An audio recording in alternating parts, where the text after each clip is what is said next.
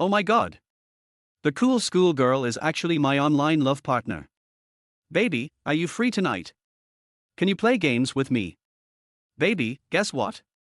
I found a tutor for my little sister at school. Do you know who applied for the job? It turned out to be my classmate and we even have some history. Baby, what are you doing? Why aren't you replying to my messages? Kong Liu was currently tutoring the adorable younger sister of the famously aloof campus belle. Hearing the notification sound, he picked up his phone and glanced at it. When he saw the message from his online girlfriend, 1111, he was slightly taken aback. He had met this unexpected online girlfriend at the beginning of his freshman year.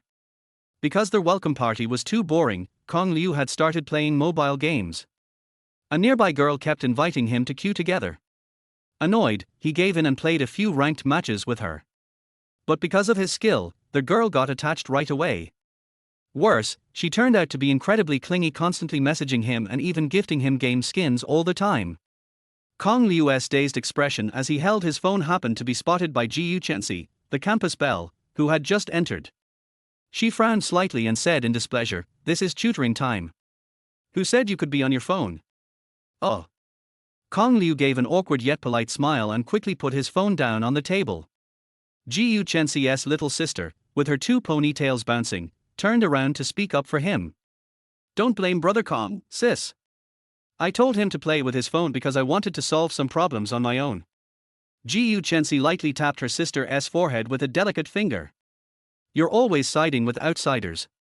Are you trying to go against your own sister?" Kong Liu thought Xixi would just peek in and leave. Unexpectedly, she sat down in the chair right beside him as if she had no plans of leaving. Nervously, Kong Liu snuck a glance at her. For some reason, he felt a little flustered. Xixi was famously the ice-cold beauty of Zhonghai Jiaoda, porcelain skin, long legs, stunning features, graceful presence, and a wealthy background. She even drove a Porsche to school. But somehow, during the first week of school, he had managed to offend this campus goddess. It happened on the same night as their welcome party. One of his dorm mates, gazing dreamily at Xixi sitting in the front row, whispered to Kong Liu, "Bro, look. That girl is gorgeous. She's a freshman too and her name is Xixi. Isn't he that beautiful?" Kong Liu, too busy gaming to care, muttered, "Whether she is Xixi or Sunset Glow, girls that pretty get snatched up by rich, handsome seniors in no time. You don't stand a chance."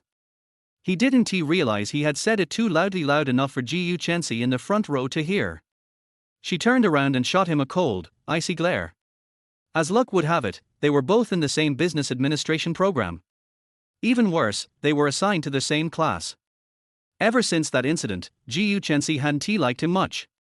Not that she liked anyone, really. At school, she always wore that cold expression, as if keeping everyone at a distance. Even so, plenty of fearless guys had tried confessing to her, only to be flatly rejected. Sometimes, she didn't even bother replying. Just one icy glance from her was enough to crush their spirits. Not long after the semester began, the title of Ice Queen Campus Belle had spread across the university. Some students even checked her class schedule just to sneak into her lectures for a chance to see her. "Brother Kong, look. Did I get this question right?" While Kong Liu was lost in thought, Xixi little sister Xixi excitedly placed her workbook in front of him. Snapping back to reality, Kong Liu examined it carefully. The answer was spot on. Xixi was a sweet and bubbly girl. Though she and her sister had names differing by only one character, they were worlds apart. With twin ponytails, baby fat on her cheeks, and a chatterbox personality, she was the complete opposite of her frosty sister. She was smart picking things up as soon as Kong Liu explained them but had trouble focusing. Probably the reason her teachers couldn't manage her in class. That's why Xixi had put up a tutoring request on the campus wall. "Well done. All correct, Chen." Kong Liu praised. Yay. Xixi bounced in her seat, beaming. "It's because you teach so well, Brother Kong. Are there any other similar problems you don't get?" he asked. "Yes. This one." She pointed at another question in their workbook. Just then, Kong Liu's phone buzzed again on the desk. Do. He glanced nervously at Xixi beside him, who was still staring at her own phone, and cautiously picked up his own to check it. As expected, it was more messages from his online girlfriend. Baby, why are you taking so long to reply? Below that were a flood of emoji stickers. Pouting cat. Crying cat. Rolling on the floor cat. Staring at the clingy texts, Kong Liu felt a headache coming on. His online girlfriend really was a handful, super clingy and always acting cute. If he ever took too long to reply, he'd get spammed like this. He was wondering how to reply when more messages popped up. We've been dating online for nearly a year. When are you going to meet me in person? We go to the same school. Is it really that hard to see me? Baby, talk to me. If you keep ignoring me, I'll cry for real. Looking at the flood of messages from 1111, Kong Liu's headache got worse. Thankfully, Xixi was still looking down at her phone, and Han Ti noticed otherwise. She'd definitely scold him again. But as he watched her typing rapidly on her phone screen, a strange thought suddenly hit him. Right at that moment, Xixi sent one last emoji sticker and looked up only to see Kong Liu staring at her intently, phone still in hand. Seeing his weird expression, and remembering what she had just sent to her boyfriend, her cold face turned a little red with embarrassment. She narrowed her beautiful eyes at him. What are you looking at? Help my sister with her homework. Oh. Snapping back, Kong Liu turned away, and at the same time, tapped out a quick reply to his online girlfriend, sending a sticker that said, busy making money. Ding dong. Just as Kong Liu expected, 2 seconds later, Xixi phone lit up with a new message notification. A loud mental boom exploded in his head. No way. The icy campus spell is actually my online girlfriend. She's the clingy little rich girl who's always pestering me to game with her. What happened to being cold and aloof? Online, she's the complete opposite. Chapter 2, Young Master. After sending an emoji sticker, Kong Liu put his phone on silent and patiently continued tutoring Xixi on her exercises. Perhaps because her online boyfriend Han Ti replied after just sending an emoji, Xixi decided not to keep messaging him. Kong Liu finished explaining a new type of problem to Xixi, and she quickly grasped it. When he checked his phone again, there were over a dozen new messages. No need to guess, it was definitely from Xixi, the school beauty sitting beside him. Glancing at the time, he realized his tutoring session was over. Just then, Xiuqian's mother entered the room, wearing an elegant smile. As the saying goes, time spares no beauty, but even in middle age, this graceful woman retained her charm. Xiuqian was practically her carbon copy. In a gentle voice, she asked, Mr. Kong, has Chen been studying properly? If she has been naughty, feel free to discipline her for me. Kong Liu stood and smiled. Chen has been very well behaved and is studying seriously. Chen hopped down from her chair and ran to her mother, hugging her leg. Mom, I was really good today. Can I play games as a reward? No way. Before her mom could reply, Chen cut in. Exams are coming up, and you still want to play games. If you don't get a good score this time, say goodbye to your phone. Chen frowned and argued back, HMPH, Mom told me that when you were in middle school, your grades weren't even as good as mine. You've got no right to lecture me. Embarrassed that her sister was exposing her past in front of others, Chen glared and whispered, stop spouting nonsense. Believe it or not, I'll rip that mouth of yours apart. Mom. Look, she's bullying me again. Chen immediately ran to their mom for protection. Gu's mother patted her younger daughter on the shoulder and said, your sister means well. She even found you a classmate to tutor you. No games for now, study hard. If you get a good grade this time, I'll take you to Disneyland. Really? Chen eyes sparkled with anticipation. Gu's mother smiled. When have I ever lied to you? Kong Liu picked up his bag. Maram, since today's tutoring is done, I'll take my leave now. Gu's mother glanced at her phone, then offered warmly, Xiao Kong, it's almost dinner time. Why don't you stay and eat with us?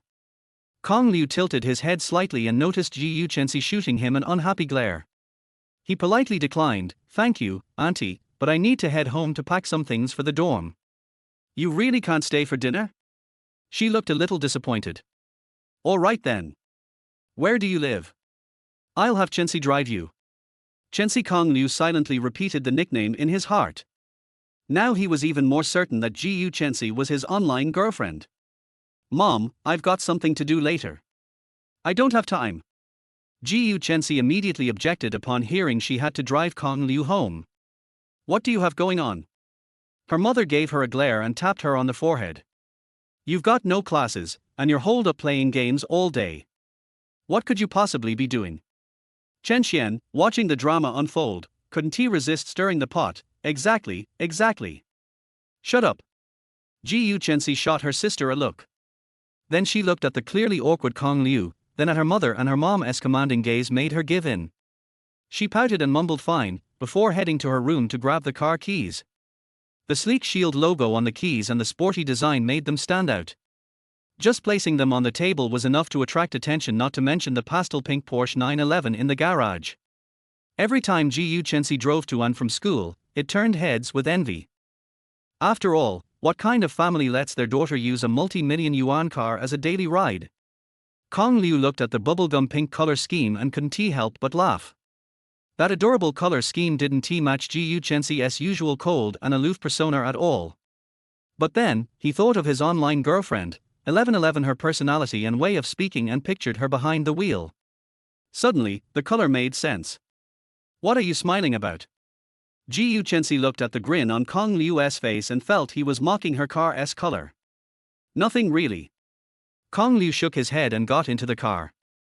Glancing at Xixi, who was looking at her phone, he just couldn't reconcile this icy beauty with the sweet, clingy girl he knew online.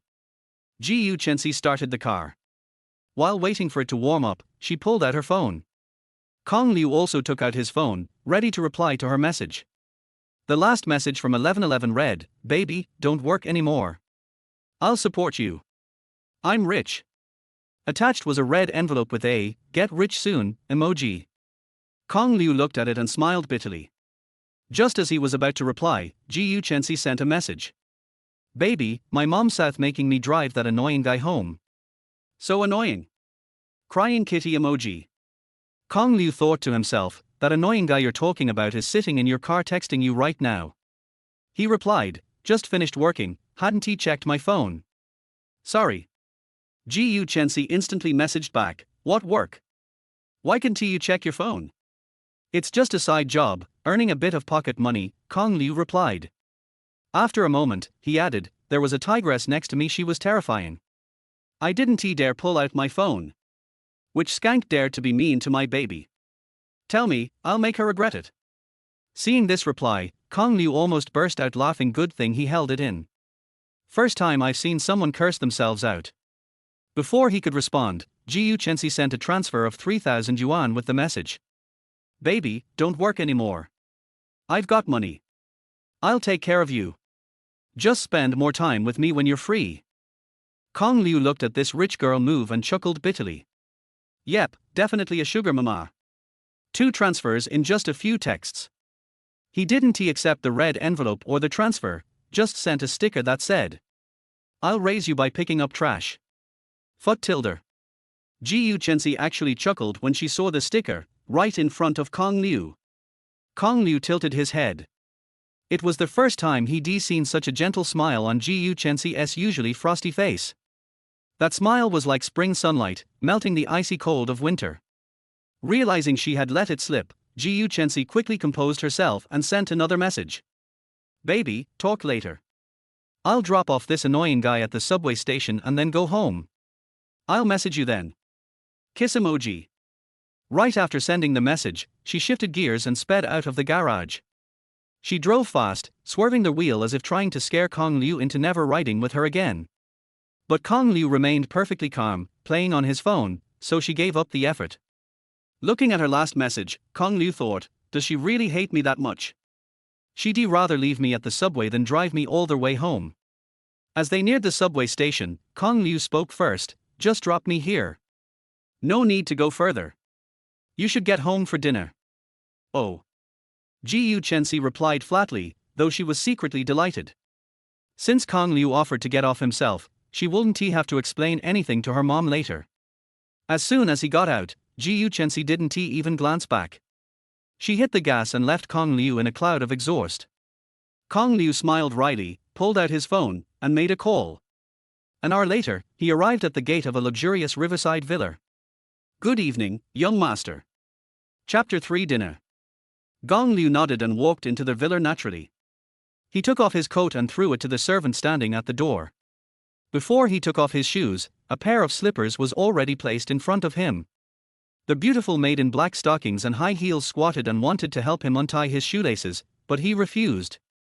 Gong Liu took off his shoes in a few seconds by stepping on his heels, put on slippers and walked into the living room. Master, do you want to take a bath first or eat first? No need, you guys go ahead and get busy. Gong Liu waved his hand and said, I'll just come back to get some things. There's a dinner party in the dormitory tonight, I'll go to school to eat. Okay, master. If you need anything, just let me know. Seeing that Gong Liu wanted to be alone, the maids tactfully went back to do their own work. After resting on the sofa for a while, Gong Liu got up, took the elevator in his home, and went up to the third floor. The master bedroom on the third floor was his room. He packed some autumn and winter clothes from it and found 2 bags to pack them. The temperature has started to drop recently and there are only summer clothes in school, so Gong Liu went home to get them this afternoon. He could actually ask the housekeeper to deliver the clothes, but Gong Liu was afraid that the housekeeper would drive the family's luxury car to school to deliver the clothes to him and be seen by his classmates. He would then have to explain everything, which would be too troublesome. Gong Liu has always been very shy about his identity as a rich young man, because since he was a child, everyone has been after his money, the girls he likes, his good friends, and strangers around him. It seems that no matter who it is, once they know that he is a rich man, their attitude towards him will change 180 degrees. Especially during his childhood, after being kidnapped and blackmailed by his classmate's father, Gong Liu became extremely low-key in school. He never wore brand names, only took public transportation to and from school, and even lived a simple life. Gong Liu was packing his things when the lit LCD screen in the bedroom suddenly turned into a video call. A very young couple in ski clothes waved to Gong Liu on the other end of the video. Mom and Dad. Gong Liu also waved to his parents and said, How was your time in the Watch Kingdom? Very good. The woman in the video was wearing ski goggles, but she was still a gentle and intellectual beauty. Her upturned nose was slightly red from the cold, but the corners of her mouth were filled with smiles. She pointed to the endless snow-capped mountains behind her and said to Gong Liu, Son, we are now in the ski resort in Lausanne. Do you see the mountain behind us? That's the Alps. Gong Liu smiled and said to his mother, Okay, then have fun. You must be jealous, right? Who told you not to come? Their mother said with a little pride, I asked you and your instructor to take a long vacation so that you could travel around the world with us, but you refused to do so. Hearing this, Gong Liu gave a wry smile and said, I am focusing on my studies. Besides, I can always go on a trip. But the mother said, You are almost a nerd, and you are still studying. Well, my son is right. He can travel after graduation. The father, who had been silent, interrupted them and said, My son has always had good grades since he was young. We don't have to worry about him. Are you not happy? That's right. Gong Liu echoed his father's words and continued, Besides, it's inappropriate for you old couple to take me with you on your honeymoon. Go away, what do you mean by old couple? Your mother, I'm still young. The mother pointed at Gong Liu and said, Don't tell me that you came home today just to pack up your 2 tattered clothes and take them back to school. It's broken somewhere, isn't it all good? Gong Liu said this as he unfolded the clothes he had just folded in his hands and showed them to his mother. The mother curled her lips in disdain, patted her father's arm, and said, Old Kong, look at your son, he wears these cheap clothes every day, he dresses like a loser, and you don't say anything to him. Puff. Being called a loser by his own mother, Gong Liu spat out blood in his heart. The old father smiled helplessly and said, The money I put into his card is enough for him to open a clothing factory. He insists on wearing this. What can I do? You can't control him, and you expect me to control him. Gong Liu didn't want to continue discussing this issue with his parents, so he said, Mom and Dad, have fun. I'll go back to school after I finish packing. Okay. The mother nodded and said, Throw away those tattered clothes and buy 2 nicer ones. You deserve not to find a girlfriend if you wear such tattered clothes. Ahem. Gong Liu blushed and nodded to agree with his mother. Oh, by the way. When the mother was about to hang up, she suddenly remembered something and said, we sent you some local specialties from here. We sent them to your school. Remember to pick them up. Our local specialties. What local specialties? Before Kong Liu could finish his question, his mother had already hung up the phone. Gong Liu smiled bitterly and continued to pack his clothes. Just as I finished packing my clothes, a message alert sounded on my phone. It was sent by Xixi. This girl probably just finished her meal, so she had time to bother him. Baby, what are you doing? Have you eaten? Baby, I'm at home. I just packed my clothes and haven't eaten yet. I'm going back to school now and will have dinner with my roommates later. Ever since he knew that Xixi was his online girlfriend, Kong Liu felt weird every time he sent the word baby to 1111. Going back to Jiatong University. Gong Liu replied, yeah. Then after your party, let's find time to meet up. Shy kitten. Gong Liu looked at the message sent by Xixi and smiled bitterly in his heart. This girl was determined to meet him in person. Seeing that Gong Liu didn't reply, Xixi continued to send, you don't want to see me, are you worried that I'm ugly? Don't worry, I'm very beautiful. Having a beautiful girl like me as your girlfriend will definitely make you proud. Gong Liu couldn't help laughing when he saw the news, thinking, Guda campus beauty is so cold, but she is quite sultry in private. He replied, forget it, I'm ugly and not worthy of you. Why are you saying that? I don't like you because of your looks. Pink pig. Baby, even if you look like this, I won't dislike you. Gong Liu looked at the emoticon, thought for 2 seconds, and replied, what if I look like the boy you hate? The other party replied almost immediately, that won't work. When Gong Liu saw the message that was replied immediately, he thought, Xixi must hate me so much to reply immediately without hesitation. Gong Liu replied, didn't you say that you would never dislike me no matter what I look like? Well, even though the guy I hate looks acceptable, you just can't look like him, because he said bad things about me and I hate him.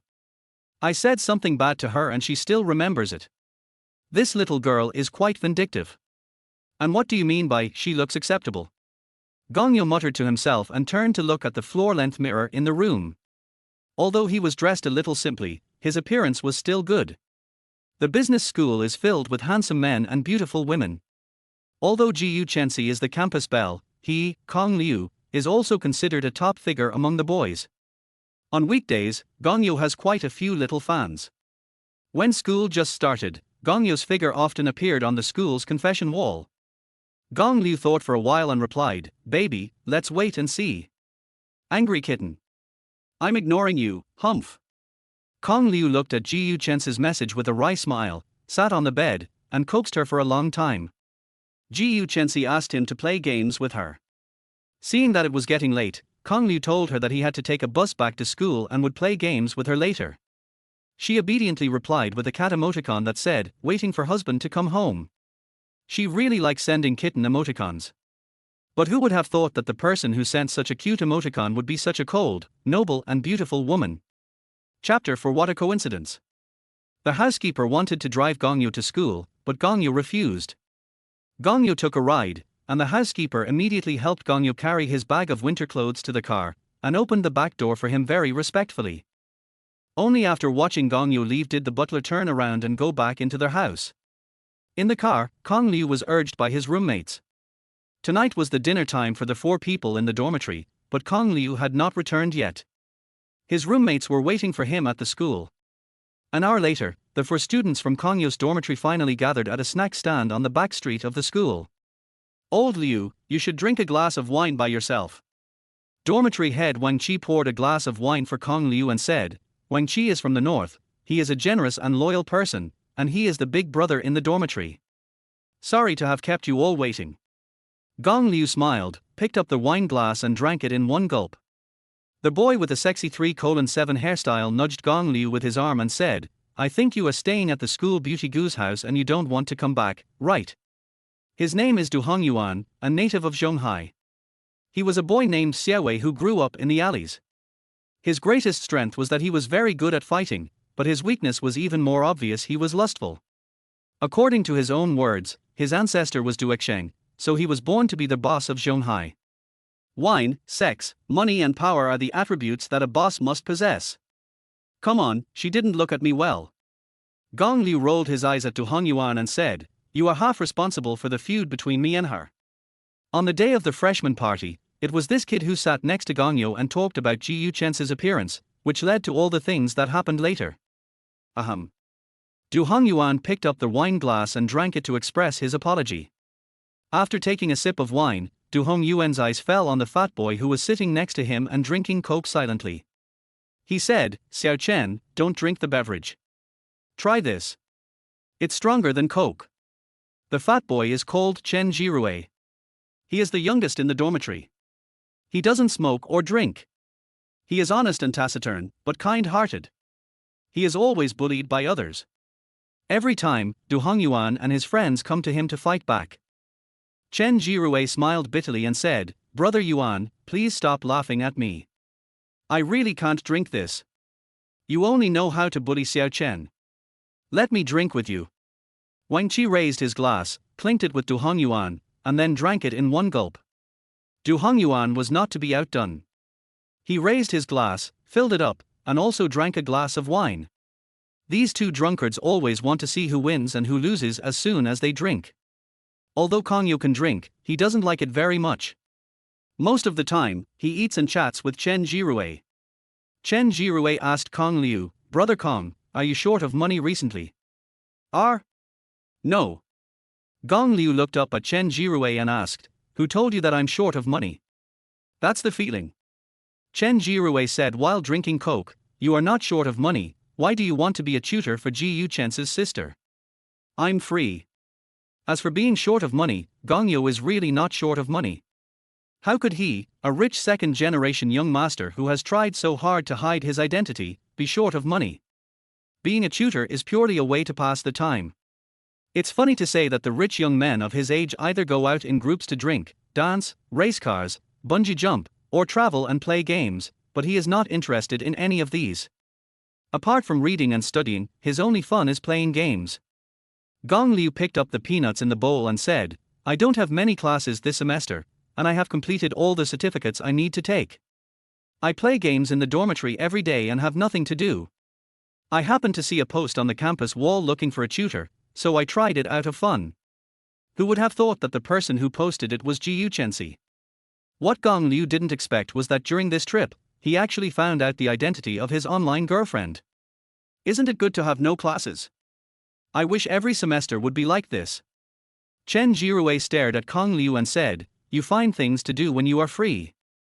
Brother Kong, sometimes, I really admire you. Come on, you just believe his lies." Du Hongyuan came up to the two of them with a red face. This sentence was reflected in his face after drinking. He said slyly, "Gong Liu must have known in advance that the tutor post was posted by Ji Yu Xiaohua, so he applied for the job just to take the opportunity to get close to Ji Yu Xiaohua. You're the only one who can imagine." Gong Liu grabbed a peanut, stuffed it into his mouth, rolled his eyes, and said, "You have so many dramas in your mind, it's a pity not to write a novel." "Hey, I don't have that kind of writing skills." Du Hongyuan ate the peanuts in his mouth, picked up another one from the plate, put it in his mouth, and said while chewing, "By the way, it seems that tomorrow is the birthday of school beauty Ji Yu." Wang Qi's eyes widened, he looked at Du Hongyuan and said, "Damn, you can remember this. You must have studied the school beauty thoroughly. Don't get me wrong, although Ji Yu Chensi is indeed very beautiful, she is not so beautiful that I would deliberately remember her birthday." Du Hongyuan waved his hand and said, "I just happened to hear today that someone is going to confess to Ji Yu Chensi at school tomorrow on her birthday." When she just started her freshman year, there were indeed many self-satisfied seniors or rich guys in the same class who pursued Ji Yu Chensi. Later, when everyone knew about Ji Yu Chensi's cold and arrogant personality, few people dared to try. Chen Jirue asked curiously, "Who feels so good about himself? How dare you confess your love on someone's birthday?" Du Hongyuan shrugged and said, "I don't know. I just heard a little bit when I went downstairs to do laundry today. I'm not sure about the details." Gong Liu didn't care that they were chatting enthusiastically, he interrupted them and said, "No, you three haven't finished talking, have you? Can't we talk about other topics when we have a meal together? Do you have to keep talking about Ji Yu Chensi? I don't think she's that special." Cough cough cough. As soon as Gong Liu finished speaking, a few light coughs were heard not far away on the street. The four of them turned their heads in tacit understanding and saw two beautifully dressed girls staring at Gongyo. The four of them were slightly startled. Du Hongyuan opened his mouth slightly and uttered three words from his throat: Jiu Chensi. Jiu Chensi and her little sister were standing on the street. They had just finished shopping and were probably about to enter the school through the back door. As luck would have it, Kong Liu had said something bad about her that night and she happened to hear it. Jiu Chensi glared at Kong Liu coldly, just like he did at the welcome party, then walked towards the school gate with his head held high without looking back. Old Liu, I have some very unfortunate news for you. Du Hongyuan patted Gong Liu on the shoulder and said gloatingly, now Principal Jiu hates you even more. Har har har. Gong Liu smiled bitterly, picked up the wine glass and took a sip silently. After a while, he received a message from 1111. Baby, that annoying boy who came to my house during the day to help my sister with her homework scolded me in front of his friends again tonight.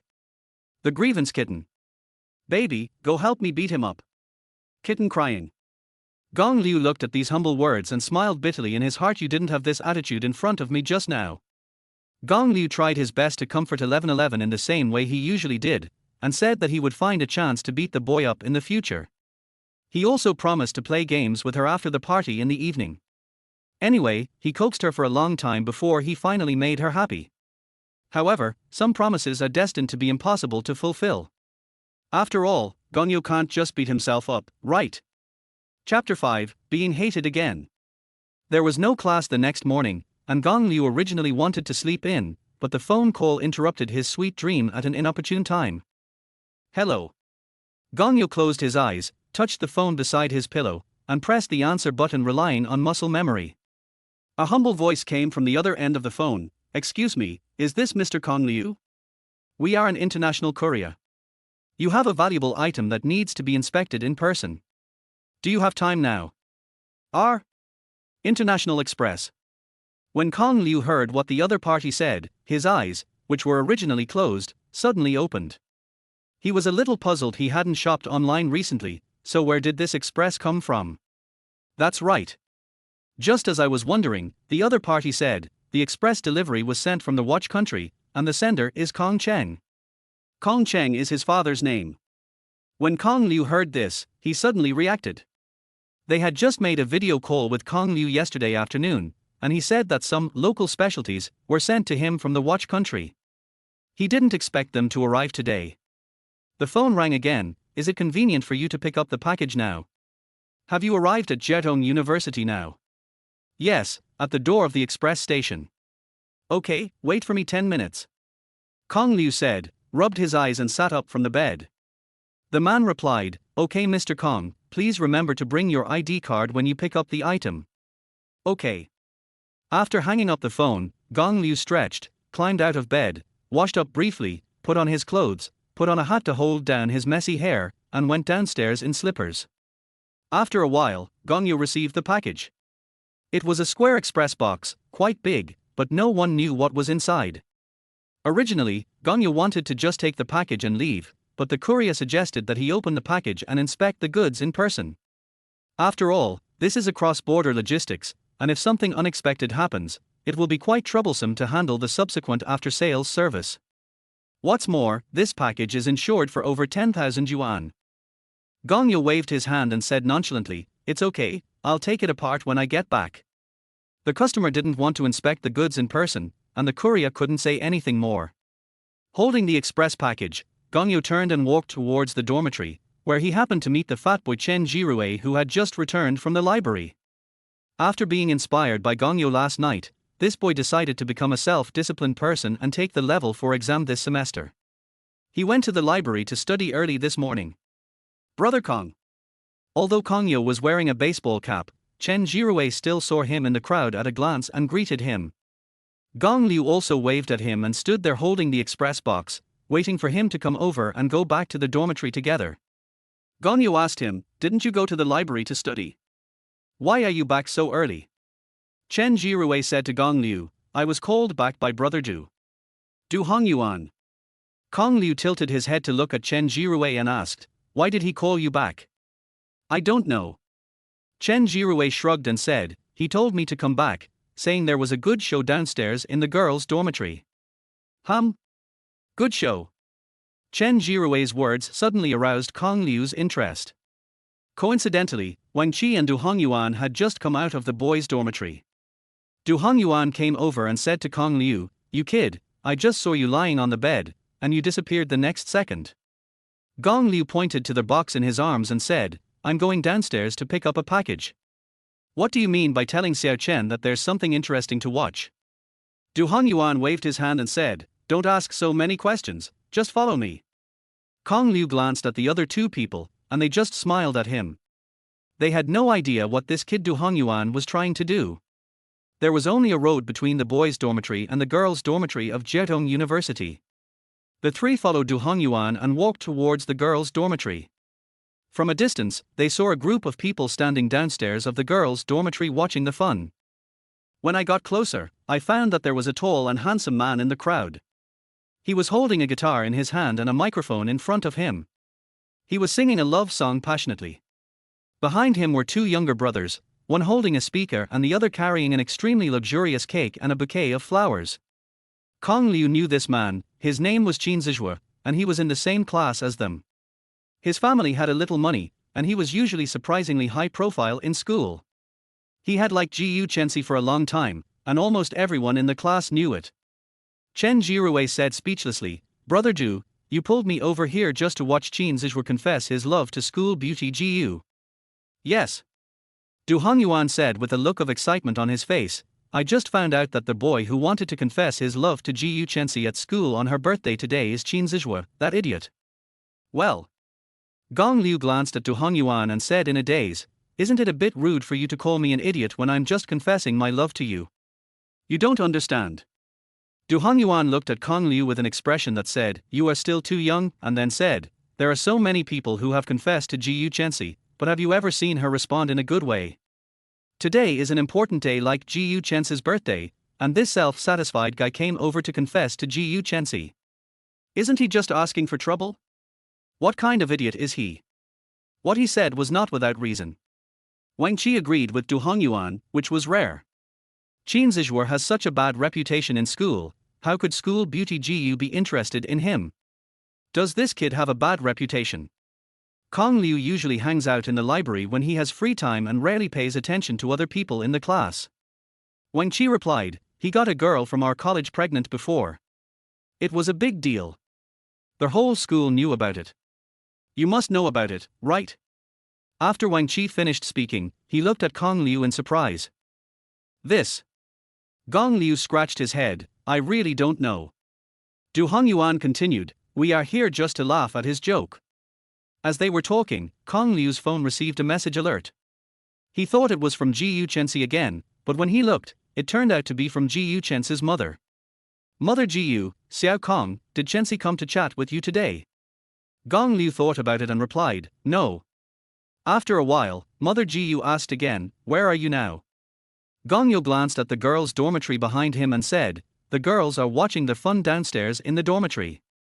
After Kong Liu finished speaking, he took a photo and sent it to Xiu's mother. He really wanted to add a sentence at this time watching Xiu being confessed to. But, this kind of thing is better to just think about it in your mind.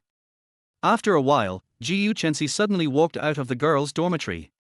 Seeing Xiu coming out, Xixi showed a look of surprise on his face. He played and sang here for half an hour and thought Xiu would not come. Xixi immediately dropped his guitar, carried the cake and flowers, and walked towards Xiu, saying, "Chensi, I have liked you for a long time, since the first time you." Xiu walked towards him with a cell phone in her hand, but she didn't even look at him and walked straight past him. Gong Liu also noticed something was wrong, because Xiu was actually walking towards him. "Gong Liu." Xiu walked through the crowd expressionlessly and came in front of Gong Liu. Her tone was cold as if she was reciting a line she had memoized in advance. "I sincerely invite you to attend my birthday party tonight." Chapter 6 Conflict. R. Before Gong Liu could even express his surprise, his three roommates exclaimed in unison. Gong Liu was sandwiched between three people, and the scream directly numbed his ears. Not only the three of them, but also the students who were watching the fun around them cast astonished glances. "Oh my god! Am I dreaming? Principal Gu actually took the initiative to invite someone. Who is the man invited to the birthday dinner? I don't know him. Judging from his clothes, he must be a poor loser. I think you're just jealous. Even though she's wearing a hat and isn't dressed up, you can tell from her face that she's prettier than you. Princess Gu has nothing to do with this guy. They are not going to talk, are they? Their hatred of having my wife stolen from me is irreconcilable. I was just about to have some fun, but it seems like the goddess is running away with someone else. Gu Chen's actions caused discussions to rise and fall among the people around him. The noisy voices even drowned out the sound of Qin Zixue's speaker. Qin Zixue was standing there with a cake in one hand and flowers in the other. He turned his head and looked at Gu Chensi and Gong Liu in surprise. His face turned red and black, and it was uglier than if he had eaten s. Even if Gu Chensi just rejected him, or even didn't bother to say it, and just walked past him, it wouldn't make him feel so bad. After all, there were many people who confessed to Gu Chensi on the street, and there were even more people who were rejected by Gu Chensi on the street. One more or one less wouldn't make much difference, and no one would take it seriously. But when Gu Chensi had carefully prepared and was about to confess his love to her, in front of so many people, she walked up to Kong Liu, who was wearing a baseball cap and slippers and looked as ordinary as could be, and invited him to her home to celebrate his birthday. At this moment, he felt that it was a joke that he dressed up carefully, held a cake and roses worth thousands of dollars, and held such a grand confession ceremony. The bigger joke was that his confession ceremony attracted so many people, but the protagonist changed from himself to another man. Now he was like a clown. Although the people around him were talking loudly, Gu Chen's face showed no emotion at all. He looked at Kong Liu coldly and urged, "Answer me quickly." Faced with the school beauty personally inviting him to her birthday party in front of so many people downstairs of the girls' dormitory, Gong Liu not only did not have a happy expression, but was a little embarrassed. After hesitating for a long time, he agreed, "Okay, I will go." Finally, after getting Kong Liu's reply, Gu Chensi turned around and left without any reluctance, as if he wanted to escape from this place. When Gu Chensi passed by Qin Zixue again, Qin Zixue suddenly blocked her way. Gu Chensi glanced at him coldly and asked, "Get out of the way, what are you doing?" Qin Zixue tried his best to suppress the anger in his heart, and asked Gu Chensi with a forced smile, "Chensi, I have prepared so much for you today, are you?" Gu Chensi frowned, staring at Qin Zixue with cold eyes, and said in a cold voice, "What does your preparation have to do with me?" Qin Zixue held up the things in his hand and said, "I know it's your birthday today, so I bought you flowers and a cake." "That's enough." Gu Chensi interrupted him with a look of disgust, looked at Qin Zixue with a look of rubbish and said, "Stop being so self-indulgent. Who asked you to celebrate my birthday? You can fool the girls in school with your little tricks, but do you really think I will be impressed by your outfit that costs less than 10,000 yuan in total?" Oh. Qin Zixue's face turned completely black after being insulted by Gu Chensi. He pointed at Gong Liu and asked Gu Chensi in a roar, "I am not worthy of you, so how can this stinky loser in slippers be worthy of you? What the hell are you talking about? Are you looking for a fight?" Gong Liu was speechless and retorted directly, "I was the only one here to watch the show, what did I do to offend anyone? Should I be called a loser just because I didn't wash my hair and wore slippers before going downstairs to pick up the express?" He was just thinking about going downstairs to pick up a package and then going back to sleep. Brushing teeth and washing face is already the highest respect. Who would dress up to go downstairs to pick up a package? It's not a date. For the first time, Kong Liu felt that the world's malice towards ordinary people was so great. Facing Qin Zixue's roar, Gu Chensi seemed quite calm. She had no expression on her face and said in a cold tone, "Even if I really am with Gong Liu, I don't want to have anything to do with a scum like you who plays with little girls' feelings, doesn't know how to respect others, thinks he can do whatever he wants in school just because he has a few stinky money at home, and is self-righteous." Har har har har. Gu Chen's words caused everyone at the scene to burst into laughter. Even in the girls' dormitory, there were people who didn't know what was going on. When they heard the laughter, they curiously leaned their heads out of the windows to look out. "Gu Chensi, don't think you're great just because you're pretty." Qin Zixue was also irritated by Gu Chen's words. He didn't even bother to argue with Kong Liu. He tore off his hypocritical mask and revealed his true nature. He cursed with ugly words and raised his arm to hit people in the street. Xixi was also frightened by the crazy Xixi. Looking at the palm that was slapping towards her, she didn't even have time to react. Just as the hand was about to fall, it suddenly stopped in front of her. Xixi came back to his senses, only to find that Kong Liu had rushed over at some point. It was he who had just stopped Xixi attack on him. Xixi blinked in surprise, and the look he gave Gong Liu became a little different. Kong Liu pinched Xixi's hand and twisted it backwards, directly twisting his hand behind his back. Xixi grimaced in pain but was powerless to resist. He could only be captured by Kong Liu, his body bending down uncontrollably. "Gongyo, I'm CNM." Xixi cursed Kong Liu and shouted to the two younger brothers behind him, "What are you standing there for? Come and help me." Upon hearing this, the two younger brothers rushed up immediately. Gongyo's roommates were no pushovers either. The three of them rushed forward directly. Wang Qi stood in the front, Du Hongyuan, who was the most capable fighter, stood on his left, and Chen Jirue stood on the right. The three of them formed a triangle and blocked Gongyo. "Stupid." Gong Liu kicked Xixi and sneered, "You beat someone in the street and you think you're right." Chapter 7 10 Years. Xixi was humiliated by Xixi and Kong Liu successively, and was scolded and beaten. At this moment, his emotions have completely collapsed. "Kong Liu, I will kill you." He didn't care that his hand was pinched purple by Gong Liu, and directly stretched out his leg and kicked Gong Liu. Gong Liu stepped back to the side and avoided his attack, but because he was wearing slippers, he did not stand firmly, and his slippers fell directly to the ground. His body also fell backwards and sat on the ground. Xixi also took the opportunity to break free from Kong Liu's hands and pounced directly on Kong Liu, who was sitting on the ground. Xixi rode on him and was about to beat him. But before he could throw a punch, the unlucky guy was kicked to the ground by Du Hongyuan. Having grown up in the alleys, he was very good at fighting. Du Hongyuan pointed at Xixi and yelled, "Little bastard, I've been displeased with you for a long time. I'm CNM." Xixi yelled at his two younger brothers, "UTM, come on." When the two younger brothers saw these four people, they were actually resisting in their hearts, but they did not dare to disobey Xixi's orders, so they rushed forward with gritted teeth. Although Wang Qi was not very good at fighting, he had been helping his family with farm work since he was a child. He had thick skin and strong muscles, and his hands were very powerful when swinging farm tools. It was no problem for him to beat up Xixi's two thin subordinates. With Chen Jirue assisting him, beating up the two men was like a piece of cake for him. Du Hongyuan and Kong Liu also suppressed Xixi so much that they managed to beat the boys' temper away. It looked like 7 people were fighting each other, but in fact, it was the 4 people on Kong Liu's side who were unilaterally crushing the 3 guys on the other side. The incident happened suddenly. Xixi was still standing there. She had never seen such a melee in her life. Looking at the two parties fighting because of her, she didn't know what to do for a moment.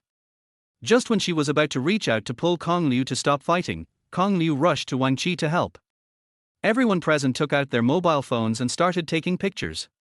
Some smart people even recorded the video from the beginning without missing a minute. Now, many people have been begging to add him on WeChat to watch the whole confession video. The people around were watching the fun and started to make a fuss.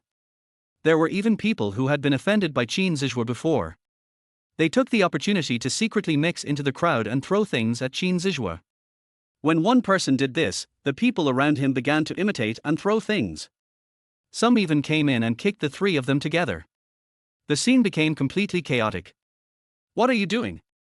After a roar, several security guards rushed into the crowd in anger.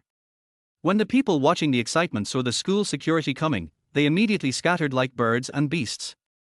Seeing that the situation was not right, Gong Liu immediately shouted to his 3 brothers, "Stop fighting, run." At Gong Liu's command, the other 3 reacted immediately. Without any hesitation, they blended into the crowd and disappeared without a trace. Gong Liu could have run away, but after taking only 2 steps, he saw Xixi still standing there in a daze, so he turned back and dragged Xixi to run together. As Xixi was dragged forward by Kong Liu, she looked at his back and her thoughts suddenly became hazy. The figure in front of me, in this trance, suddenly merged with a memory from 10 years ago. She seemed to see again the image of the thin boy in her memory, holding her hand and running all the way in the dark night. That thin and short figure seemed to suddenly enlarge several times at this moment and overlapped with Gong Liu's back. Stop!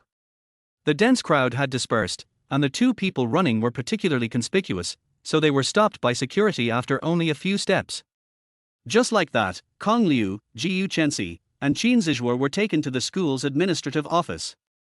In order not to betray his three good brothers, Gongyu insisted that he was the only one who beat Qin Zizhuo and the other two into this state. But the administrative teacher would never believe his one-sided story. Besides, he had thin arms and legs, and he didn't look like someone who could beat three people by himself. Qin Zizhuo and the other two talked about the evil deeds of Gong Liu's dormitory, and Wang Qi and the other two were called to the office. At the same time, the counselor of their class also came. When Qin Zizhuo was clamming to call the police to have the men arrested, Xixi accused the other party of being the first to attack, and Gong Liu and the others were just protecting themselves. Although they were more seriously injured in the fight, they also had greater responsibility. While Xixi was testifying, Wang Qi placed the on-site video he had just obtained on the table.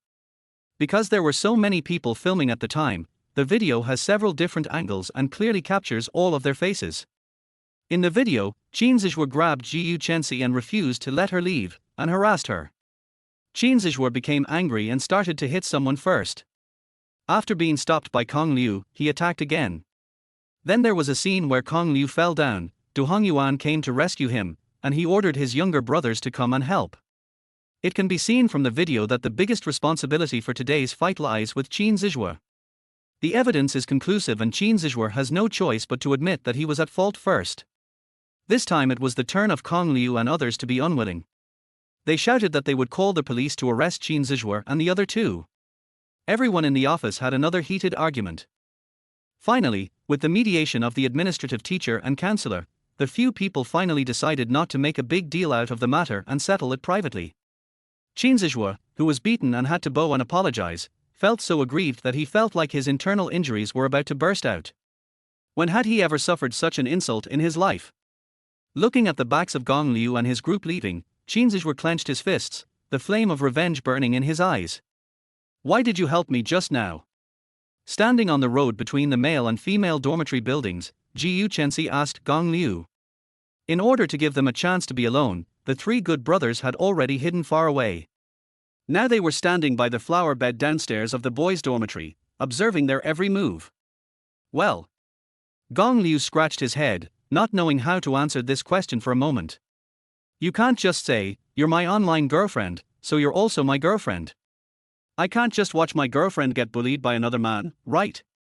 Gongyu has no plans to make their online romance public yet, because he doesn't know how the two should meet after making it public. They used to chat in a very affectionate way, and if they really make it public, it will definitely be weird and awkward.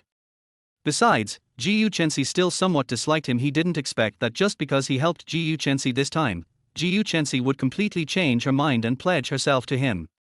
After all, such vulgar plots only appear in novels. After thinking for a few seconds, Kong Liu said, I just don't like Qin Zizhuo. I don't have any other intentions. Just because of this. Obviously, Xixi did not believe what Kong Liu said. Chapter 8 changes. Gong Liu hesitated for a moment, then said, Oh. You can also think of it as me helping you beat up that annoying suitor to thank you for inviting me to your birthday party. The next second, Xixi poured a basin of cold water on him. If my mother hadn't forced me to do this, I wouldn't bother to invite you. When Gongyu heard this, he was so embarrassed that his head was covered with black lines, thinking, this little girl is really so straightforward that it's annoying. Gong Liu could only say in the end, then consider it as a thank you for your family's willingness to keep me as a tutor, pay me a salary, and solve my current financial difficulties, okay. Are you in financial difficulty? After asking this, Xixi looked Gong Liu up and down. Gong Liu's baseball cap was lost during the fight. At the moment, he had a messy hair as if he had just woken up. He was wearing a cheap t-shirt and shorts bought online, and one of the slippers on his feet was torn because of the fight. Just now from the appearance, he really looked like he was short of money.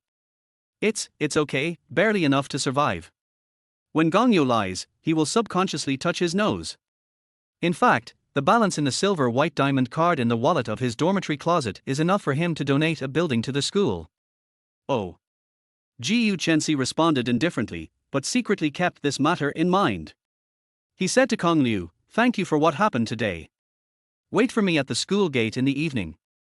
After saying that, she walked towards the girls' dormitory without looking back. The three roommates immediately rushed out, surrounded Gong Liu, and started asking questions one after another. Du Hongyuan, you are such a hidden talent, you managed to win the most difficult and cold campus beauty in the business school without saying a word. Wang Qi, tell me quickly, what progress have you made? Chen Jirue, brother Kong, you lied to me last night.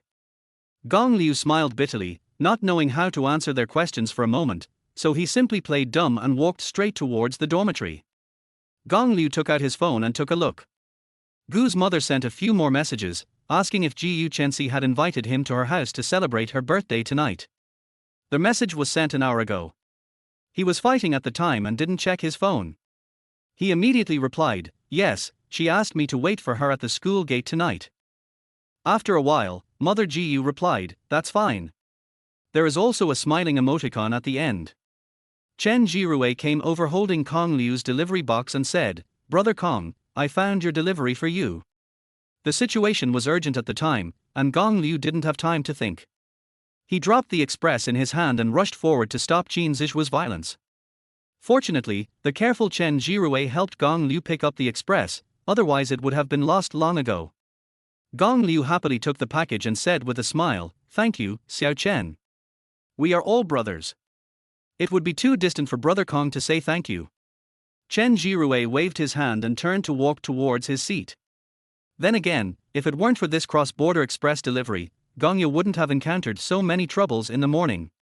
Gong Liu took out a small knife from the drawer and was about to open the package to see what was inside when he received a message from 1111 on his phone. She sent a lot of messages at once, telling Gong Liu everything that happened this morning. Gong Liu was busy replying to messages and had no time to open the package, so he just stuffed it into the school bag at his feet. Gong Liu had long guessed that Ji Yuchensi would come to him to confide, so he had already thought about how to answer, and he was very comfortable with the conversation. The only thing he was not used to was having to keep sending baby. Thinking of Ji Yuchensi's stern face, the word baby doesn't seem to be appropriate at all to use for her. What Gong Liu didn't expect was that Ji Yuchensi, for the first time today, praised that annoying male classmate in front of his boyfriend. She said, baby, you know what I didn't expect the most is that today, the annoying male classmate who always said bad things about me actually brought everyone in his dormitory to help me at the critical moment. He doesn't seem to be that bad. Seeing this, Gong Liu couldn't help but raise his lips, and immediately replied, maybe you had some misunderstandings before, maybe you can become good friends if you have a good chat. Ji Yuchensi replied, bullshit. That guy just scolded me last night. Even if he helped me, I don't want to be friends with him. Looking at the message from Ji Yuchensi, the corners of Gong Liu's mouth that were raised suddenly fell again as he expected. The vulgar plot of a hero saving a beauty would never appear in reality. Although Ji Yuchensi had changed his opinion of him, he was just not as annoying as before. Seeing that Ji Yuchensi was unhappy, Gong Liu was not going to continue on this topic. He typed, is today your birthday? Because she had just told her boyfriend that Qin Zixu confessed his love to her with flowers and cake on her birthday, so it wouldn't be abrupt for him to ask this. Ji Yuchensi quickly replied, yes. Baby, are you going to give me a birthday present? Why don't you come to my birthday party too? Today is my birthday, will you please agree to meet me? Seeing Ji Yuchensi's series of messages bombarding him, Gong Liu felt a little overwhelmed.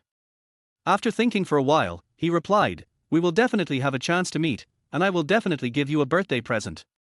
The news about Gong Liu seems like empty promises. But a few hours later, Ji Yuchensi received a call from a takeaway delivery person. What was delivered was a Lingner Bell doll and a rose. When the doll was first released, its original price was only 200 yuan. Later, it was hyped up to several thousand or tens of thousands. Now the price has dropped back to 300 to 500 yuan. In the afternoon, Gong Liu spent 500 yuan to ask a runner to buy the doll in person at the Disney in Zhonghai. He also asked the runner to buy the flowers. He knew that Ji Yuchensi didn't like fancy things, so he only bought one flower, but it was beautifully packaged, and it was an exquisite small bouquet held in the hand. The gifts and errand fees add up to a few thousand yuan, which is half a month's living expenses for an average student. Ji Yuchensi was also very happy after receiving the gift. The two chatted on the phone for a long time. Ji Yuchensi was still worried that this would cost her boyfriend too much money, so she transferred a red envelope to Gong Liu, but Gong Liu did not accept it and would not accept it. Seeing that it was getting late, Gong Liu took the initiative to end his chat with Xixi, took his clothes to the bathroom to take a shower, changed into clean clothes, and left the dormitory with his school bag on the ground. When I left, the three guys in the dormitory were still making noises and clicking their tongues. Wang Qi patted his chest and said, "Old Liu, don't worry tonight. I'll help you fool the aunt when she comes to check on you." Chen Jirue asked very considerately, "Brother Kong, do you have enough money? Do you want me to lend you some?" Of course, if we talk about thoughtfulness, it has to be Du Hongyuan.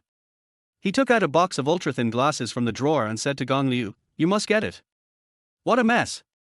Gong Liu stuffed the thing back into Du Hongyuan's hand with a dark face, and said to the three people unhappily, "I just went to her house to have a meal, her parents are at home, and there are other guests at their house, what are you thinking?" TSK tilde tilde tilde. When the three heard this, they immediately lost interest and turned around to continue doing their own things. Gong Liu's reaction to his three good buddies was both infuriating and funny. Chapter 9. It's almost time. Gong Liu waited at the school gate for about 10 minutes when suddenly a roar came from behind him. Looking back, Xixi was driving her pink Porsche to the school gate. The roar of the engine and the cool appearance of the Porsche attracted the attention of many classmates. Xixi is like a woman with the aura of a protagonist, attracting countless people's attention wherever she goes. The low-key Gong Liu had to face the gazes of this group of people, get into Xixi luxury car, and leave the school with this Jetong University beauty. "Get in the car."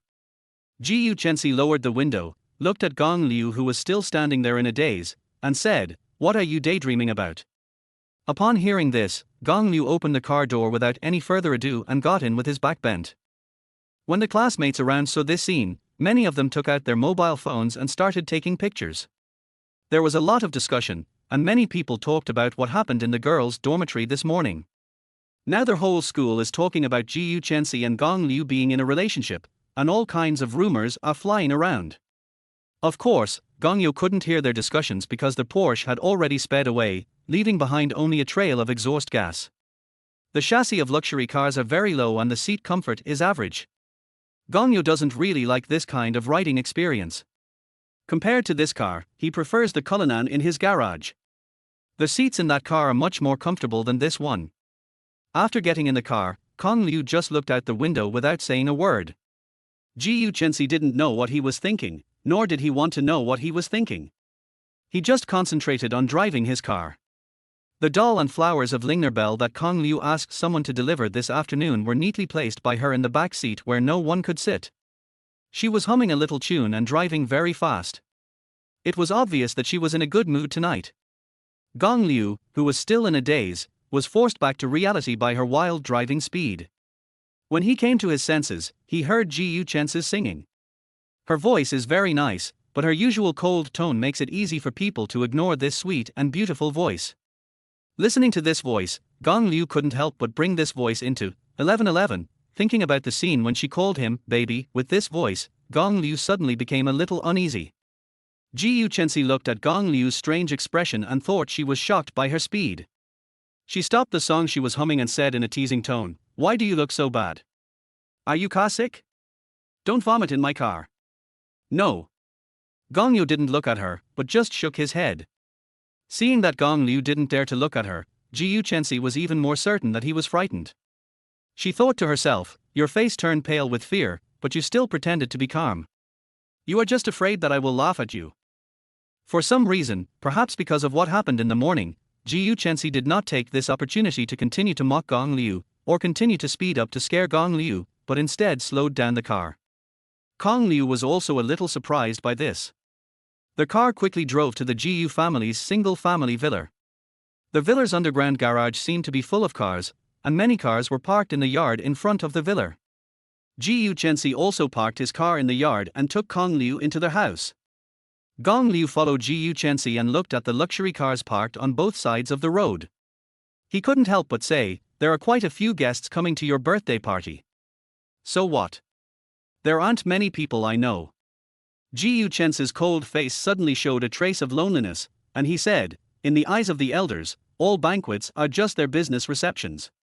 As for me, I am nothing more than an MC who goes on stage to say a few words before the reception starts. Who would care whether I really have a birthday or not? Xixi paused for a moment, raised the Lingner Bell doll in his hand, fiddled with it for a while, and smiled with a smile that could not be seen as happy or sad. He continued, forget it. You won't understand even if I tell you this. Kong Liu glanced at Xixi and said nothing. In fact, he could completely empathize with her, because wasn't it the same at the annual family banquet? After bringing Kong Liu into the villa, Xixi wanted to go back to his room to change into a dress, so he asked him to stay in his sister Xixuan's room for a while. After all, he didn't know anyone at the dinner party, and it would be boring to stay in their hall. Gong Liu agreed, but did not go to Xixuan's room. Instead, he wandered around the hall. Those who can attend Xixuan's birthday party are all well-known business figures in Zhonghai City. Due to various reasons, they may rarely deal with each other or even have no intersection at all, but they can get together through the opportunity of the banquet, and naturally they will not miss the opportunity to build familiar relationships and make connections. The business circle is such a circle that relies on personal connections. You must first be able to touch this circle before you have the opportunity to make personal connections. Only after you have made personal connections will it be convenient to do business. If you carefully write down the important points of what the industry leaders are chatting about during meals, you might be able to follow in their footsteps and get a sip of their broth. This is also the reason why some people always try every means, even bribing security guards, to get into cocktail parties hosted by wealthy people. The proportion of women among them is even higher than that of men, and the purpose is naturally self-evident. Gong Yu originally thought that his simple attire would not attract the attention of the business elites present. But the reality was just the opposite. Everyone was wearing elegant dress suits. He, a poor student with a school bag on his back, stood out in the crowd and many people noticed him. However, Gong Yu had seen all kinds of storms, and he didn't care about the looks of people around him. He calmly took a glass of juice from the dining table and walked towards the sofa in the corner. Where's the security? Where is the security? Can just any Tom, Dick or Harry get into a place like this? Just then, an untimely voice sounded, attracting the attention of everyone present, and Gong Liu also looked in the direction of the voice. Not far away, I saw an arrogant middle-aged man walking towards me, pointing at me and shouting loudly for security. Kong Liu looked at the middle-aged man and couldn't help but frowned. His eyes fell on Qin Zixi behind him. He was looking at him with a teasing look, and it was obvious that he wanted to see him make a fool of himself. This middle-aged man is Qin Zixi's father, Qin Darhai. Qin Zixi's confession to Xixi today was the idea of his father Qin Darhai. He had been thinking that if this succeeded, the Qin family would be considered to have climbed onto the high branch of the Xixi family, and the Qin family would surely be able to move to a higher level in the future. But his son told him that the task was half done. Xixi had even gone downstairs when he was interrupted by a boy named Gong Liu, who ran out. Qin Zixi was quite good at confusing right and wrong. The two were chatting when they saw Gong Liu walking past them, and so this scene happened. What's wrong? What happened? The security of the venue was very good. There was a security guard every 1 or 2 meters. When they saw something happening here, 3 or 4 tall and strong security guards immediately came over. Seeing Gong Liu's expressionless face, Qin Zixi thought that Gong Liu was frightened, and immediately said to the security guard in an aggressive tone, "The cheap goods this country bumpkin is wearing are worth no more than 100 yuan in total. Who lets such a person in? What if he steals someone's things? Can you afford it? You stinky security guards won't be able to pay for it even if you work 10 lifetimes."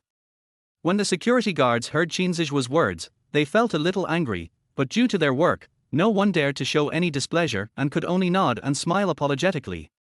A security guard walked up to Gong Liu and said, "Sir, please show me your invitation letter." Gong Liu shook his head and said, "I was invited verbally, but I don't have an invitation letter." "Make it up. Keep making it up." When Qin Zixi saw that Gong Liu couldn't produce the invitation letter, he immediately rushed over, pointed at Gong Liu and shouted, "I think you are just a stinky beggar who sneaked in to eat and drink for free. It's okay that you usually cheat in school, but you dare to come to a place like this to cheat. I think you want to go to jail." Gong Liu looked at Qin Zixi's crazy look and just cursed, "SB. Bastard, what are you talking about?" After these words were spoken, Qin Zixi became furious and raised his hand to slap Gong Liu. Just like he did during the day, Kong Liu grabbed Qin Zixue's wrist and pinched it hard, and he immediately lost his fighting ability. I didn't beat you into submission during the day, did I? Kong Liu sneered at Qin Zixue and continued in his ear, you should have been at the scene this morning, right? I was invited by Xixi. I don't think you don't remember it, maybe, you should remember it better than me. So what? I guess Xixi is busy now and he doesn't have time to care about you. Qin Zixue said with a dark face, and tried to pull his hand back, but he couldn't use any strength at all. Oh, really? It doesn't matter. I can handle you and your father by myself. After Kong Liu finished speaking, he let go of Qin Zixue's hand and slapped him in the face. Bang! This slap resounded throughout the entire hall. Qin Dahai saw this and immediately yelled at the security guards around him, what are you doing? You're just watching this little jerk fighting and making trouble. Seeing Qin Dahai wearing gold and silver and looking like he was either rich or noble, the security guard did not dare to be negligent and immediately went to stop Gong Liu. Stop! At this moment, a cold voice sounded. Chapter 10 Qin Family. Everyone present looked in the direction where the voice came from. Xixi, wearing a white long dress and with a graceful figure, walked towards Gong Liu with the support of several servants. Every step she took was graceful. The white dress reflected a dazzling light under the gorgeous lights. Xixi's beautiful face looked even more delicate against the backdrop of the gorgeous dress. Even her cold and noble temperament that kept people at a distance was displayed more vividly. Everyone who came to the birthday party couldn't help but praise and talk about how beautiful the protagonist of the night was. This is the daughter of the Xixi family. She is so beautiful. I've heard that the girl from the Xixi family is pretty. Seeing is believing. I originally wanted to talk to Mr. Xixi about the marriage tonight, but now it seems that my worthless prodigal son will not be worthy of the Xixi family's daughter. The moment Qin Dahai and his son saw Xixi, they were also slightly stunned, with a strange light flashing in their eyes. Qin Dahai immediately stepped forward and said to Xixi, hello, Miss Xixi. I am Qin Dahai from Qin's catering company. You may not know me, but my son Qin Zixue is your classmate, so you should know that. Qin Zixue. Xixi glanced at Qin Zixue behind Qin Dahai, and a hint of disgust flashed in his eyes. Qin Zixue felt uncomfortable all over when he was looked at by that cold gaze. She snorted coldly and asked, what were you doing just now? When Qin Zixue saw Xixi coming, he was a little panicked. He knew that Kong Liu was invited by Xixi to celebrate his birthday in person. The reason why he dared to instigate his father to deal with him was that he was sure that everyone in the Xixi family was busy and would definitely not have time to pay attention to this kid. As a result, Xixi ran out at this critical moment. Qin Zixue originally wanted to hold his father back, but Qin Dahai stepped forward quickly and said, we found this kid sneaking around and we didn't know what he wanted to do. What's more, his attire doesn't match this distinguished dinner at all. He obviously sneaked in to steal something, so we immediately called the security personnel to kick him out. Xixi asked coldly, so, you think my friend is a thief just because he is dressed in ordinary clothes? When Qin Dahai heard this, he reacted immediately, and for a moment he didn't know how to respond. Qin Zixue saw that there was no way out now, so he could only grit his teeth and continue. He didn't even have an invitation letter, he must have sneaked in. Qin Zixue, don't you understand what I'm saying? Xixi stared at Qin Zixue with a gloomy face and said, Gong Liu is my friend. I brought him in. Does my friend need an invitation to attend my birthday party? Qin Dahai also immediately tugged at his son's sleeve, signaling him to stop talking nonsense. Qin Zixue's face turned pale and blue with embarrassment, and he wished he could find a hole to crawl into. At this moment, he felt even more resentful towards Gong Liu in front of him. Then he immediately smiled and said, I'm really sorry, Miss Xixi. It was Qin who was short-sighted and narrow-minded. I offended your friend. I'm really sorry. The behavior of Qin Dahai and Qin Zixue, father and son, caused the onlookers to burst into laughter. The purpose of the Qin family attending the banquet tonight is to curry favor with the Xixi family. It is obviously not a wise choice to offend Xixi at this time. Compared with business, losing some face is nothing. At the same time, Xixi's parents, who were notified by the servants, also arrived at the scene. Xixi's father is a middle-aged man with extraordinary temperament. He has an innate lordly aura of a superior and walks with great vigor. The man's name is Jiyu Qianhan. The woman following behind him was Jiyu Chen's mother Liu Yun, and she was holding her little daughter Jiyu Qinchuan's hand. Jiyu Qianhan's face was calm, but his tone was intimidating. He asked his daughter, Xixi, what's wrong? Today is the birthday party of the eldest daughter. Everyone present is a well-known figure in Zhonghai City. If anyone dares to cause trouble at this time, Jiyu Qianhan will definitely not give a good face to anyone. Jiyu Chensi said to his father, Dad, do you remember what I just told you about being bullied at school? Yeah. Jiyu Qianhan nodded. Jiyu Chensi pointed at Xixi and said, it was him. He harassed me downstairs of the girls' dormitory this morning. If it weren't for my friend Kong Liu who helped me stop this man's violent behavior, your daughter would probably be in that state now. Upon hearing this, Jiyu Qianhan looked at Kong Liu and Xixi in turn. Although Xixi had applied some concealer to cover the scars on his face, the scars could still be seen if one looked closely. When Qin Dahai heard what Jiyu Chensi said, he immediately realized that his stupid son had deceived him from the very beginning. Not only did his plan fail, he almost beat up the daughter of the Jiyu family. Qin Dahai was so angry that he wanted to beat this idiot up right now. But now was not the time to make a fool of himself, so he immediately said to Jiyu Qianhan, Boss Jiyu, I think your daughter and your son may have some misunderstandings. I believe what my daughter said. As for whether there was a misunderstanding, I don't want to delve into it tonight. After Jiyu Qianhan heard his daughter's words, he saw that the eyes of Qin's father and son had obviously turned cold. He was too lazy to say anything more. He waved his hand and said domineeringly, send the guests out. This group of security guards had just been scolded by the Qin father and son, and they already had complaints in their hearts. When they heard that their master wanted to kick them out, they were naturally very active. Without waiting for them to say a word, they were carried out of the villa by the security guards. Gong Liu, just wait for me. Xixi clenched his fists so tightly that his nails almost dug into his flesh. He swore to get back his face today. Chapter 11 The Chen Family's True Purpose. I wonder how Kong Liu would react if he knew that Xixi hated him even more. He didn't do anything, but he was hated anyway. However, with the Qin family's limited capabilities, they can only bear a grudge against Kong Liu. It is impossible for them to confront the Jiyu family head-on, right? Unfortunately, the Qin family father and son miscalculated, and Kong Liu was not as simple as they imagined. After the little episode, the dinner officially began. Just as Jiyu Chensi herself said, she went on stage and made a brief opening speech. The guests gave her birthday wishes one after another, and then she had nothing to do. The main purpose of everyone present here today was to discuss business with Jiyu Qianhan. Halfway through the banquet, Jiyu Qianhan had drunk several rounds of wine. Jiyu Chensi, who was worried that his father could not cope with it, took the initiative to sit next to his father and use tea to help him block the wine. Gong Liu found an inconspicuous place to sit and ate his meal in silence. If Jiyu Chensi hadn't invited him in front of so many people, he would not have wanted to attend such a dinner at all. At this moment, he just wanted to eat quickly and then leave Gu's house. When the dinner was almost over, a handsome man followed a middle-aged man and walked towards Jiyu Qianhan. The middle-aged man raised his glass and said to Jiyu Qianhan half-jokingly, Old Jiyu, you are not drunk yet. If you are not drunk, come with me. Old Chen, who are you looking down on? Jiyu Qianhan raised his glass, the two clinked their glasses, and then both drank their wine in one gulp.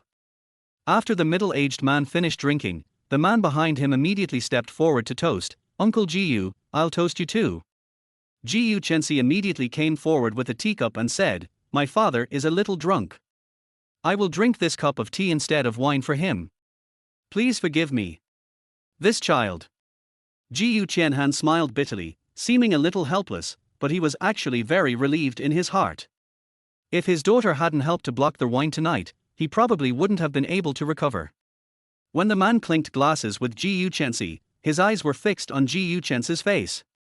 There was no concealment of admiration in his eyes.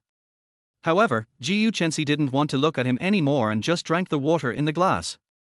The middle-aged man is named Chen Guoliang, and he is the helmsman of the Chen group. The handsome man behind him is Chen Guoliang's son, named Chen Junjie. The Jiyu family and the Chen family have always been partners and have a very good relationship. The purpose of Chen Guoliang's visit this time is to take the relationship between the two families to a higher level. After a glass of wine, Chen Guoliang got straight to the point and said, "I really envy you for having such a well-behaved and sensible daughter. Unlike my son, who is almost 20 years old and has never brought a daughter-in-law home, I worry about her every day." Oh, har har. Chen Guoliang said it so bluntly, how could Jiyu Qianhan not understand? He smiled and said, "Xiao Chen is not even 20 years old yet. He is at the age of enjoying his youth. Why are you urging him to get married so early? Old Jiyu, you don't understand this." Chen Guoliang sighed, "The brat has started a family and a career. Can't I hand over the company to him earlier and enjoy my wonderful life?" What Chen Guoliang meant was that if his son married Jiyu Chenxi, he would immediately step back and hand over power to the young man. Jiyu Qianhan understood, but he said, "Young man, you still need to experience more and temper your temper." Chen Guoliang turned around, patted his son on the shoulder, and said, "Remember what your uncle Jiyu said." Chen Junjie immediately said respectfully, "Junjie will definitely remember Uncle Gu's teachings in his heart." Chen Guoliang nodded in satisfaction, and then asked his son, "There are so many daughters of uncles and aunts present, is there not one that you like?" "Well." Chen Junjie immediately showed a shy smile and his eyes fell on Jiyu Chenxi again. He hesitated for a few seconds before speaking, "Actually, I have always admired Chenxi." Hiss. Jiyu Qianhan suddenly took a breath, not because he was frightened by Chen Junjie's words, but because his daughter pinched him from behind, and he took a breath in pain. "You little brat, why didn't you tell me earlier that you liked Uncle Gu's daughter?" Chen Guoliang followed his son's words and said, "Old Jiyu, look at the relationship between our two families, why don't we let these two young people take this opportunity today to make a marriage contract? Old Chen, these two children are still young, and the matter of the engagement." Jiyu Qianhan paused for a few seconds, then said, "It is better to take a long-term view." Seeing that Jiyu Qianhan was unwilling to continue this topic today, Chen Guoliang tactfully laughed it off and changed the subject. The party was still as lively as ever, but Kong Liu didn't see anything because he had already been dragged into the room by Jiyu Chenxian. The girl asked him to play games with her. Kong Liu thought it was too noisy outside, so he just stayed in the room and played games with her. When Gong Liu is alone, he doesn't play games much, just at the beginning of the season to gain points. Most of the rest of the time, he basically spends time with his online girlfriend, 1111. Jiyu Qinxuan's rank is too far behind Gong Liu's, so the two of them can only play in entertainment mode as a team. She plays the support role and Gong Liu plays the shooter. Gong Liu's cool and awesome operation directly fascinates Chenxian so much that she wants to worship Gong Liu as her master on the spot, but Gong Liu of course disagrees. "I came here to be a tutor for this little girl, but now I am here teaching her how to play games. If Jiyu Chenxi and her family find out, I will be scolded to death." The two were playing games when suddenly they heard a quarrel at the door. "Xiaoxi, this is the Ocean Tear's necklace I bought for you from Europa. Happy birthday to you. I don't want you to take it back." "Why? This is from my heart." "Chen Junjie, listen to me, there is no way I will fall in love with you, stay away from me." Chapter 12 Boyfriend. The two listened to the quarrel outside and could no longer suppress their curiosity. They stopped playing games, turned off the sound, and squatted by the door to eavesdrop. There were two more AFK guys in this world. "Xiaoxi, my feelings for you are so sincere, can't you see it at all? Why do you reject me? Didn't I tell you last time that I have always only treated you as a brother and never had any feelings for you between a man and a woman? Feelings can be cultivated.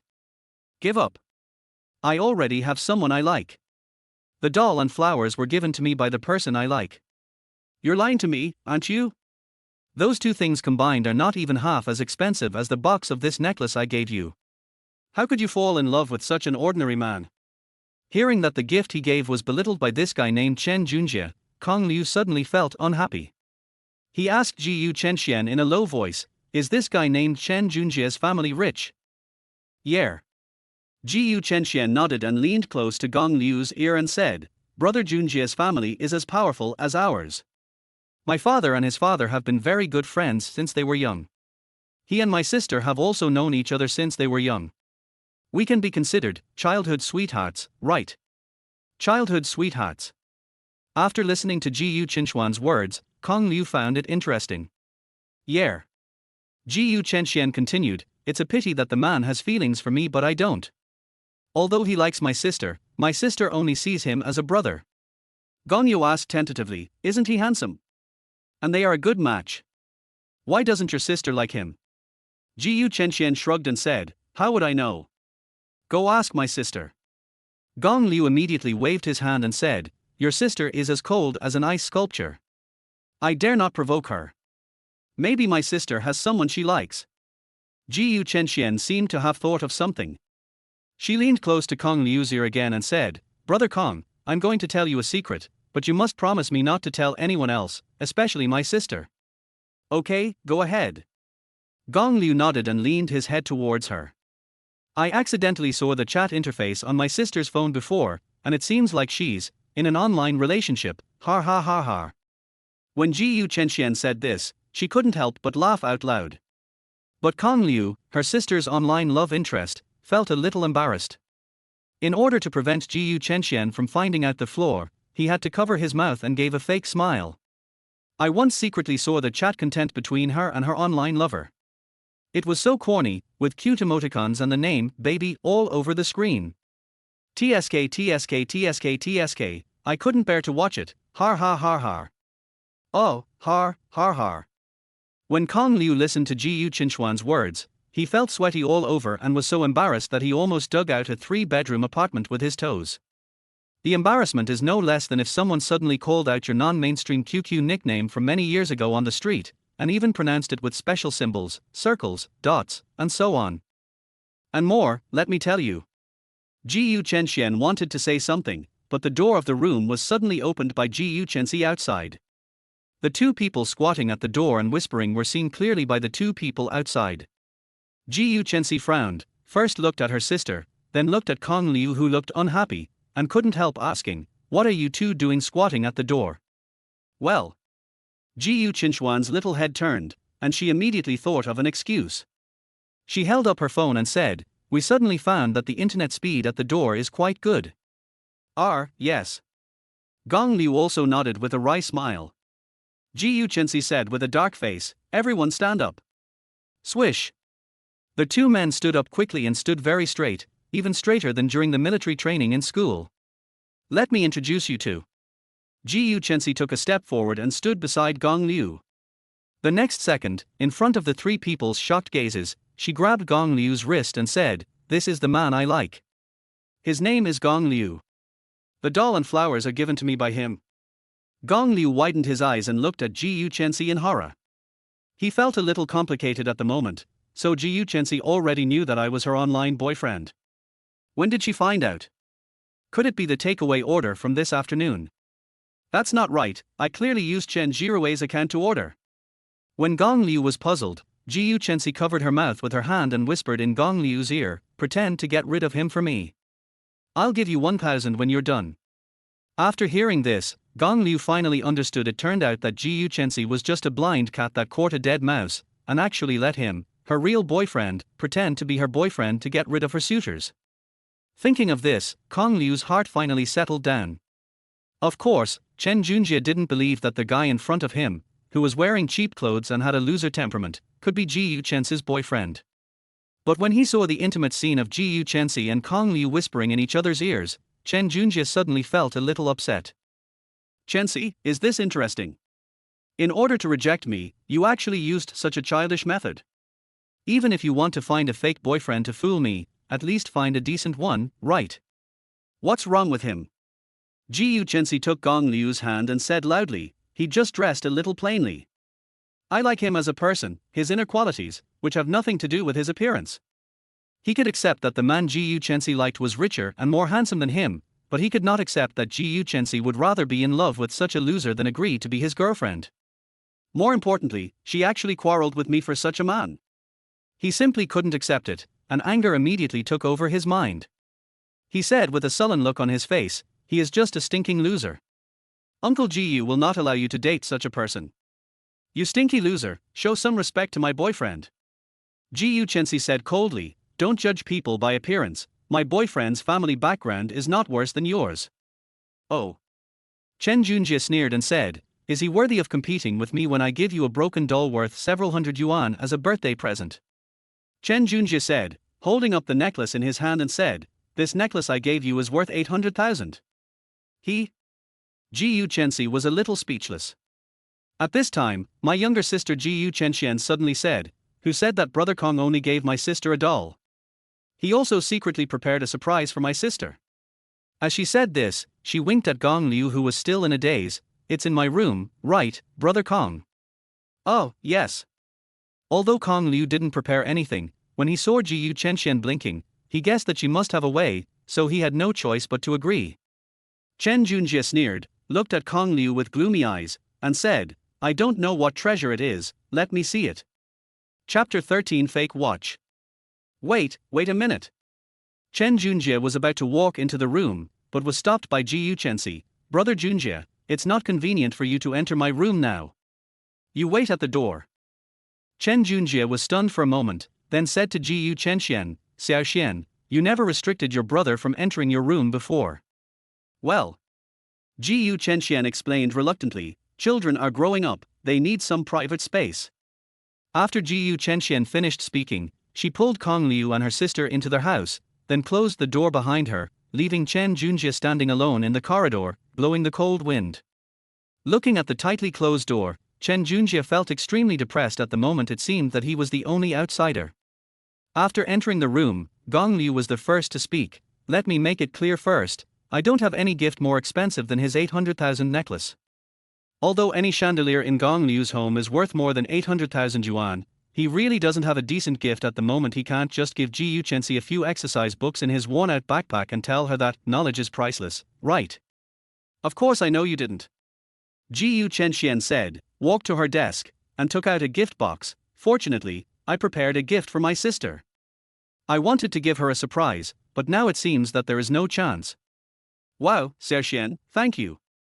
Ji Chenxi was slightly stunned, looking at the box brought by his sister, and said in surprise, what gift did you prepare for me? Strange, why is it so light? Ji Chenxian put her hands on her hips and said proudly, you'll know when you open it. Ji Chenxi immediately opened the gift box, but inside was empty. Ji Chenxi raised his head, looked at his sister in confusion, and asked, you just gave me a box. Ji Chenxian looked at the empty box, immediately held her head, and said distressedly, I was wondering why it was empty when I brought it over. I only remembered to prepare the gift box, and the bag I ordered is still in the store. Ji Chenxi pursed her lips and said speechlessly, okay, I know you have prepared a surprise for me, but the package is still in the store and I haven't taken it back yet. Don't blame me. Ji Chenxian said with a bitter face, I just forgot it. So, Gong Liu interrupted the conversation between the two sisters and said, now how should we deal with the guy at the door? When Kong Liu entered the room, the guy was already furious. Now that he had been turned away for a long time outside, his emotions were probably on the verge of a breakdown. Ji Chenxian covered her face and pointed at the decorations on her bookshelf and said, if it doesn't work, just take out the crystal ball as a treasure. I spent tens of thousands of dollars to buy it. Gong Liu took a look at the ordinary crystal ball and thought, this glass ball is actually worth tens of thousands. It's so easy to make money from rich people. Ji Chenxi waved his hand and said, no, this crystal ball has been in your room for several years. It's not like he hasn't seen it before. What should I do? I just helped Brother Kong to blow his own trumpet.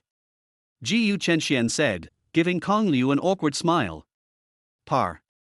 Just when the three of them were worried, the school bag that Kong Liu casually threw on the table in Ji Chenxuan's room suddenly fell to the ground, and a square express box fell out of the bag.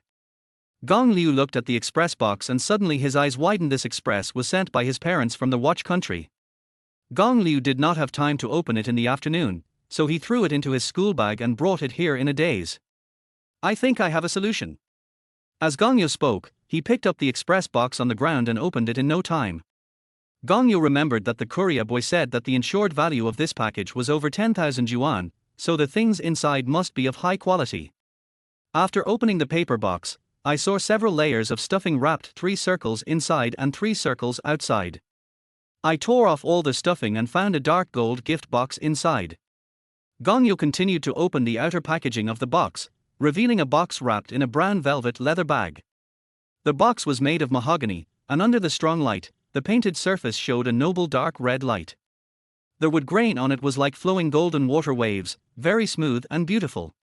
In the middle of the box was a gold-plated candelabra cross. Under the wooden box is a folding card holder made of top-grain calfskin with the same pattern printed on it. Inside the holder is an instruction manual in both English and German, as well as a beautiful postcard. Patek Philippe Sky Moon 6104p.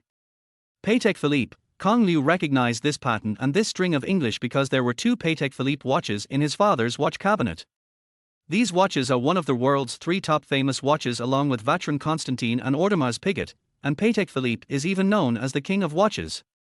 Gong Liu put down the card pack and manual and opened the wooden box. Wow! The moment she saw what was in the wooden box, Jiyu Chenxian exclaimed. Jiyu Chenxi also forgot to control his facial expression. He widened his eyes and looked at the contents of the box in surprise. As expected, there must be a watch inside. But surprisingly, this watch is a little too special. The outer ring of the case is inlaid with 38 baguette diamonds, and the dial is a transparent sapphire crystal disc that displays a sky map and a Milky Way map that rotate at different speeds. The breathtaking depth of field and the path of the moon accurately show the panoramic view of the sky as the stars and the moon move across the night sky. There is an elliptical line inside, which frames the area of the sky visible from Geneva. Gong Liu was stunned for a second when he saw such a watch. Jiyu Chenxian looked at Kong Liu and asked, "This watch should be very expensive, right? It shouldn't be cheap." Kong Liu scratched his head, not knowing how to answer Jiyu Chenxian's question. Jiyu Chenxi directly picked up the card wallet that Gong Liu had placed on the ground. With her sharp eyes, she just spotted the invoice sandwiched in the card wallet. At the bottom of the invoice, it was clearly printed, 354 feet 840 inches USD. 350,000 knives equals more than 2,580,000 Chinese yuan. Seeing this invoice, Jiyu Chenxi looked up at Kong Liu with a strange look in his eyes. This watch costs more than 2.5 million. Oh, yes. After thinking for a moment, Gong Liu said openly, "It's a Patek Philippe. A real watch costs 2.5 million, which is normal. Mine is fake."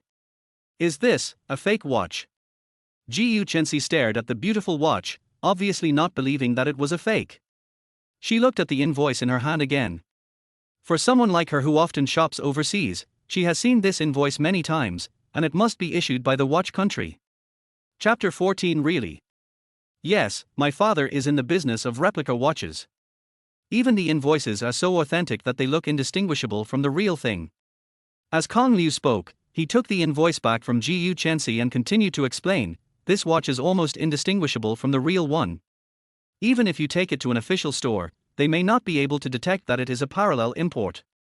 It should be no problem to deceive the guy outside."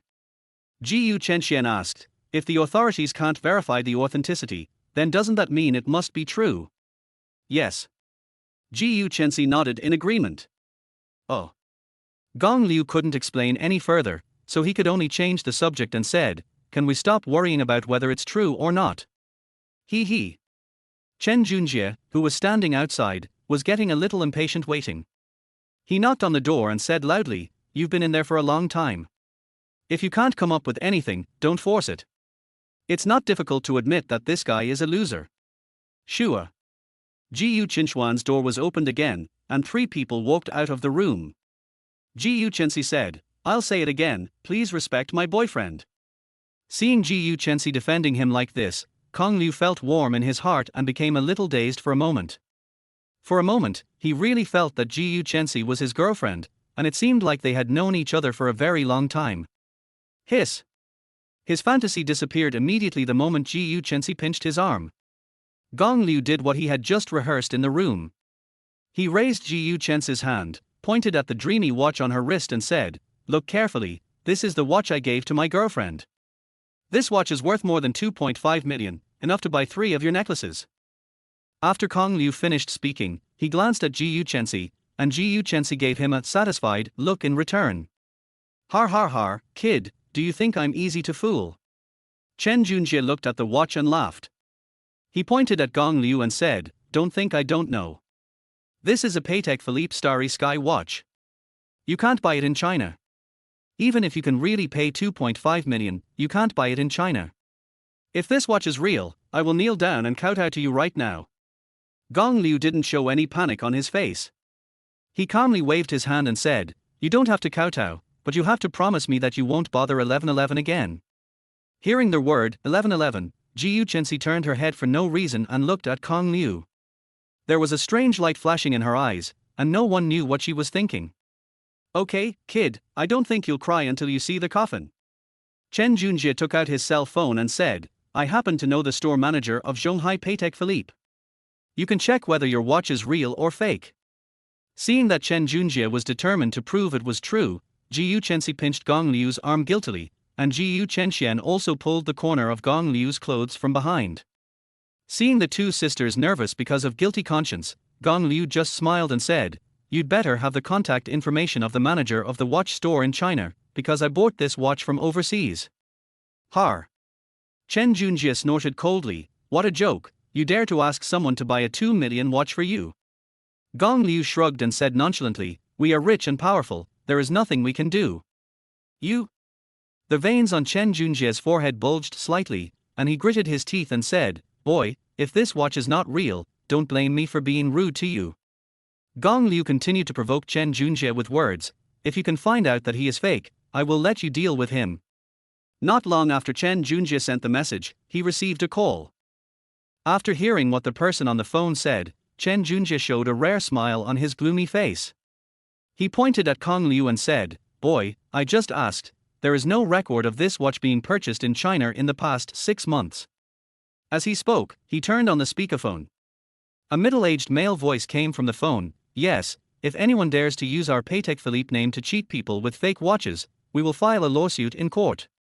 Gong Liu confidently said to the phone, "Don't just check the domestic purchase records. Didn't I tell you that my watch was purchased overseas? Now go check the purchase records in the watch country." "Huh, you think we can't check it?" The person on the other end of the phone spoke in an unhappy tone, and then the sound of keyboard typing could be heard. Not long after, the person on the other end of the phone spoke again, but this time his voice was much less aggressive. "Just a week ago, a Chinese named Kong did buy a Starry Sky watch in the Watch Kingdom!" Exclamation point. When Chen Junjie heard this, his pupils suddenly dilated and he almost dropped his phone. Chen Junjie asked, "What is that person's full name?" The person on the other end of the phone said, "Oh. Mr. Chen, please forgive me for not having enough authority to find out the specific information of the members. No need to bother." Gong Liu waved his hand and said, "Ask him if the order number of the Starry Sky watch ends with 4480. There was an order number on the invoice." Gong Liu just glanced at it and memoized the last digit. The man on the other end of the phone quickly found out, "Yes, the last number is 4480. Chen Junjie looked at Gong Liu in disbelief and asked, "Did you really buy this watch?" At this time, the expressions of the two sisters of the Jiyu family were no different from Chen Junjie's expression, and Chen Junjie's question was also what they both wanted to ask. Before Chen Junjie hung up the phone, the store manager's voice came again on the phone. "It seems that the customer surnamed Kong bought more than one watch. The customer bought 6 watches on the same day and at the same time. $6. Chen Junjie was shocked again. How expensive is Patek Philippe? Chen Junjie, how could he not know? The cheapest one starts at hundreds of thousands, and capital verification is required to buy a watch. Even if you are a demolition household who became rich overnight in Zhonghai, with hundreds of billions of cash in your pocket, the store will not let you buy 6 watches in stock at one time. It is conceivable how capable and background a person who can buy 6 watches at one time must have." Not only Chen Junjie was shocked, but Jiyu Chenxi and Jiyu Chenxian, who were standing next to Gong Liu, were also frightened by the store manager's words. If Chen Junjie hadn't been here, they would have pulled Gong Liu aside and started questioning him. Gong Liu looked at the three people's burning gazes and suddenly felt a headache. He thought to himself, "This bitch is a bit too pretentious. I don't know how to make up for it later." Gong Liu was worried that if the store manager checked his family's background again, he would expose it in front of him, so he directly helped Chen Junjie press the button to hang up the phone, and then said, "Okay, accept the loss and remember your promise." Although Chen Junjie was holding a grudge in his heart, he thought that the watch Gong Liu gave to Jiyu Chenxi was real, which proved that Gong Liu's identity was not simple. He didn't know Kong Liu's background clearly, so he didn't dare to offend him easily. Snort. Chen Junjie held it in for a long time, and finally snorted coldly, turned around and walked downstairs, which was also a disguised admission of his failure. As soon as Chen Junjie left, Kong Liu was dragged into the room by the two sisters of the Jiyu family. Jiyu Chensi took off the watch on his hand, shook it in front of Kong Liu, and said, "Explain it." Jiyu Chenxian also pulled Kong Liu's arm and asked like a curious kitten, "Brother Kong, are you really a hidden tycoon?" "Well, actually, over at the Watch Kingdom, my dad's friend works there, they work together, he makes fake invoices and my dad makes fake watches, and then..." Gongyo gave a lot of vague explanations and he could hardly make it out. Fortunately, the phone rang at this time. Gongyo immediately ran out of the room under the pretext of answering the phone. "Hello. Mr. Kong, you have an international express delivery. I need to personally confirm receipt with my ID. What time are you free tomorrow so that we can arrange delivery?" Another international express. After answering the phone, Gong Liu smiled bitterly. Chapter 15, No Debts Allowed. The banquet in the hall was still going on vigorously. No one knew what had just happened on the second floor. Kong Liu didn't want to continue wasting time in this boring banquet and decided to leave first. But before leaving, he had to say hello to Ji Yu Chen's mother Liu Yun. After all, she was the one who invited him, and it would be impolite to leave without saying a word. Liu Yun knew that it would be boring for Kong Liu to stay at this banquet surrounded by strangers, so she did not force him to stay. However, she was worried that Kong Liu had not eaten enough, so she asked the kitchen to prepare several more delicious meals for him to take away before he left. Gongyo looked at the big bag of fresh food packed in a lunchbox and finally understood the literal meaning of, "If you can't finish it, take it away with you." It was difficult for Kong Liu to refuse Gu's mother's kindness, and there were 3 hungry, big kids in the dormitory, so Kong Liu had to accept the bag of food with reluctance. When Ji Yu Chensi saw that Gong Liu was about to leave, she unexpectedly took the initiative to ask her mother to send him to school. Gong Liu was a little puzzled as to why this young lady was suddenly so nice to him. As a result, as soon as he walked out of the house, Ji Yu Chensi said, "Don't get me wrong, I don't want to send you to school at all, but this party is too boring, so I found an excuse to leave." Okay. Kong Liu was not particularly surprised by Ji Yu Chen's cold attitude as expected. She was suddenly very enthusiastic towards him, which made Kong Liu feel strange. "I'm giving it back to you." Ji Yu Chensi returned that fake watch that had been put back into the gift box to Gong Liu, saying, "This is your thing, and you actually threw it in my sister's room and forgot to take it." Gong Liu said lightly, "It's okay, I can give it to you as a gift. It's fake anyway and worthless." In fact, he deliberately threw their watch in Ji Yu Chenxuan's room and didn't take it, just to make them feel that he didn't care about this thing at all, so as to highlight that it was really a fake watch. "You know it's fake, and you still have the nerve to give it to me as a gift." Ji Yu Chensi curled her lips and stuffed the gift bag into Gong Liu's hand. Gongyo picked up the bag, took a look, and then said something meaningful, "In fact, it is no different from a real watch. Even if it's true, I don't want it." Ji Yu Chensi pressed the unlock button on the car key, and the 2 domineering headlights of the pink Porsche flashed a few times. She continued, "You and I are not close enough to give each other gifts." Ji Yu Chensi said this and walked into the car. Gong Liu also got in the car. After getting in, Gong Liu said, "Whether you accept my gift or not, you have to give me the $1,000 I just pretended to be your boyfriend. You are not allowed to refuse to pay. TSK." Ji Yu Chensi looked at Gong Liu's money-obsessed appearance, clicked his tongue, and thought to himself, "He can be so anxious for 1,000 yuan, and I just naively believed that his high-end replica watch was real. Yes, if he really has money, why would he come to tutor my sister?" Ji Yu Chensi opened his phone and said, "I'll give it to you now, open the payment code." Gongyo quickly showed his payment code. A few seconds later, a notification sound came from the mobile phone, indicating that 1,000 yuan had arrived. Gong Liu smiled and said, "Thank you, boss." Ji Yu Chensi didn't bother to look at him. He turned the car around, stepped on the accelerator and drove away from home. More than half an hour later, the Porsche stopped downstairs of the boys' dormitory. Gong Liu climbed down from Ji Yu Chen's Porsche with difficulty, carrying a lot of bags. "Look! Isn't that Principal Gu's car? Why is there a man getting out of her car?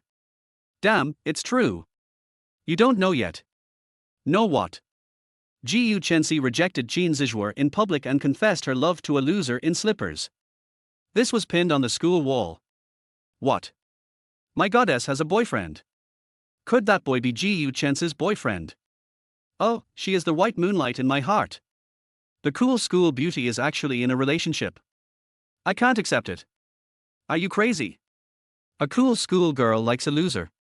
It was just past 8 o'clock, and there was a lot of traffic downstairs in the male and female dormitories.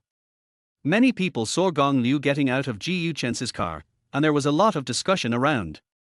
Gong Liu didn't care about these, and said to Xixi with a smile, "Thank you, beautiful lady."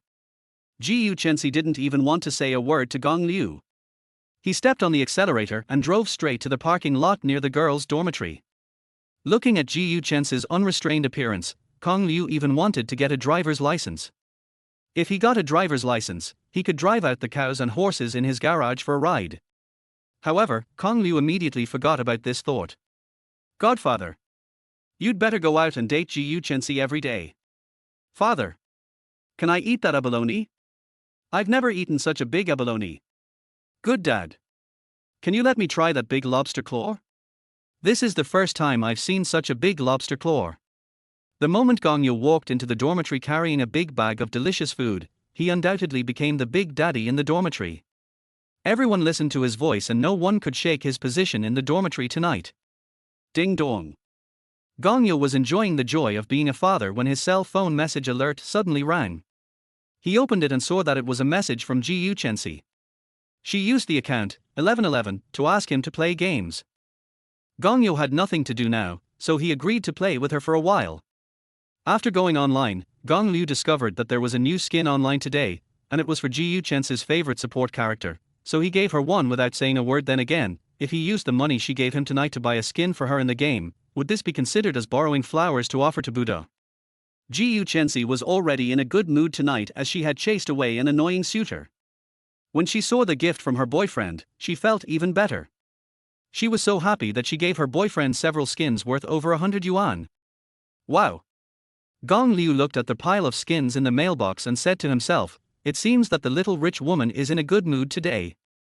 After playing a few games, the two went offline and started chatting. Xixi sent a message to Gong Liu, saying, "Baby, I'm lying in bed now, holding the doll you gave me today." Gong Liu replied, "As long as you like it." Xixi, "Of course I like it, this is a gift from my baby." Kitten stickers. Xixi, "Baby, didn't I tell you it's my birthday today? My day has been quite a torturous one, let me tell you." Xixi and Gong Liu talked about the various random things that happened to her today. She had talked about the confession and the fight in the morning, and she repeated them in general terms tonight. Then there was the joy of receiving the doll, the birthday party in the evening, and the rescue by their annoying male classmate. Gong Liu looked at the message she sent, imagining Xixi lying beside him, holding the doll, and gently telling him these daily trivialities in a mumbling tone. That feeling seemed quite beautiful. Chapter 16, Early 8. Old Liu, don't sleep. Today is 8 a.m. Old Ma's class is in the morning. This guy is notoriously strict. Get up quickly. Wang Qi was putting on his pants while calling out to Gong Liu, who was still lying on the bed. The other two guys, one was washing his hair in the bathroom, and the other was brushing his teeth in front of the sink. Because he chatted with Xixi quite late last night, Gong Liu slept very soundly. He woke up drowsily after Wang Qi shook him several times. After taking a look at his phone, Gong Liu was no longer sleepy because it was already 7:50 and there were only 10 minutes left before class. He climbed out of bed as quickly as possible, put on his clothes in no time, rushed to the sink, rinsed his mouth briefly, then washed his face, and used his wet hands to scratch his messy hair a few times, trying to make his hairstyle look less messy. But he seemed to have failed. His messy hair seemed to be deliberately against him and he couldn't suppress it no matter what he did. Gong Liu was too lazy to care about it. He picked up the hat hanging under the bed and put it on his head. Finally, he changed his slippers and followed the other three people to the teaching building. Fortunately, they were in the school's comprehensive building at 8 a.m. this morning. The comprehensive building was not too far from their dormitory, so if they took a shortcut, they could still get to the classroom on time. As the bell rang, the 4 students from Gong Liu's dormitory appeared at the classroom door in unison.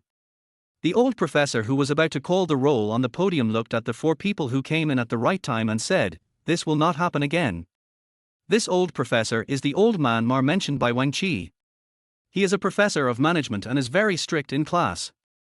If you are absent without leave for more than 3 times without reason, you will be asked to retake the course. Therefore, almost no one dared to skip his classes, and because he taught very well, there were often students coming to audit his classes, and the classrooms were always full. Look, there is no empty seat in the classroom, and some people are even sitting on the steps to listen to the class.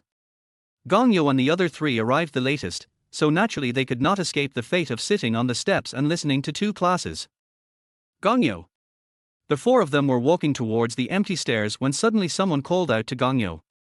When Kong Liu turned around, he saw a beautiful girl with big wavy hair waving at him. The girl was called Xixi, and she was Ji Yu Chen's best friend and roommate. At this time, Xixi was pointing at the empty seat next to Ji Yu Chen and gestured to Kong Liu. Kong Liu widened his eyes slightly and looked at Ji Yu Chen next to her. Ji Yu Chen was playing with his mobile phone with his head down without even raising his head. Because of Ji Yu Chen's cold personality and strong aura, she had few friends in the class except Xixi and her other 2 roommates. Normally, no one dared to sit next to her, and the seats around her were often empty. Even though so many people couldn't get a seat in the class, some people would rather sit on the steps than sit next to Ji Yu Chen. Others might not dare to, but Gong Yo didn't care. Besides, he was personally invited, so it would be too rude not to sit over. Gong Liu turned around, walked towards the empty seat next to Ji Yu Chen, and sat down naturally. The other 3 roommates saw that Gong Yo had abandoned them and sat next to the school beauty. They all raised their middle fingers at him and cursed him inwardly, "Traitor." Gong Liu tilted his head and smiled at the 3 of them, as if to say, "You 3 will share the hardship, I will leave alone first." Then he turned his head again and looked at Ji Yu Chen beside him. Ji Yu Chen was sending messages on his mobile phone without even looking at him. Gong Liu knew what message she sent because it was sent to him. 11:11, baby, it's 8 o'clock today, I'm so sleepy, I want to sleep so badly, woo woo. Kong Liu's action of sitting next to Ji Yu Chen also attracted the attention of other people in the classroom. Hey, look, someone is sitting next to Ji Yu Chen. Isn't that Gong Yo? I've heard that Gong Liu and Ji Yu Chen are in a relationship, but I didn't expect it to be true. No, my school beauty Ji Yu. Sister, your handsome Kong is dating a school beauty. It seems you have no chance. The students in the classroom started talking about Kong Liu and Ji Yu Chen who were sitting together. Xixi also leaned to one side and started chatting with Kong Liu through Ji Yu Chen. Hey, is it true that you and our Xixi are in a relationship? Xixi's personality is completely opposite to Ji Yu Chen's. Xixi is warm and generous and can get along well with everyone. She is popular in the class and is also beautiful. Her big wavy hair adds a lot of royal sister temperament to her. She is also one of the most beautiful women in the business school. Xia.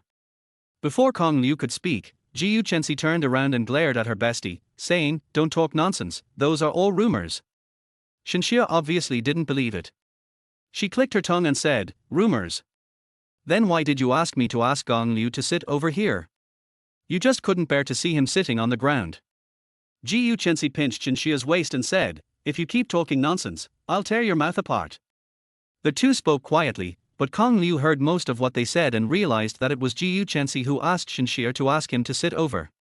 Ji Yu Chen played around with her bestie for a while, then turned around, her face became cold again, and said to Kong Liu, "Don't get me wrong, I just let you sit here because you helped me yesterday.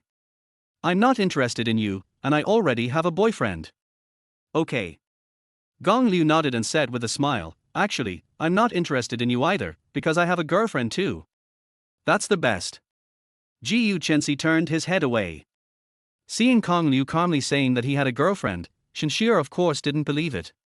She thought Kong Liu said that in order not to be outdone by Ji Yu Chen. As Ji Yu Chen's best friend, Xixi knows very well that her best friend who looks like a female celebrity wants a sweet love, but none of the suitors in school are worthy of Ji Yu Chen's attention. Xixi watched her indulging in online romance in the dormitory every day, and was worried that she would be cheated of money and sex, and she was very anxious. Now that she has finally met a boy who can talk to her bestie, she even takes the initiative to ask the boy to sit next to her.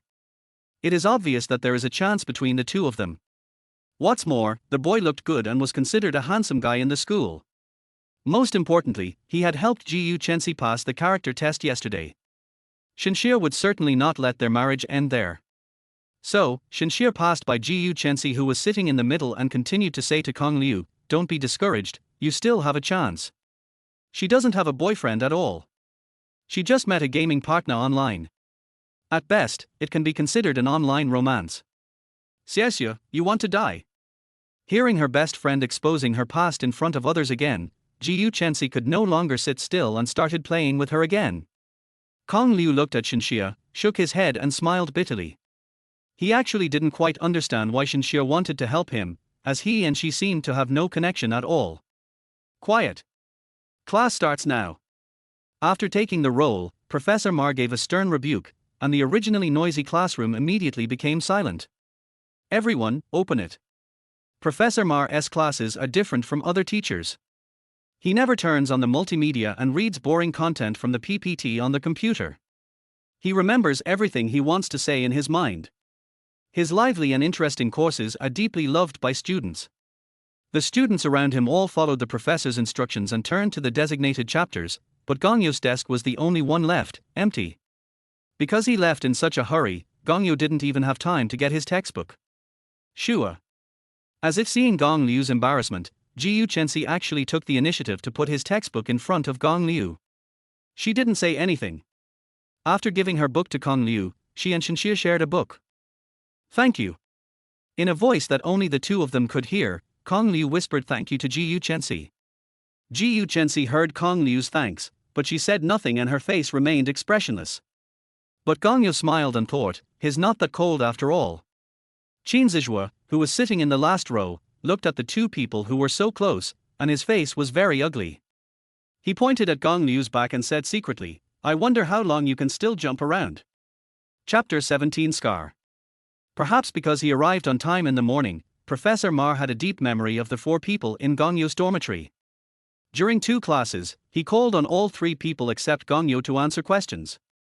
Seeing that the get out of class was about to end, Gongyo still thought that Professor Ma would not call on him. Unexpectedly, he actually drew a blank mind map on the blackboard, and then called on Gong Liu to come to the stage and write down the key points of today's class on the blackboard.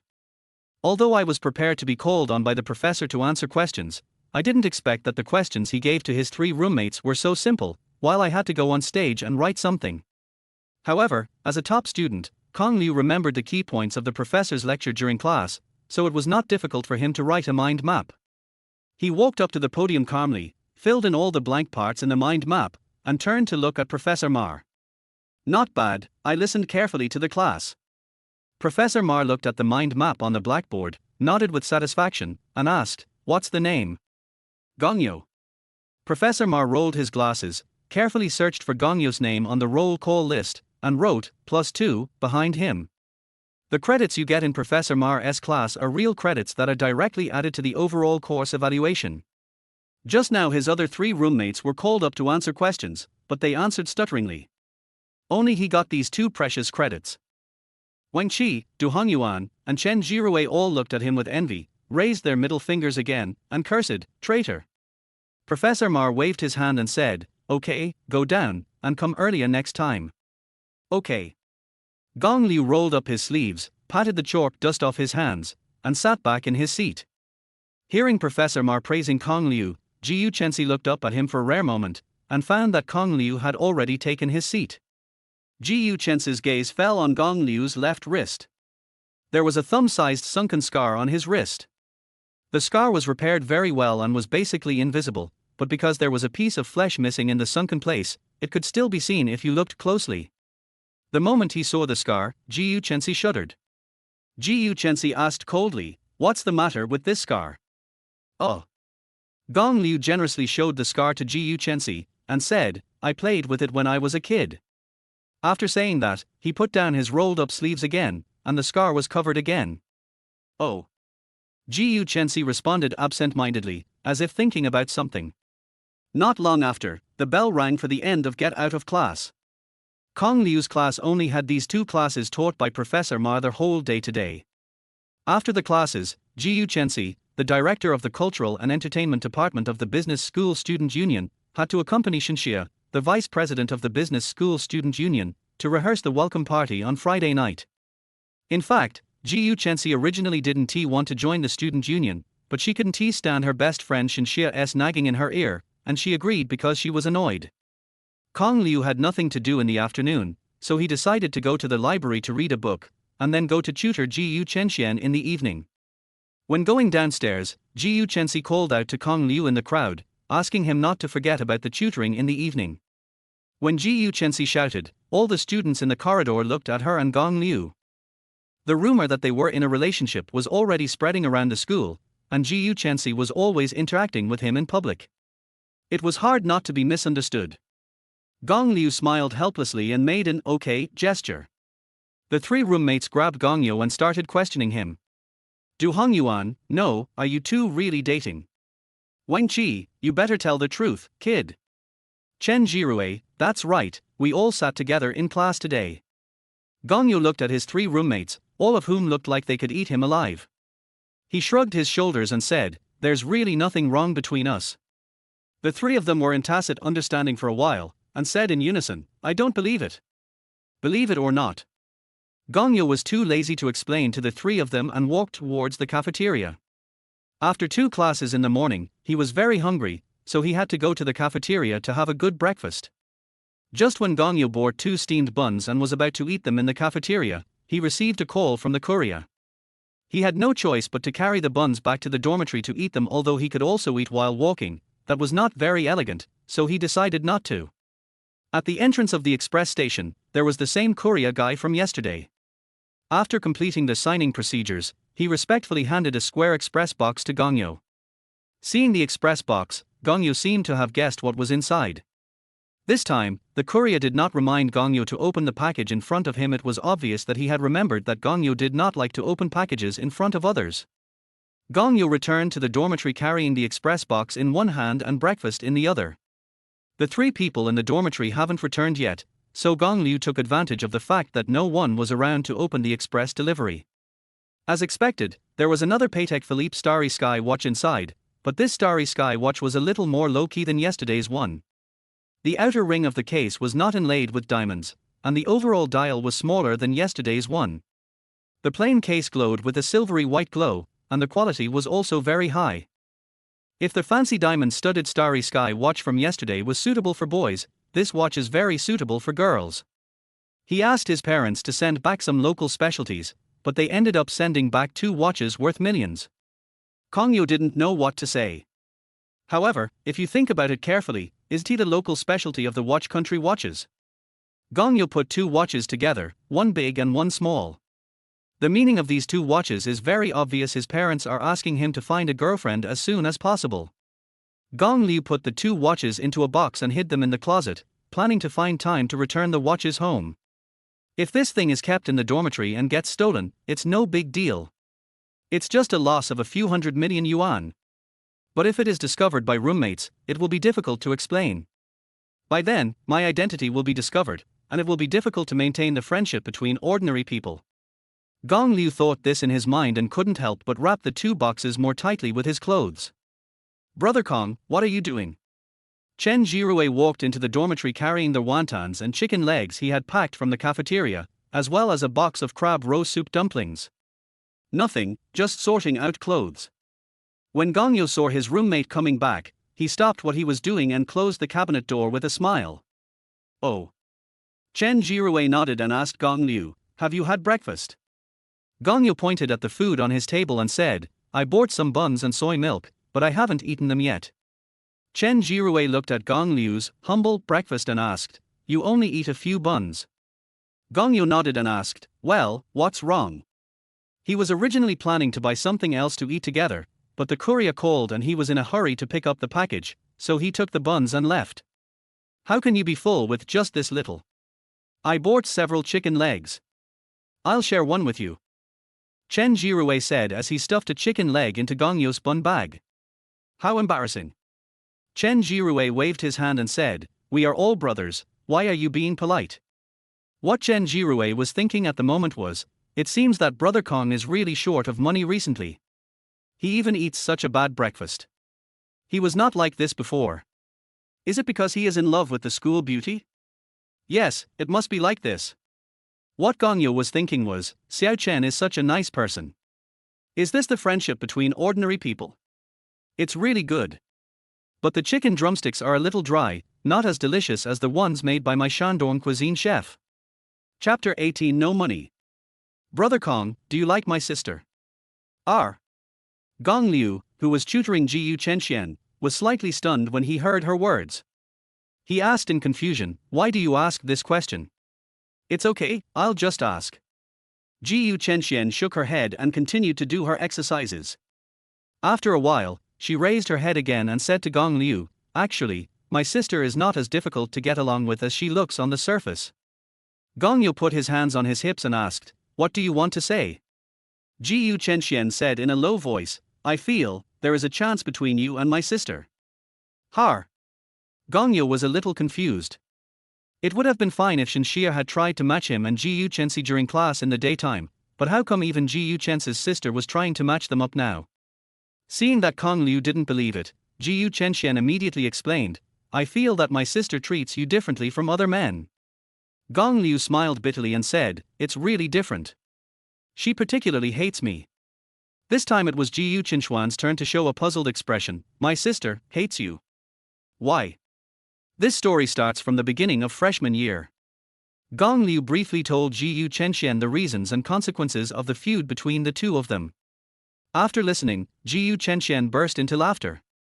I was wondering, I always felt that my sister's attitude towards you was different. So it's because of something like this, har har har. Jiyu Chenxian patted Kong Liu's thigh and said with a smile, don't be afraid, brother Kong, I'm here, my sister won't dare to bully you. Gong Liu tapped the table with his index finger awkwardly and said, let's not talk about this for now. We are in class now. Stop laughing and be serious. Okay. Jiyu Chenxian put away her smile and continued doing her exercises. Now is tutoring time, and every minute of this time is paid for by the Jiyu family. If her parents knew that he was laughing and playing with Jiyu Chenxian here, they would think that he was not teaching her seriously. However, this is not the most important thing. The most important thing is that Jiyu Chenxian's ridicule really made him very embarrassed, very embarrassed. If he had known that he and Jiyu Chenxi would see each other every day, if he were to go back to the night of the freshman party, he would never follow Du Hongyuan and talk about Jiyu Chenxi. The 2 hours of tutoring passed quickly, Chen Xian learned quickly, and Kong Liu basically didn't have to put in any effort. As usual, Gu's mother knocked on the door and came in to ask Kong Liu about Jiyu Chenxuan's academic performance. She also invited him to have dinner at her home. Kong Liu politely declined her kindness, packed his school bag and prepared to take the subway back to school. Jiyu Chenxi didn't go home tonight, so Kong Liu couldn't take a ride with Jiyu Chenxi to go to school. Jiyu Chenxian pulled Kong Liu over, wanting him to play a few more games with her. Seeing that her little daughter liked playing with him so much, Gu's mother asked him to play with Chen Xian for a while. Kong Liu had nothing to do tonight, so he agreed to play games with her for a while. When Kong Liu played with Jiyu Chenxian, he just killed with his eyes closed and never lost. His smooth operation made the little girl crazy. The more Jiyu Chenxian likes Gong Liu, the more she wants to bring him together with her sister. Her idea is very simple. If Gong Liu becomes her brother-in-law, he can take her to play games every day. While playing games, Jiyu Chenxian said to Kong Liu, Brother Kong, let me tell you a secret. Gong Liu, the jungler, was madly harvesting heads while asking, what's the secret? Jiyu Chenxian said, this secret is about my sister. Yeah. Kong Liu nodded, his eyes focused on the phone screen. Jiyu Chenxian approached Kong Liu and asked quietly, my sister always has a stern face when she is outside. You must think she is aloof, right? Gong Liu concentrated on the operation and asked without raising his head, isn't it? No. Jiyu Chenxian immediately retorted, she is actually a super socially anxious person, that's why she has such a cold expression in front of outsiders. Puff. When Kong Liu heard Jiyu Chenxuan's explanation, his hands shook and his skills went astray. He turned his head and glanced at Jiyu Chenxian, and asked with a smile, are you serious? Don't you believe me? Let her, puff. Although Kong Liu said that he believed it, the smile that was hard to conceal on the corner of his mouth still exposed his true thoughts. What I said is true, don't disbelieve me, my sister is really socially anxious, and her aloofness is just an act. Seeing that Kong Liu didn't believe it, Jiyu Chenxian became anxious and stopped playing games. She kept explaining, my sister was originally a generous and cheerful little girl like me, but later because of some things, her personality changed drastically. Okay, I believe it. Gong Liu smiled and pointed at her phone screen and said, but if you don't move, you will be killed by the shooter on the other side. After hearing what Kong Liu said, Jiyu Chenxian finally reacted and picked up her phone to continue controlling her character. After playing a few games with Jiyu Chenxian, seeing that it was getting late, he packed up and left Gu's house. The dormitory was curfew at 12 o'clock, and Kong Liu had to catch the last subway back to school. Gu's mother wanted to arrange for the family driver to take Kong Liu back to school. However, Kong Liu felt it was not good to trouble others so late at night, so she asked the driver to take him to the subway station entrance. When he returned to school, it was still early, only 10:30. Du Hongyuan sent a message in the dormitory group asking Kong Liu to help him bring back a bottle of Coke from the school supermarket.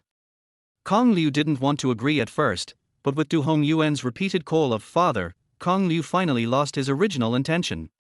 There are not many people in the school supermarket now, and it is much more convenient to buy things than during the day. The spending power of the first-year military men is terrifying. The cafeteria and supermarket are basically occupied by them during the day. You can't squeeze in at all, and you have to wait in a long line even to pay the bill. However, this situation will only last until the end of military training this Friday. Little girl, if you don't have any money, you can go back and get it now. We don't close until 11:30, so you'll have time. Gong Yu picked up a few bottles of drinks and was about to pay the bill when he suddenly saw a familiar figure in front of the cashier counter. Jiyu Chenxi. Her face flushed as she fumbled for something in her pocket. From what the cashier said, she must have gone to buy something without bringing any money. Chapter 19. Don't be afraid, I'm here. Gong Liu walked over, put the drink on the checkout counter, and said to the cashier, how much is it? I'll pay for her. The cashier glanced at Gong Yu and was visibly stunned. Jiyu Chenxi also turned his head and looked behind him, and found that the person coming was Gong Yu. Gong Yu smiled at her and said to the cashier, we are classmates. Oh. The cashier suddenly realized and immediately replied, 50. Gong Yu brought the payment code over to her and asked her to scan it, then he paid for several of his own drinks. When he picked up the bag, he realized that Jiyu Chenxi had already left. He paid the bill for her, but she didn't even say thank you. What an rude girl. I forgot to bring my phone. I'll give you the money when I get back to the dormitory. As soon as Kong Liu walked out of the supermarket, he heard Jiyu Chenxi's voice. When he turned around, he saw that it was Jiyu Chenxi. Her face, which had turned red due to embarrassment, gradually calmed down. She was holding a black bag in her hand and standing at the door of the supermarket waiting for him. It turned out that she had not left. Gong Liu smiled and waved his hand, saying, no need to pay it back. Gong Liu said, handing her a bottle of drink that he had just taken out of the refrigerator, and asked, would you like some? No. Jiyu Chenxi rejected Kong Liu's kindness with a cold face without even thinking about it. All right. Seeing that she rejected him so coldly, Gong Liu didn't care. He was used to it anyway. Gong Yu unscrewed the bottle of drink and started drinking it himself. The iced drink tasted so refreshing. After finishing his drink, Gong Yu glanced at her black plastic bag and asked, what did you buy? This was just a casual question he asked, but when he saw Jiyu Chenxi's face turn red again, Kong Liu immediately realized that something was wrong. Although I don't understand why she suddenly blushed and got angry, I can guess that it must be what I said just now that made her unhappy. Jiyu Chenxi quickly put the black plastic bag into her pocket, lowered her head, her little face flushed, and she stuttered, thank you, today. After saying this, she left quickly without giving Kong Liu a chance to react. He came out to buy things in the middle of the night without a cell phone. He's really a weirdo.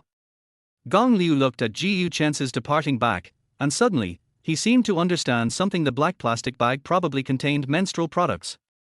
After realizing this, Kong Liu immediately understood why the clerk said, the store closes at 11:30, there's still time. He also finally understood why the clerk looked at him with that expression when he was helping him with the checkout just now. Gong Liu slapped his head and thought, no wonder, when I offered Xixi an iced drink, she refused without even a second thought. I thought she was aloof. If you think about it this way, her expression just now wasn't anger, but shyness.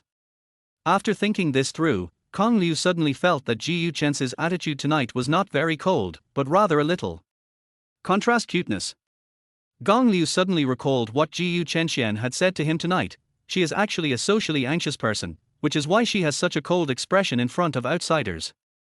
Thinking of this, Gong Liu looked in the direction where Xixi left again and said to himself, the aloof school beauty, the clingy female netizen, or the socially anxious sister, in the end, which one is the real you? After just a few days of contact with Xixi, Kong Liu discovered that this rumored cold and aloof school beauty was refreshing his perception of her again and again with practical actions. Some of them are hard to tell. Carrying his handbag, Gong Liu returned to the dormitory. Not long after, he received a message from 1111. 1111 told him that she had a stomachache today and even acted like a spoiled child and asked him for comfort. After seeing the message she sent, Kong Liu became even more certain that what Xixi bought tonight were menstrual products. Gong Liu patiently coaxed 1111, asking her to soak her feet in hot water and cover herself with a thicker quilt when sleeping at night. Xixi, who had already curled up in the quilt, hugged Lingner Bell's doll, looked at the message sent by her boyfriend, and replied, okay, obediently. His thoughtfulness made Xixi feel warm in her heart. As they were chatting, somehow, looking at the long string of chat messages, Xixi mind suddenly popped up Gong Liu's face. Tonight she left in a hurry and only remembered that she forgot to bring her phone when she was shopping. In such an embarrassing situation, Gong Liu happened to appear and help her out. Recalling that Xixi wanted to hit him yesterday, Kong Liu blocked her in time. Why does he always show up when I need help? Xixi thought to himself, his eyes fell on the phone again. The name of the game her online boyfriend played was Don't Be Afraid, I'm Here. It was during the freshman welcome party, and she randomly invited people nearby to play the game with her. When playing games with him, Xixi felt an extremely familiar sense of security. Every time when he was targeted by the enemy, he would appear in time to save him, just like his game name. So Xixi became attached to this gaming tycoon. Later, as they chatted, Xixi discovered that this netizen always gave her a sense of familiarity that only existed in her memory. For some reason, Xixi actually confessed to him. That's right, it was Xixi who took the initiative to confess.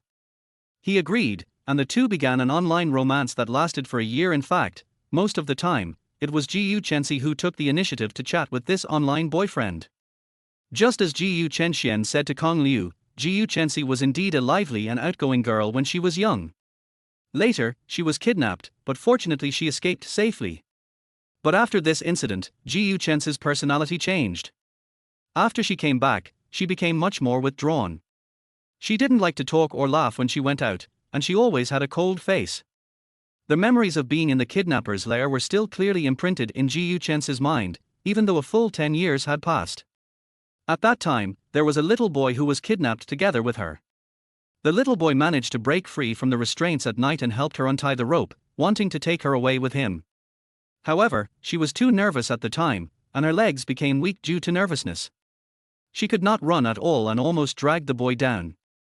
The boy did not abandon her, but patiently comforted her and told her not to be afraid. With the boy's encouragement, they actually escaped. The two poor children ran desperately in the dark night.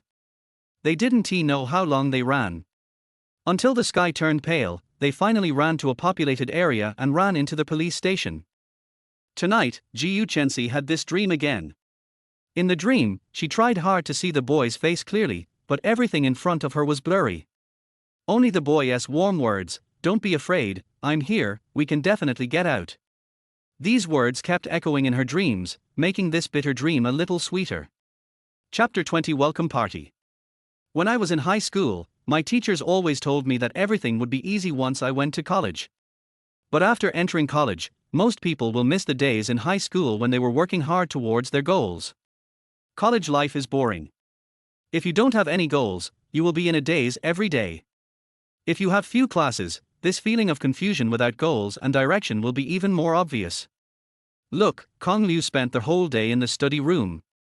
When he returned to the dormitory, He saw that Wang Qi and Du Hongyuan had been lying in the dormitory all day without getting out of bed. Kong Liu vaguely remembered that before he went out in the morning, these two guys had been sleeping in the same position without changing. If it weren't for the occasional snoring sounds, Kong Liu would have suspected that the two guys were dead in bed. Although Chen Jirue was not lying in bed, he was not in good condition either. He was playing computer games under the bed. He was the one who said he wanted to learn from me 2 days ago, but after 2 days of reading level for materials in the library, he couldn't stand it anymore and started to give up on himself again.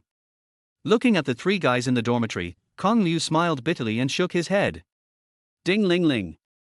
Du Hongyuan's cell phone alarm suddenly rang, and Wang Qi and Du Hongyuan, who were sleeping soundly, sat up from the bed. Wow, you're sitting up in shock from your dying illness. Gong Liu looked at the two people who suddenly stood up and asked, You two set the alarm for the evening, are you planning to steal? Wang Qi stretched lazily, looked down at Gong Liu standing in the aisle, and said, Old Liu, you're back. Just right, the dormitory is ready. Du Hongyuan climbed down from the bed in his shorts and said, Get ready, we should go out. Going out? Where to? Gong Liu looked at Du Hongyuan and asked in confusion, Are we going to dinner again tonight? What a fucking meal. Du Hongyuan was wearing only a pair of shorts, but he still put on a righteous expression, patted Gong Liu on the shoulder, and said, We are going to do great things. Are. Gong Liu was even more confused by what he said. What's the big deal? Du Hongyuan scolded, Look at you, you have really become stupid from studying too much. I am really worried that you will die in the library one day. Chen Jirue, who was standing by, finished the game and immediately turned to Kong Liu and said, Brother Kong, tonight is our business school's welcome party, don't you know? After listening to Chen Jirue's explanation, Gong Liu was even more confused. Isn't the welcome party for freshmen? How can it have anything to do with us? Old Liu, you are a full man who doesn't know the hunger of a hungry man. Wang Qi put his arm around Gong Liu's shoulders and said, You and school beauty Gu are having a hot relationship, but the three of us are still single. We also want a sweet relationship, okay? TSK. Gong Liu curled his lips and said, So, you three are planning to take advantage of the school girls. Du Hongyuan said as he put on his jeans, Just wait and see, kid. Tonight I will let you see my superb skills in picking up girls. Wang Qi didn't waste any more words. He picked out his most impressive small suit from the closet and put it on. Gong Liu discovered that even Chen Jirue had specially done a little hairstyle. It seems that these three show-offs are really planning to go to the welcome party tonight to pick up the school girls. Gong Liu didn't bother to pay attention to them. He changed into slippers and sat down in his seat. Wang Qi looked at Gong Liu, who was unmoved and even put on slippers, and asked in confusion, Old Liu, why don't you move? The party is about to start, it will be too late if you don't clean up now. It's not like I didn't attend the orientation party when I was a freshman. It was such a boring thing. I don't want to experience it a second time. Gong Liu said as he turned on his computer. Damn it, you traitor, you don't even plan to go with us. Du Hongyuan pointed at Gong Liu and said half-jokingly, There are 4 of us in the dormitory, and you're the only one who's not going to the welcome party. What's wrong? Are you a loner? Believe it or not, we'll isolate you. In the next 10 minutes, Gong Liu was criticized by these 3 guys. Finally, he had no choice but to agree to accompany these 3 guys to watch the welcome party. There was nothing he could do because they were his eldest sons. Unlike the 3 guys who were dressed up carefully, Gong Liu didn't change his clothes at all.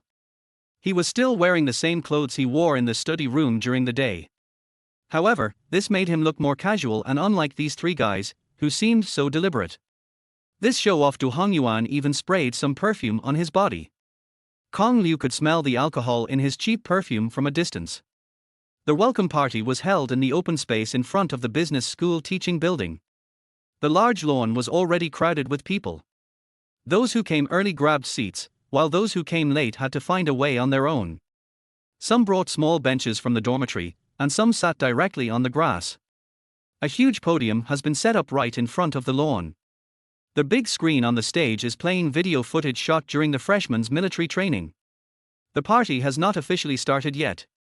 These freshmen came to the scene in groups, trying hard to find acquaintances on the scene, then chatted about family matters and waited for the party to begin. Gong Liu looked at these young faces and suddenly remembered himself a year ago. Of course, there were not only freshmen at the scene, but also cunning seniors like the three guys in his dormitory, waiting to be hunted. In addition, there were also people from other colleges who came to play. Tonight, not only the School of Business, but many colleges of Zhejiang University are holding welcome parties, because today is the day when the military training for freshmen ends. As expected, the welcome party was still boring, so boring that Gongyo wanted to go back to the dormitory to study right away. However, the three older boys didn't think so. They were tirelessly discussing which girl at the scene was the prettiest. These three guys fell in love with at least 100 girls in one night, but no one dared to ask for their WeChat numbers. Gongyo vaguely remembered that Du Hongyuan vowed to him in the dormitory that he would let him see his superb skills in picking up girls, but it turned out that his skill in picking up girls was just sitting there discussing which girl was the most beautiful. Gongyo looked at his three stupid roommates and couldn't help but smile like an old father. Then he did something very shameless. "Hey, beautiful lady in front, my roommate wants your WeChat." Gongyo's roar caused quite a commotion, and the girls turned around and looked in the direction of Gongyo and his three companions. The three guys were discussing enthusiastically when they were suddenly stared at by a group of girls. They immediately blushed and became speechless due to embarrassment. Although Gongyo's method is simple and crude, it is really effective. After he shouted, several good-looking and courageous schoolmates actually came over and gave their contact information. But they all came to see Gongyo. Gongyo politely declined them and introduced his three good-looking sons to the girls who came up to add their contact information. The three roommates were stunned by Gongyo's action. But they also got what they wanted and added the freshman girl on WeChat. Tonight, there will probably be another harmonious scene of listening to Dad's voice in the dormitory. Next, let's welcome the vice president of the Business School Student Union, Xixi, and the director of the Student Union's Cultural and Entertainment Department, Xixi, with the warmest applause. The two seniors will perform the finale of the song "One is Like Summer, the Other is Like Autumn." Crash! When the names of Xixi and Xixi were announced, the warmest applause broke out at the scene. One is the campus beauty of the School of Business, and the other is known as the most beautiful and cool campus beauty in Zhejiang University. The combination of the two is indeed worthy of the warm applause from the scene. Gongyo, who was originally bored, now looked at the stage intently. Chapter 21, Conspicuous Bag. If it weren't for you, I wouldn't believe it. Friends are more loyal than lovers. Even if I'm busy with love, I'll freeze you. You won't hate me just for scolding me. If it weren't for you, I wouldn't be sure. Friends listen better than lovers. My missing voice, my empty words. I can't live without darling, and I can't live without you even more. On the stage, two beauties sang the chorus face to face, and the audience cheered louder and louder. The girls' screams even louder than those of the boys. Some are even crazier, shouting directly, "Sister, I want to marry you, give me a chance." The two people on the stage are just like the lyrics, one is like the passionate summer, and the other is like the mature and steady autumn. Xixi has naturally wavy hair and wears a very eye-catching dark red one-shoulder skirt, showing off her hot and sexy figure. Xixi had her long hair tied up and was wearing a grey-blue dress. Under the light, the hem of her skirt sparkled with bright stars, making her look cold, elegant and noble, like a fairy who was not tainted by the mortal world. After the video of these two beauties, who had completely opposite personalities, habits and even dressing styles, singing on the same stage went viral, it became a hot topic on the campus wall of Zhejiang University for a long time. Even before they reached the campus wall, people from other colleges had already been attracted to the scene by the duo's melodious singing. Some others came after seeing the news sent out in the various school groups. The lawn in front of the business school, which was not very big to begin with, was now packed with people who came to watch the fun. Fortunately, the four people in Gongyo's dormitory were smart and had occupied a good stronghold long ago, so their vision was not blocked by the sudden increase in the crowd. Gong Liu stared at Xixi who was singing on the stage, thinking, "This guy usually speaks coldly, but I didn't expect that his voice is quite sweet when he sings." Thinking of this, Gong Liu couldn't help but smile. Seeing that Gongyo was so absorbed in looking at Xixi on the stage, Du Hongyuan's smile was raised harder than that of AK. He immediately patted the other two people who were looking at Gongyo's infatuated expression together. Wang Qi and Du Hongyuan looked at each other and said, "This guy said he has nothing to do with school beauty Gu." Chen Jirue said with some concern, "After tonight, Miss Gu will probably be even more famous in Zhejiang University." Brother Kong is in a bit of trouble. Can you speak, kid? Du Hongyuan knocked Chen Jirue on the head. Chen Jirue held his head and said innocently, this is the truth. TSK. Du Hongyuan touched his chin and clicked his tongue, thinking that what the boy said made sense. After thinking for a few seconds, he said, "No, we have to help Lao Liu." The other two looked at him and said in unison, How can we help? As the three were talking, the song on the stage was coming to an end. Xinxia and Ji Yuchensi both bowed to the audience in front of the stage at the same time. Then, Xinxia took up the topic and said loudly, "The cheers at the scene are so loud, thank you all for giving me face." As soon as these words were spoken, the cheers from the audience reached a new height. The cheers were so deafening that people who didn't know would have thought that a star had come to the school to hold a concert. Sure. The moment the music stopped, Xinxia suddenly made a gesture for silence, and the cheers that had been rising one after another at the scene suddenly receded like a tide. When the scene was quiet, Xinxia continued, "First of all, on behalf of the Business School Student Union, I would like to welcome all the younger students to Zhonghai Jietong University and become our business school." The content of this formulaic ending script is almost the same every year. At this time of year in previous years, most of the people at the scene had already left, but this year was very different. None of the people who had just watched the performance were left now. They all listened quietly to Xinxia's closing remarks. "So, this freshman party. Miss Shin. Look over here. Student Xinxia. President Shin, look at us." Just when Xinxia was about to say their words, a successful conclusion, three conspicuous people suddenly stood up from the quiet scene, jumping and shouting loudly. These three people are Gongyo's three roommates. Of course Xinxia also noticed these three people, and recognized Du Hongyuan, who was dressed very flashily, from a distance. This kid Du Hongyuan usually does a lot of conspicuous things in class. No one knows what he wants to do by suddenly jumping out. Faced with this sudden situation, Xinxia's heart tightened. If he dares to cause trouble, she will definitely trouble him afterwards. Xinxia thought so, but on the surface she remained calm and picked up the microphone and asked, "Do the three students have anything else to say?" "My roommate, Gongyo, wants to sing a song with the goddess Gu next to him. Gongyo sings very well, but he usually just hums in the dormitory. When he goes to KTV with them, Gongyo is always the microphone master." Of course, the three roommates know that Gongyo has this ability, otherwise they would not be stupid enough to throw Gongyo on the stage to make him conspicuous. Gongyo, who was sitting on the ground, looked at the three people in confusion. Before he could come to his senses, the three people directly held up his hands and feet, lifted him up in a squatting position, and sent him to the front row of the stage. Ji Yuchensi had already turned off the microphone, waiting for Xinxia to finish her last sentence so that she could pull her off the stage. This sudden situation caught her off guard, and her face suddenly turned cold. Xinxia, who was standing by, nudged her gently with her elbow, signaling her not to worry and that she would solve the problem later. But when he saw Gongyo being carried to the front of the stage by his three roommates in such a funny posture, with a silly look on his confused face, Ji Yuchensi's originally cold face actually revealed a beautiful smile. Just when Xinxia was about to put them off by saying that the accompaniment was not recorded in advance, Ji Yuchensi suddenly reached out and blocked her microphone. She looked at Ji Yuchensi in surprise, but Ji Yuchensi smiled at her, then turned on the microphone that had been turned off and asked, "Do you want to sing with me?" "No. He wants to." "Right. I think about it day and night." Gong Liu was about to open his mouth to refuse, but his mouth was covered tightly by the hands of the three men. He shook his head desperately, wanting Ji Yuchensi to see that he was unwilling. Looking at Gongyo, who had his mouth covered and could only shake his head, Ji Yuchensi smiled again, and this time her smile was even more beautiful. The few people who saw the cold school beauty smiling at such a close distance were also slightly stunned. Kong Liu looked at her smile and felt a little uneasy. Ji Yuchensi said calmly, "Okay.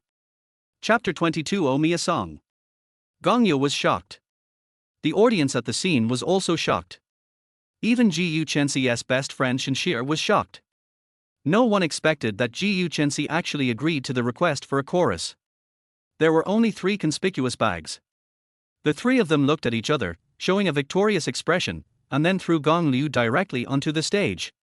This strange way of entering the stage made everyone's attention focused on Gongyo.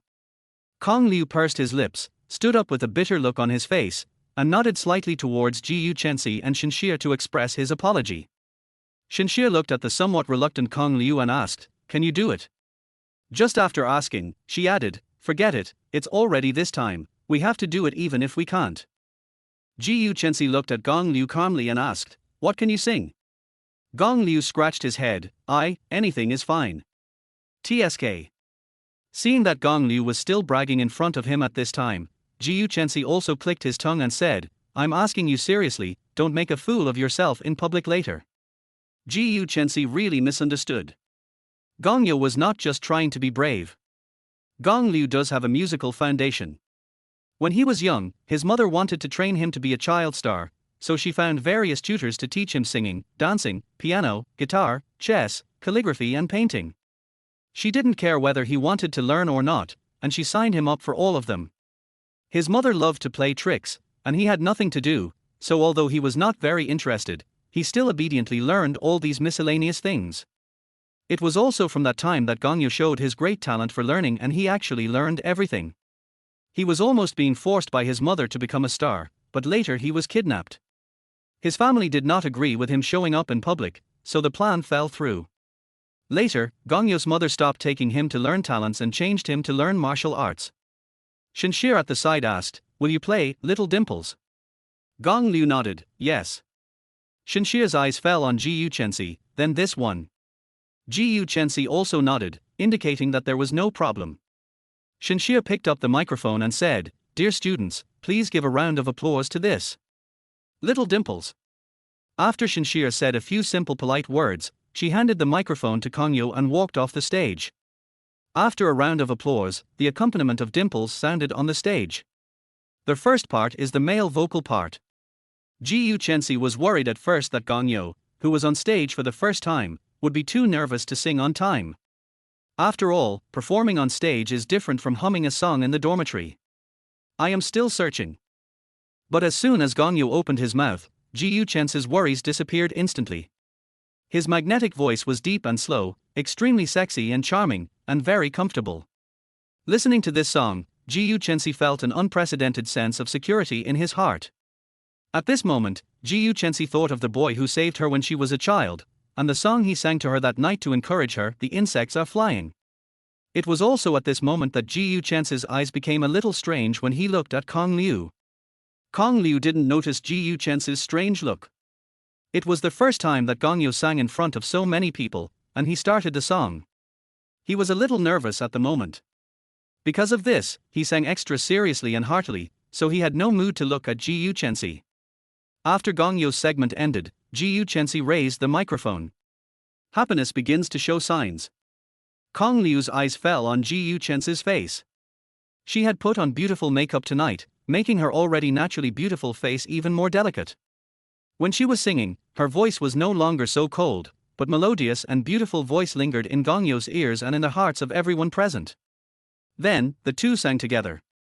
"Dimples and long eyelashes are your most beautiful marks."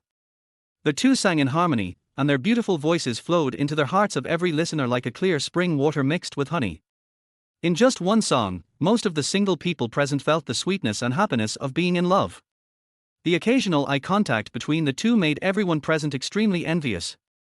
People in the audience took out their mobile phones and started recording and taking photos. If nothing unexpected happens, Gong Yu will become famous in Jiedong University after tonight, and there will probably be dozens of different versions of his nickname, Senior, who sings love songs. Everyone was listening so intently that even the music stopped. The scene was silent for several seconds before suddenly there was a burst of warm applause and somewhat crazy cheers.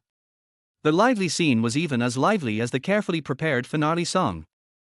However, speaking of cheers, Gong Yu's three roommates were standing in the crowd cheering for him in a crazy manner, taking off their clothes and waving their arms. Xiuqian turned to look at Gong Liu and said, "Your three roommates are really nice to you." Har. Gong Liu smiled awkwardly. Looking at these three guys who were just looking for fun, Gong Yu felt so miserable none of them dared to ask for the schoolgirl's WeChat, but they were more happy than each other to tie themselves up and go on stage in front of so many people. Xiuqian said to Gong Liu, "I got my wish to sing with you, now you have to promise me one thing." R. Gong Liu was slightly stunned, and was about to explain, "I didn't want to sing with you." But Xixi didn't seem to want to give him a chance to speak. Instead, he continued in a commanding tone, "After the party is over, sing a song for me." "What song?" "I'll tell you later." Xixi said this and pulled Kong Liu off the stage, leaving the rest of the finishing work to Xinxia. Seeing Xixi holding Gong Yu's hand and walking off the stage in a domineering manner, the audience below burst into crazy screams again. Xinxia looked at the two people walking off the stage hand in hand, smiled mischievously, and said, "You still say that you two are fine? Are you kidding me? Well, now the entire business school, no, the entire school knows that you two are in love. I don't want to bother with you." Xixi rolled his eyes at Xinxia, then stuffed two microphones into Xinxia's hands and walked out with Kong Liu.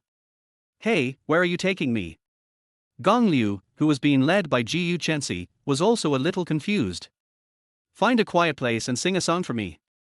As soon as Xixi finished her words, a large group of freshman fans surrounded her and blocked her behind the stage. The female fans were too crazy, and the male fans could only watch from the outside. Xixi failed to hold on, and Kong Liu was directly squeezed out.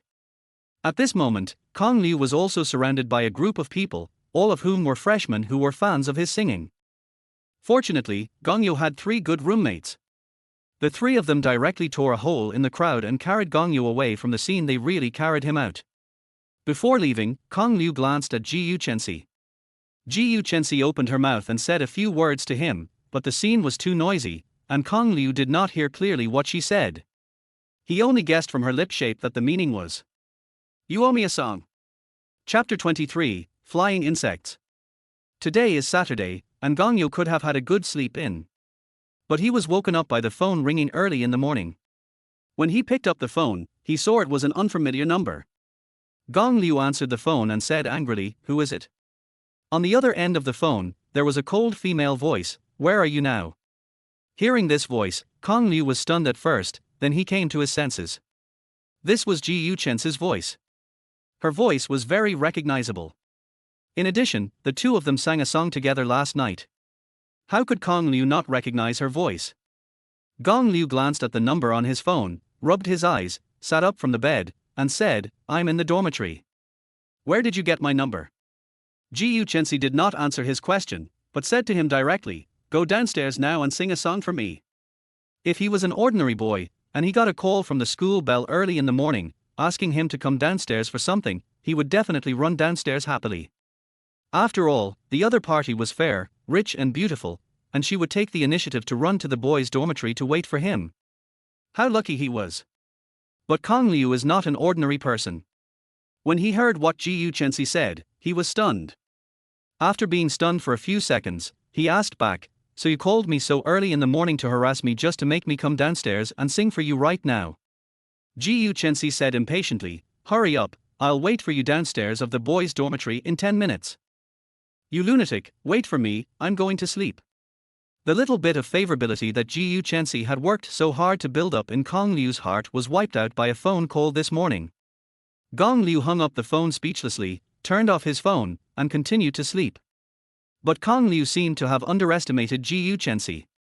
He thought that she would stop harassing him after he couldn't get through on the phone, but the reality was not as he wished. 10 minutes later, Xixi really took her best friend to the downstairs of the boys' dormitory. Xinxia was also a little puzzled. What was wrong with this young lady so early in the morning? As soon as she woke up, she urged her to help find someone to get Gong Liu's contact information. After making the call, she dragged her to the boys' dormitory. Gong Liu's phone was turned off, and Xixi couldn't get through to him. She almost wanted to break into the boys' dormitory.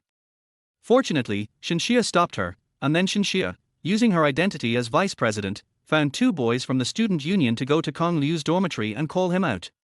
Gong Yu was almost asleep when a knock on the door woke him up. He sat up from the bed and looked at the other 3 guys in the dormitory. They were sleeping like dead pigs and didn't seem to be awake at all. He had to get out of bed and open the door himself. Seeing 2 strange boys standing at the door of the dormitory, Gong Liu asked, "Who are you looking for?" A boy asked politely, "Excuse me, is Senior Gong Liu from this dormitory?" Gong Liu frowned, a little confused, "I am, what's wrong?" Another boy immediately responded, "Senior Gong Liu, someone is looking for you downstairs." TSK, it's not over yet, is it? Don't even think about it, the person downstairs must be Xixi. Gong Liu waved his hand in displeasure and said, "Tell her I'm busy." As Gong Liu was about to close the door handle was held by the two boys. They looked at Gong Liu eagerly and said, "Senior, if you don't go down, we will be scolded. Just help me."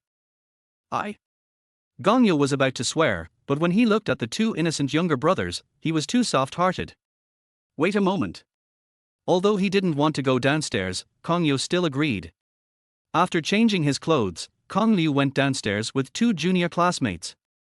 From a distance, he saw Xixi and Xixi standing at the door of the boys' dormitory, as well as the dormitory manager who was closely watching them as they tried to break into the dormitory, and a few scattered onlookers. The dormitory manager has seen many young couples making trouble downstairs of the boys' dormitory over the years, but it is rare to see a pretty girl like Xixi making trouble downstairs of the boys' dormitory. So she was very curious in her heart, wondering which bad man had ruined such a beautiful girl, and why he ran to the boys' dormitory to block people so early in the morning. Before Gong Liu reached the door, Xixi came up to him and said, "Sing for me." Under the strange gaze of the dormitory auntie, Gong Liu smiled bitterly and said to Xixi, "Miss, I am a living person and I can't run away. Do you have to rush to call me down to sing so early in the morning?" Xixi was indeed not in a hurry at first. After all, she was in the same class with Gong Liu and they saw each other every day.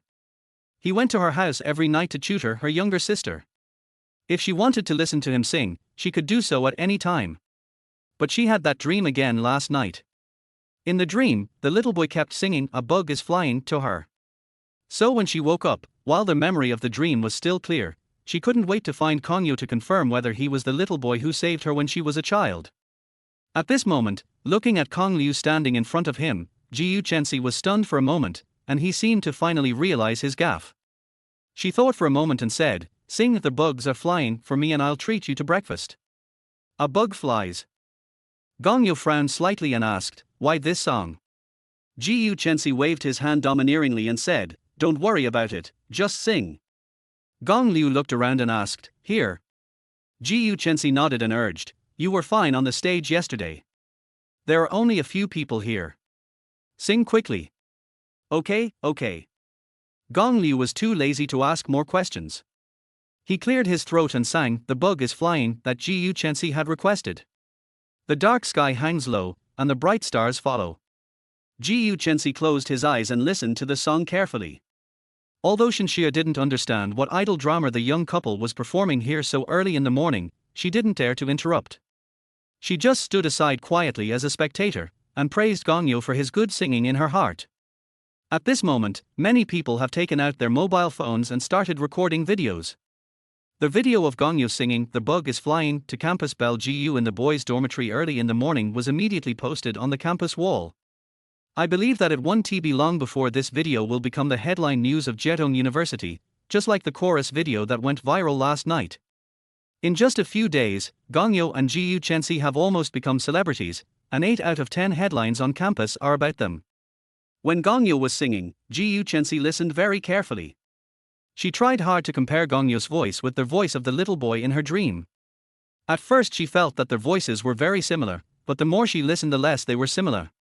In the end she was almost confused, so much so that even after Gong Liu had finished singing the song, she was still immersed in her own world and hadn't come back to her senses.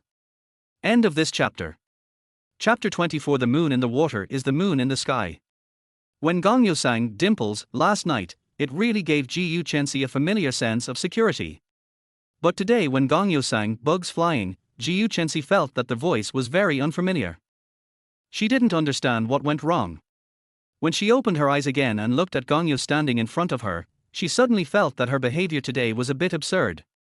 In fact, his parents had asked the police officer in charge of the case for the contact information of the little boy, but the boy's information seemed to have disappeared, and even the police could not find it. Later, the family used their connections to investigate, but still could not find the person, and the matter was finally dropped. She actually tried to find someone by using a simple nursery rhyme, someone that even the police couldn't find. She felt that her idea was so stupid and reckless. Par par par par. I don't know who clapped, but the people around also applauded. In the end, even the dorm auntie started to applaud. She said, the boy really sang well. Why did he make his girlfriend angry? After hearing what the dormitory manager said, Kong Liu didn't know whether to laugh or cry, but at this moment, he didn't know how to explain the situation. Xixi said to Kong Liu with a somewhat disappointed look, open the payment code.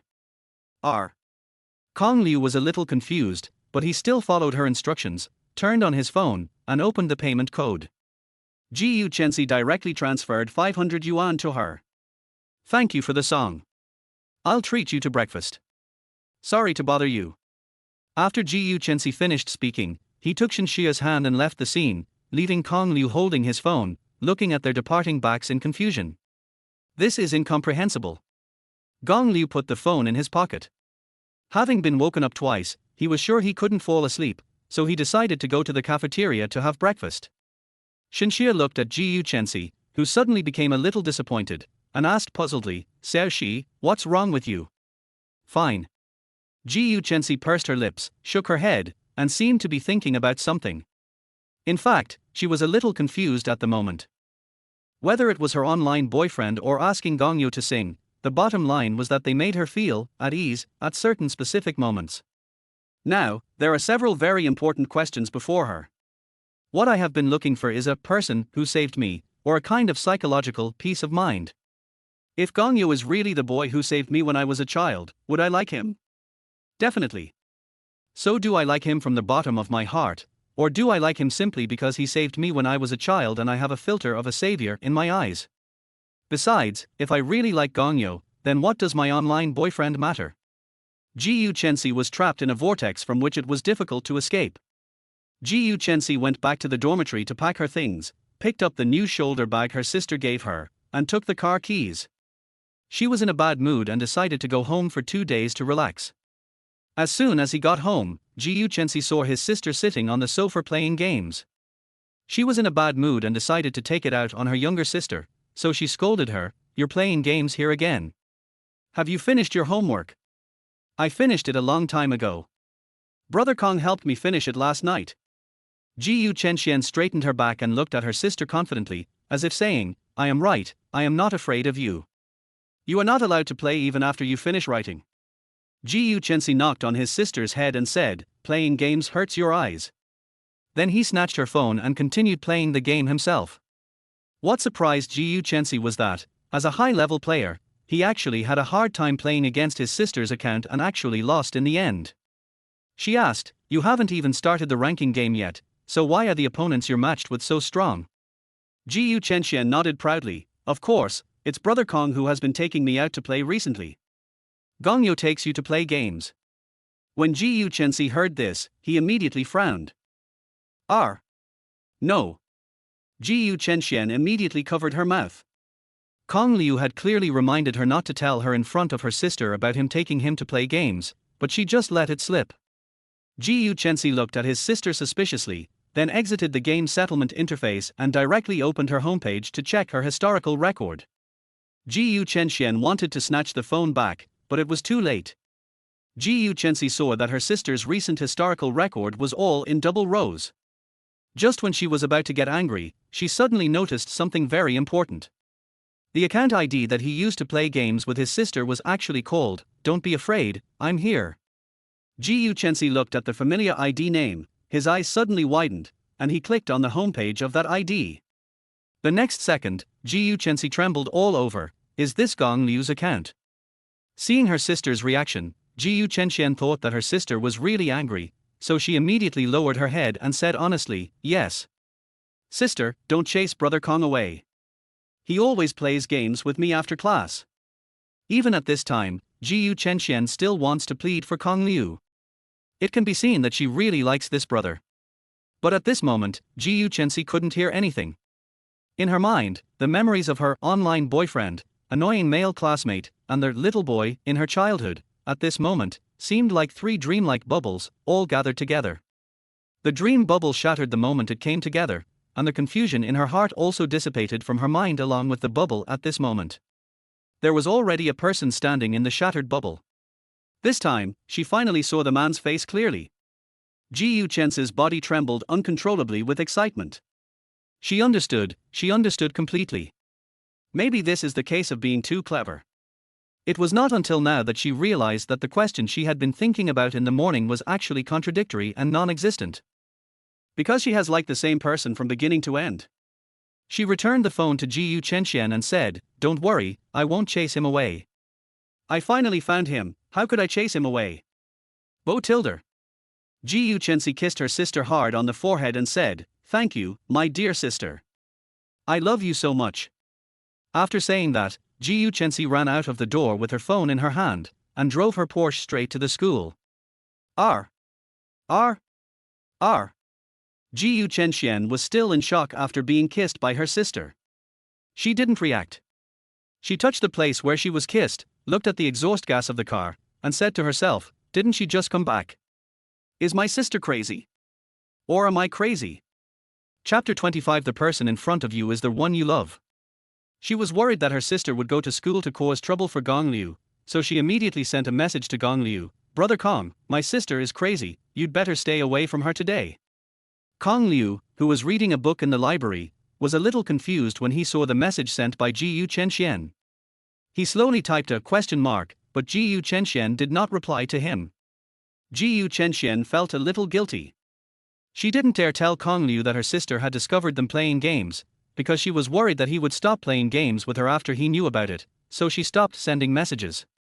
Kong Liu just sent a message to Xixi, and then he received another message from Xixi using the account, 1111, "Baby, why don't you want to meet me?" Gong Liu hesitated for a few seconds and replied, "Didn't I say it a long time ago? I am just a loser in reality. I am the kind of guy you hate. If you have a guy chasing you, he must be good looking. You won't like a guy like me." This is the most reasonable explanation he can think of at the moment. In fact, Kong Liu himself didn't know why he didn't want to confess to Xixi that they were in an online relationship. Maybe he was simply afraid of embarrassment. After all, the two of them would have to spend the remaining 3 years in the same class. It would be so embarrassing to see each other every time they looked up or down. After Gong Liu sent the message, he received a reply soon, "Let's meet. I like you even if you are ugly." Well. Seeing the message from Xixi, Kong Liu panicked. It seemed that she was determined to meet him. Gong Liu thought carefully for a while before replying, "Baby, why don't we wait a little longer and meet again when I'm ready?" The other party immediately asked, "Why?" Gong Liu continued to reply, "I want to make more money, and then I will meet you when I have money. You won't fall in love with a boy who can't even pay for the car fare and meal on a date, right?" Gong Liu felt that his excuse was very good. As long as he kept saying that he had no money, she would not urge him to meet her in person. Whenever Xixi said something like, "I have money, I'll pay," Gong Liu would immediately respond with, "I have dignity and I won't be a freeloader." Gong Liu felt that the worst that could happen was that the two of them would have a fight, and the worst result would be that they would delete each other, which was better than being exposed to the public. Anyway, Kong Liu didn't believe that Xixi would like him, especially when he thought of her cold attitude towards him this morning. Kong Liu was more firmly convinced that Xixi still hated him. Xixi, who had parked her car on the side of the road and was texting Gong Liu, had the same first thought when she saw the message, "I have money, I'll pay." She had typed all the words and was about to send it out when she suddenly realized something. At this moment, Xixi inner emotions were very active and complicated. Gong Liu saved me when I was a kid, so he must remember me. Is there a possibility that he recognized me from the freshman welcome party? He originally wanted to meet me, but he suddenly realized that I was not an ordinary girl, so he didn't dare to meet me. He also deliberately slandered me in front of my friends to make me hate him, so as to prevent me from falling in love with him. But in fact, he still likes me in his heart, so he uses the way of playing games to get close to me, and deliberately falls in love with me online, and then secretly cares for me and protects me in this way. The reason he doesn't want to meet me must be because he is worried that the gap between our status is too big, so he works so hard to make money. Oh my god, it turns out that he works so hard to make money just so that he can date me decently, and I thought he was a man who only cared about money. Think about it carefully, she is tutoring my sister just to get close to me, right? Right. It must be like this. He must have his reasons for not wanting to reveal his identity. In that case, I'll just pretend that I know nothing for now. After Xixi random imagination, she finally found a seemingly self-consistent logic to convince herself why Kong Liu was unwilling to meet her in person. But she seemed to have forgotten a few very important points. It was she who took the initiative to invite Kong Liu to play the game, it was she who insisted on being Gong Liu's girlfriend, and even the information about the tutor was posted anonymously by her on the campus wall. From the beginning to the end, Gong Liu was the passive party. But Xixi no longer had time to think so much, her emotions had already taken over her brain. She now felt that Kong Liu was deliberately hiding his identity and silently staying by her side. Since Gong Liu has concerns about the meeting, Xixi decided not to break the window paper for the time being. Anyway, she now knows that Gong Liu is her destined one, so the rest is up to time. After thinking for a long time, Xixi replied to him, "Okay, I'll wait for you." Gong Liu looked at the message sent by Xixi. He really didn't expect Xixi to answer like this, so he sent an emoticon pack with the words, "Earn money to support the family. Love you, hubby." After sending this message, Xixi turned off his phone and started the car again. Husband. Gong Liu pronounced these two words with some surprise. This was the first time that Xixi called herself husband. Before that, she had always called herself baby. But if she wants to wait, then she can wait. As for meeting her in person, you should postpone it as long as possible. No one can predict what will happen in the future, but at least you can't meet her now. At least you should let the relationship warm up a little before considering whether to confess to her. Kong Liu thought this in his mind. He put down his phone and continued reading the book on the table. At this moment, he had no idea that Xixi had already discovered his identity. "Senior Kong, is the empty seat next to you occupied?" After an unknown amount of time, Kong Liu, who was reading, was interrupted again. A girl wearing a JK uniform, a ponytail and dressed very delicately, holding a book in her hand, stood in front of him, looking at her shyly. Facing the lovely girl in front of him, Gong Liu's expression was as calm as if the other person was a man and he had no interest in her at all. Because he couldn't remember how many girls had found excuses to get close to him today. Ever since the sweet little song from yesterday's party was hung on the campus wall, Gong Liu's class name, social media account, and personal photos were all dug out by them. During the day today, many girls added his account. It would be fine if it was just girls, but even boys added him. In desperation, Gong Liu had to set his social account to a state where no one could add him. Gong Liu glanced at her, his eyes fell on the book in her hand, and said, "No one is sitting here, but if you sit next to me with a copy of Human Anatomy, I might be a little scared." "Well." The girl hid the book behind her back in embarrassment and said, Actually. The girl hurriedly took out a carefully prepared love letter from her pocket and wanted to give it to Gong Liu. "I actually have a daughter. Don't you know he's mine?" Just as Gong Liu was about to use the excuse that he already had a girlfriend to fool the girl, he heard a cold voice before he even said the word girl. They both looked in the direction where the sound came from. A graceful figure was walking towards them. Xixi. Chapter 26, She is Strange. Xixi walked in front of the girl. The tall girl lowered her head and looked down at the girl. Under Xixi's powerful aura, the girl was so nervous that she didn't even dare to look up, let alone speak. At this moment, Xixi was like a noble white swan, with her snow-white neck held high, looking at an ugly duckling with an extremely proud attitude. The girl in uniform and carefully dressed up was naturally very beautiful, but compared with Xixi's stunning beauty that was enough to outshine all the other beauties even without makeup, she was far inferior. Her noble temperament alone was enough to make her far superior to the girl. "Aha!" Xixi snorted, raised her head, and asked coldly, "You want to chase my boyfriend?" The girl bowed repeatedly and said with great fear, "I'm sorry, Senior Xiu, I'm sorry, I didn't know." All right. Xixi interrupted her and waved his hand gently, "I don't want to listen to your explanation, just go." "Thank you, Senior." The girl fled the scene as quickly as possible. "Oh, you?"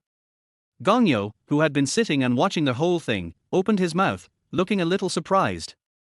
Xixi's originally cold gaze softened instantly when she fell on Gong Liu's face. She pursed her lips, revealed a beautiful smile, and said, "Don't get me wrong. Last time you pretended to be my boyfriend to help me get rid of the annoying suitor. This time it's my turn to help you. We're even."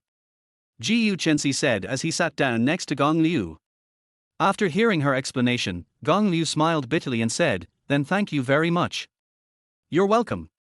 Ji Yuchensi waved his hand and said, "If you really want to thank me, just accompany me to dinner." R. After hearing what Ji Yuchensi said, Gong Liu was stunned for a moment. Ji Yuchensi thought that Gong Liu couldn't afford the meal, so he emphasized, "I'll pay for the meal, you just have to eat with me." Gong Liu asked in confusion, "Why do you suddenly want me to have dinner with you?" Ji Yuchensi bit her lip, thought for a moment and said, "I helped you get rid of the annoying suitors.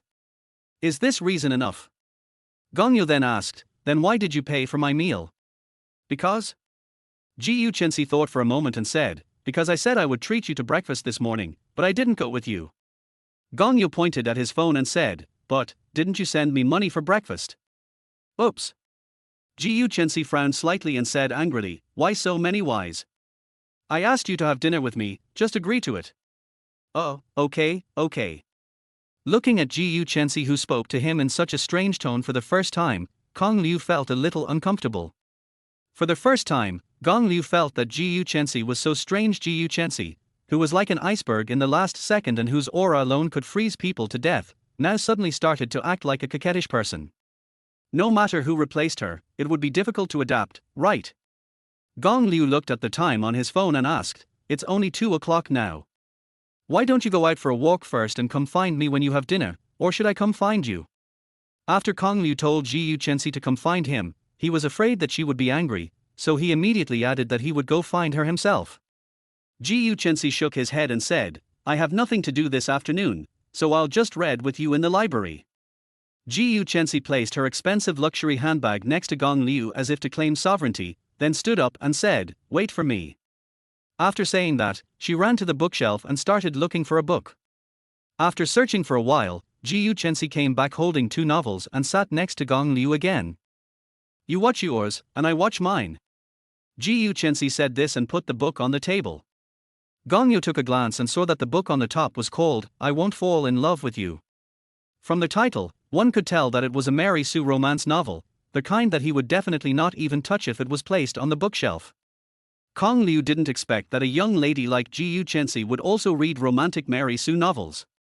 Ji Yuchensi raised 3 fingers, looking as if he was about to swear, and said very seriously, "Don't worry, I'm very quiet and will definitely not disturb you." "Okay."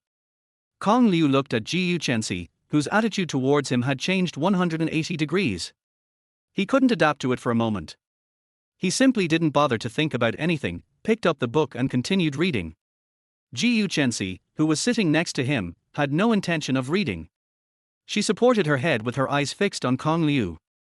Eyes, nose, mouth. It really is just like when we were kids. How could I be so dumb? He and I have been classmates for a year, but I just realized it now. Ji Yuchensi, you are so dumb. No wonder I had that illusion when he was leading me for a run before. Turns out it wasn't an illusion. He. Gong Liu wanted to continue to immerse himself in the ocean of knowledge, but he just couldn't get into it. He always felt that the environment around him seemed a little unsafe. He raised his head and met Ji Yuchensi's gaze, who was staring at him closely. At that moment, there was a silly smile on her lips, and her eyes seemed to want to eat him up. Looking at her infatuated expression, Gong Liu suddenly felt a little flustered. No wonder he couldn't concentrate on reading. Gong Liu's light cough finally brought Ji Yuchensi back to her senses. She tilted her head and asked, "What's wrong?" Gong Liu said, If you don't want to read, don't force yourself, you can go out for a walk." Ji Yuchensi reacted immediately and asked, "Did I disturb your reading?" "Maybe, a little." Gong Liu did not beat around the bush and told the truth despite the risk of being scolded. Strangely, Ji Yuchensi was not angry. Instead, he clasped his hands together with an apologetic look on his face and said, "Then I won't look at you anymore. I'll read my book carefully." After saying that, Ji Yuchensi buried his head in the book. However, Gong Liu discovered that she was still looking at him out of the corner of the book. He was a little helpless, but Ji Yuchensi was unwilling to leave, so he couldn't chase her away. After all, the library was not owned by his family. Gong Liu continued reading, and after a while he got used to it. There was one advantage to Ji Yuchensi sitting next to Gong Liu. No one came to bother him throughout the entire afternoon. That's right, Which girl would be so presumptuous? He didn't know how long it had been, but a pleasant and elegant fragrance like orchid lingered at his nose. It was only then that Gong Liu finally came back to his senses. Gong Liu looked in the direction of the fragrance and saw Xixi actually fell asleep on the table. He didn't know how long she had slept. The two romance novels had become her pillow. The elegant fragrance was emanating from her body. She was holding a novel in her hands, lying face down towards Gongyo, with her eyes slightly closed. Her curved eyelashes cast tooth-and-shaped shadows on her cheeks, which seemed to tremble slightly on the screen like butterfly feathers as her pink and moist lips breathed. This face kissed by an angel is like a work of art created by God. It is so perfect no matter from which angle you look at it. Gong Liu looked at the sleeping Xixi and was dazed and absent-minded. Ding dong. The phone suddenly received a message, but the sound of the message did not wake up Xixi, who was sleeping. Gong Liu picked up his phone and took a look. It was a message sent by the dormitory group. Du Hongyuan asked him where he was. Gong Liu blocked Xixi face, took a photo, sent it to the group, and then the group exploded. Without even thinking about it, he realized that they were criticizing him again. Gong Liu simply turned his phone to silent mode and closed the chat software. Looking at Xixi beautiful sleeping face, Gong Liu couldn't help but secretly took a photo without covering her face with his mobile phone. I didn't know that the camera on my phone didn't turn off the flash. You're filming me. Chapter 27 What to Eat Tonight. In fact, Xixi woke up when Gong Liu took the photo of her for the first time. She was pretending to be asleep because she wanted to see what Gong Liu would do to her while she was sleeping. As a result, this idiot took 2 photos of her secretly and forgot to turn off the flash. I didn't. Gong Liu said this and hid his phone behind his back like a child who had done something wrong. No. Xixi sat up straight and looked at Gong Liu's flustered appearance with a hint of amusement in his eyes. She reached out and grabbed Gong Liu's collar, and with the force of her arm, she pulled Gong Liu up from the chair. In order to maintain balance, Gong Liu immediately stretched out his hands and pressed on the armrests on both sides of Xixi chair. He leaned forward slightly and put his face directly in front of Xixi. Xiuchen's pretty face suddenly enlarged in front of Gong Liu's eyes. Seeing that they were about to touch each other, Gong Liu immediately lowered his center of gravity and managed to keep his balance and stand still, so that he didn't fall into Xiuchen's arms face to face. Xiuchen looked at Gong Liu, who was trying hard to keep his balance and even wanted to retreat, and thought to himself, "You will die if you get any closer to me." She raised her head, her beautiful eyes slightly raised, looked at him and said softly, "Come, let me see your phone." He didn't know if it was Gong Liu's illusion, but he felt that there was a hint of charm and frivolity in Xiuchen's voice, as if she was deliberately teasing him. Gong Liu stared into her eyes. He was a little dazed and his body felt a little stiff. At this moment, he seemed to understand what it felt like to be petrified by the eyes of Medusa in Greek mythology. Xiuchen's eyes are the kind of slightly double-folded almond-shaped eyes with upturned corners. This type of eyes naturally carries a sense of coldness. In addition, when Xiuchen looks at people, his eyes are always so indifferent, which gives people a feeling of coldness and arrogance. Gong Liu suddenly discovered that at this moment, there was no indifference in Xiuchen's eyes. Her eyes were shining and her eyes were moving. It's an illusion. It must be an illusion. Gong Liu thought about this and became even more nervous. He hid his phone behind his back and said, "No, I really didn't take any photos. Don't worry." He felt that as long as Xiuchen didn't see the photos in the phone, he would just deny it to death. If Xiuchen saw that he had secretly taken the photo of her sleeping, she would probably make another entry against his name in her grudge book. Xiuchen looked at Gong Liu, whose face was flushed red, and thought, "This little stutterer blushes like this when I tease him. If I kiss him now, he will become mute. But he is still cute when he is shy, hee. Puff." Xiuchen pursed her pink lips and smiled faintly, then loosened Gong Liu's collar, and gently stroked his chest with her fair and slender palm, pushing him back into the chair. "I'm just teasing you, look how nervous you are." Gong Liu looked at Xiuchen in some surprise, and for a moment he had not recovered from her smile. His palm pressed on the place where Xiuchen's palm had just touched, and it seemed like something was beating, thump thump, inside. What was it? It was his heart. His heartbeat seemed to be a little faster, and it continued to accelerate uncontrollably. Xixi gently rubbed her little face, which was a little red from sleep, and asked, "Have you finished reading the book? Can you accompany me to dinner?" "Okay." Gong Liu nodded, stood up and said, "I'll go return the book." After saying that, he took the book and the phone and ran away without a trace. Gong Liu hid in a place where Xixi couldn't see him, and secretly put the 2 photos he had just taken into a private album. He originally wanted to delete them secretly, but after hesitating for a long time, Gong Liu still didn't delete them. After all, it's not easy to take a photo of a school beauty sleeping, so let us keep it. Maybe one day I can use this photo to threaten her if I make her angry again. Gong Liu thought sinisterly and put the borrowed book back to its place. At the same time, his cell phone rang again. It was a message from 1111. She asked Gong Liu, "Baby, I have encountered a century-old problem." It should be mentioned here that Gong Liu has 2 accounts on QQ and WeChat. The main account is full of family members and relatives, as well as some very good friends and classmates, while the small account is used to add some miscellaneous people and school groups, and also to log in when playing games. 1111 added me using her secondary account. After all, they met through playing games.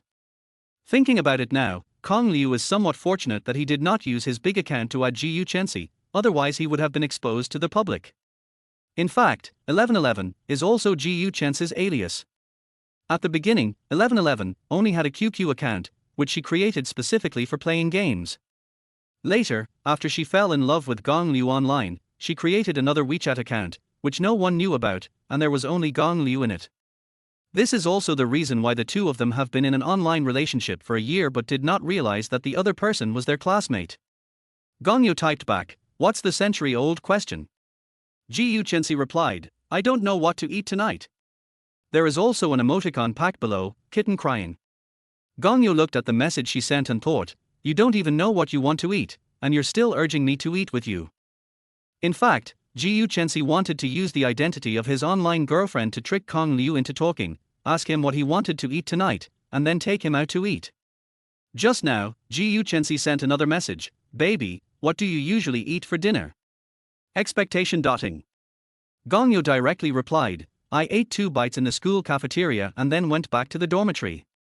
A canteen is located near the boys' dormitory. Its main feature is that it serves large quantities of food and is cheap, but the food tastes bad.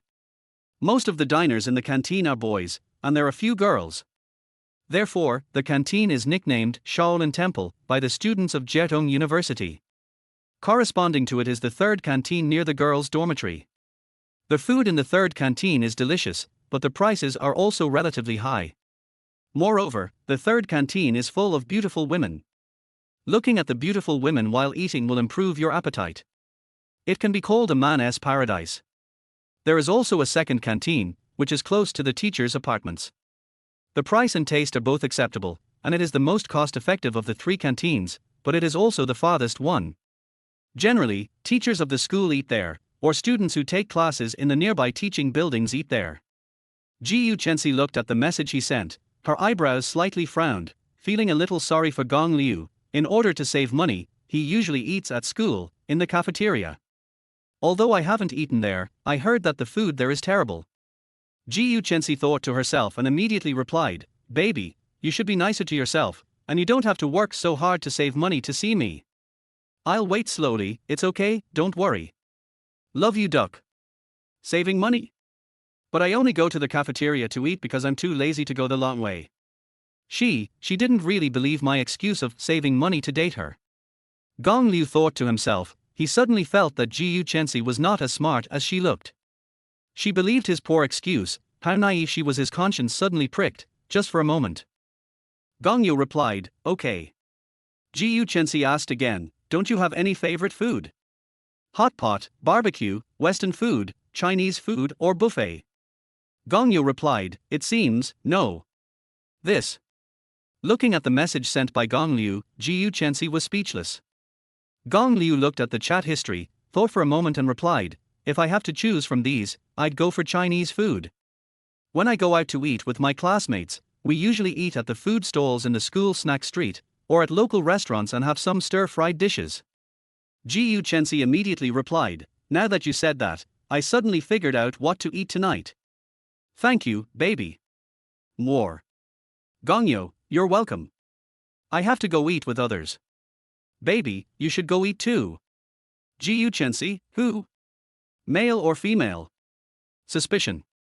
Oh, a special friend. Gongyo didn't say the gender directly, but used a clever excuse to get around it. I can't say I'm accompanying you, right? Kong Liu thought to himself, put away his phone and walked towards Xixi. When Xixi saw this message, she smiled and became more certain that Kong Liu knew that she was his online girlfriend. Looking at Gong Liu walking towards her, Xixi also picked up her handbag and said, "Let's go." Chapter 28. Back home. Xixi drove and brought Kong Liu to the door of a 3-story European-style building in the city that was very much in the style of old China. This small Western-style building is called Heping Residence. It was the former residence of Mr. Chen from the Chen family, one of the 4 major Chinese families. Now it is a private restaurant with only 8 private rooms, and reservations must be made 1 day in advance. Kongyu's favorite dishes are the private white-cut local chicken and the pigeon stewed with Tianshan snow lotus. If you ask Gongyo why he knows this private restaurant so clearly and thoroughly, he will tell you that this is his family's business. Gongyo thought to himself, good guy, he ate a meal and went straight home. If he went in with Xixi, then his identity, which he had hidden with great difficulty in school, would be exposed. Xixi, who had already gotten out of the car, looked at Gong Liu, who was still in a daze sitting in the passenger seat, walked to the passenger seat, opened the door, and said to him, "Get out of the car, we are here." Gongyo sat in the car and pretended to be dumb and asked, "Aren't we going to eat? There are no restaurants nearby." "That's it, let's go eat private food." Xixi listened to Gong Liu's words and pointed to the small Western-style building behind him with a smile. "Hurry up, let's go." As Xixi spoke, she even bent over to the passenger seat and reached out to help Gong Liu unbuckle his seat belt. Her soft hair playfully floated to the tip of Gongyo's nose, and the pleasant orchid fragrance instantly lingered on his nose. Their hair was still teasing his nose, making it itchy and his whole body numb. Xixi turned her head and looked at Gong Liu. The distance between them was so close again. She said, "I have already unbuckled your seat belt. Do you still want me to carry you out?" Gong Liu felt his face getting hot, and his eyes moved away from Xixi face in embarrassment to other places. Something was wrong. Something was wrong with Xixi today. Very wrong. Xixi looked at Gong Liu, who blushed again because of his words, and stood up straight with a smile. Although he blushed, Gongyo still had no intention of getting out of the car. He said, "It must be very expensive here. Why don't we go eat somewhere else?" "Don't worry about it, it's my treat anyway." As Xixi spoke, he reached out his hand in a very domineering manner and pulled Gong Liu out of the car, then pulled him towards the small Western-style building. Gongyo followed behind, hurriedly covering his face with his hands. As soon as I entered the door, a graceful female receptionist came up to me and said, "Hello, sir and madam, welcome to the Peace Residence. Do you have an appointment for today?" The female receptionist might be new and did not recognize Gongyo. She just smiled and asked if the two had an appointment. "No." Facing outsiders, Xixi still looked cold and asked, "Is there no room left?" She had eaten at this private restaurant once before with her family and thought the food was good. She decided to come here on a whim because Gongyo said he wanted to eat Chinese food. There was no possibility of making a reservation in advance. "Don't you have an appointment?" The doorman immediately looked embarrassed when he heard that the two did not have an appointment. "I'm sorry, miss." Gong Liu tugged at the corner of Xixi clothes and said, "That's really a pity. Let's go to another restaurant." "No, this one." Xixi waved her hand, then took out a few red banknotes from her bag, folded them into a triangle, and stuffed them into the handkerchief pocket on the chest of the female receptionist's uniform. She asked, "Can you please let your manager come over? Those who come here to eat are all rich people. The female receptionists are pretty and have good service attitudes. Of course, they usually receive tips, but most of them are change. There are very few people like Xixi who give several red bills as tips before he can finish 3 sentences. Seeing Xixi generosity, the female receptionist did not dare to be negligent. After receiving the money, her attitude became more humble and flattering. After smiling and arranging the two to sit on the sofa in the hall, she ran to find the manager. In less than a minute, a middle-aged man with a big belly ran out hurriedly from the inner room. The reason he ran out was not because of Xixi, but because of Gong Liu. When the two men walked in, he happened to be in the monitoring room. He saw that his young master came to eat, but the female receptionist asked them to sit on the sofa in their hall. He was so scared that he ran out of the monitoring room immediately. Phew. As the manager ran, he wanted to call Gong Liu young master, but when the words came to his lips, he saw Gong Liu standing behind Xixi making a hush gesture and glaring at him, warning him not to talk nonsense. Since he managed to get to the position of manager, he is not a person without good vision. He immediately understood what Gong Liu meant. So he turned his gaze to Xixi. I am Wang Wu, the lobby manager here. May I ask if you two have encountered any problems? Xixi pursed her lips and said, we didn't make a reservation in advance, but we want to have dinner here, is that okay? We don't mind paying a little more for the service charge. When Wang Wu heard this, he immediately confirmed his guess, the young master is hiding his identity and chasing after girls. Fortunately, I just stopped talking in time, otherwise I would have lost my job. Thinking of this, Wang Wu immediately felt a chill on his back. You must be sweating all over, little brother. Seeing that Wang Wu was still thinking, Xixi said, if there is really no vacant seat. Yes. Before she could finish, Wang Wu said, we still have a VIP room.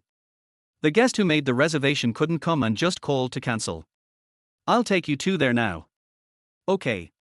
Led by lobby manager Wang Wu, the two went to the VIP room on the third floor. It is called a VIP room, but in fact there is only one room on the entire third floor. It is usually not open to the public and only receives members of the Kong family. Xixi looked at the large round table that could seat 20 to 30 people and asked, isn't this table a bit too big? There are only two of us. Gong Liu pointed to the windowsill not far away, it's okay, there is a smaller table over there. Xixi took a look and saw that it was indeed true, so he asked, hey, how did you find out? Well. Gong Liu scratched his head and said, my eyesight is better. After sitting down, Xixi handed the menu to Gong Liu and said to him, order whatever you want. You don't have to save money for me. Gong Liu immediately waved his hand and said, I have never been to this kind of restaurant. You should order it. It's okay, just be casual. The two of them politely gave way to each other for a few times, and finally the menu fell into Gong Liu's hands. He glanced at Wang Wu who was still standing next to him and handed him the menu directly. How about the manager order a few signature dishes for us? Hey, okay. When Wang Wu heard Gong Liu calling him manager, he was extremely terrified. No matter who I am still called by the young master like this. It is a blessing that I have cultivated for 8 lifetimes. I must perform well tonight and let the young master take the beauty home.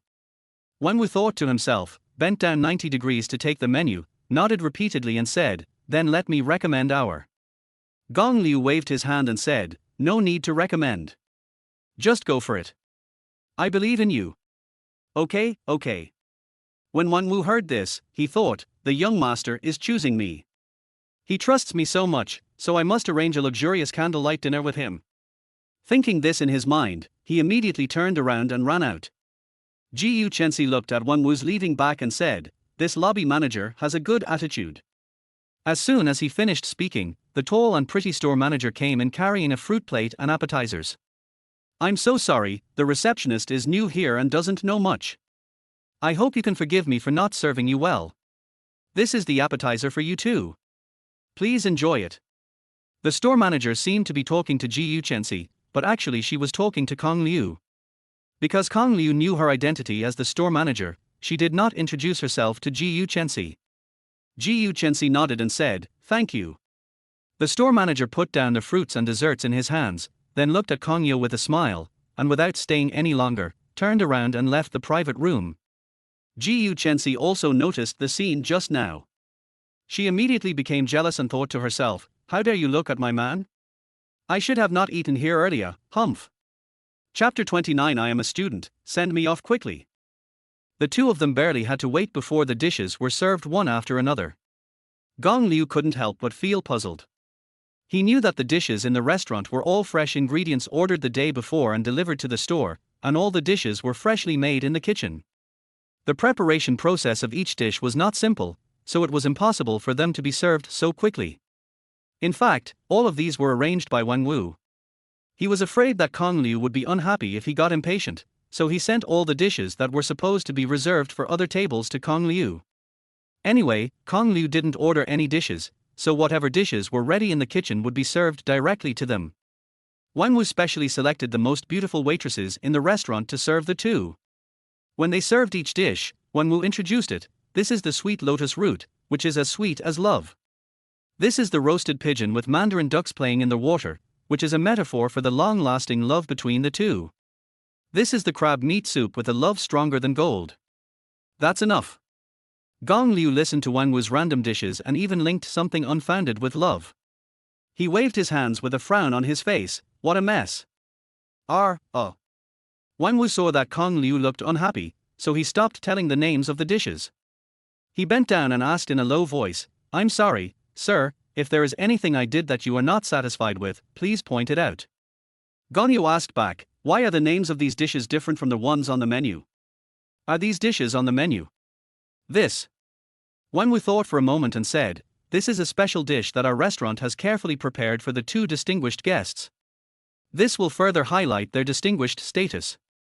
Gong Yu finally understood that this guy was just trying to curry favor with him, which was why he did such a ridiculous thing as changing the name of the dish. "Manager, if all dishes are served, please leave." Gong Liu waved his hand, indicating that he could leave, and said, "Don't change the names of dishes next time." Okay. I'll be leaving now. Please enjoy your meal." Wang Wu had originally wanted to perform well in front of Kong Yu, but he ended up making things worse and making him unhappy. He had no choice but to quickly leave the private room with a few waiters. Walking out of the private room, Wang Wu smiled bitterly. "If I had known that the young master didn't like this, I wouldn't have messed around." Wang Wu asked two waiters to guard the door of the private room, while he went to the kitchen to prepare some more delicacies for his young master so that he could calm down. After Wang Wu left, Xixi, who was sitting opposite Kong Liu, looked at him suspiciously and asked, "Why do I feel that this lobby manager seems to be very afraid of you?" Gong Liu scratched his head and asked stupidly, Isn't he too humble in his attitude toward you? Xixi usually has nothing to do, so she would read some novels to kill time. She was thinking, if someone like Gong Liu dresses like this and goes to a fancy restaurant, wouldn't he be looked down upon by the waiters? Why is the lobby manager of this restaurant so nice to him? Surely novels are all lies, right? In fact, the Peace residence usually has a very good attitude towards receiving ordinary customers, but it is not good enough for the lobby manager to do it personally. Today it was entirely because of Gong Yu's presence. Kong Liu didn't want to continue to argue about this topic with Xixi, so he quickly said, "I'm a little hungry, let's eat." After hearing this, Xixi stopped asking questions and said, "Try the food here and see if it suits your taste." The quality control of the food at the Peace residence is very stable.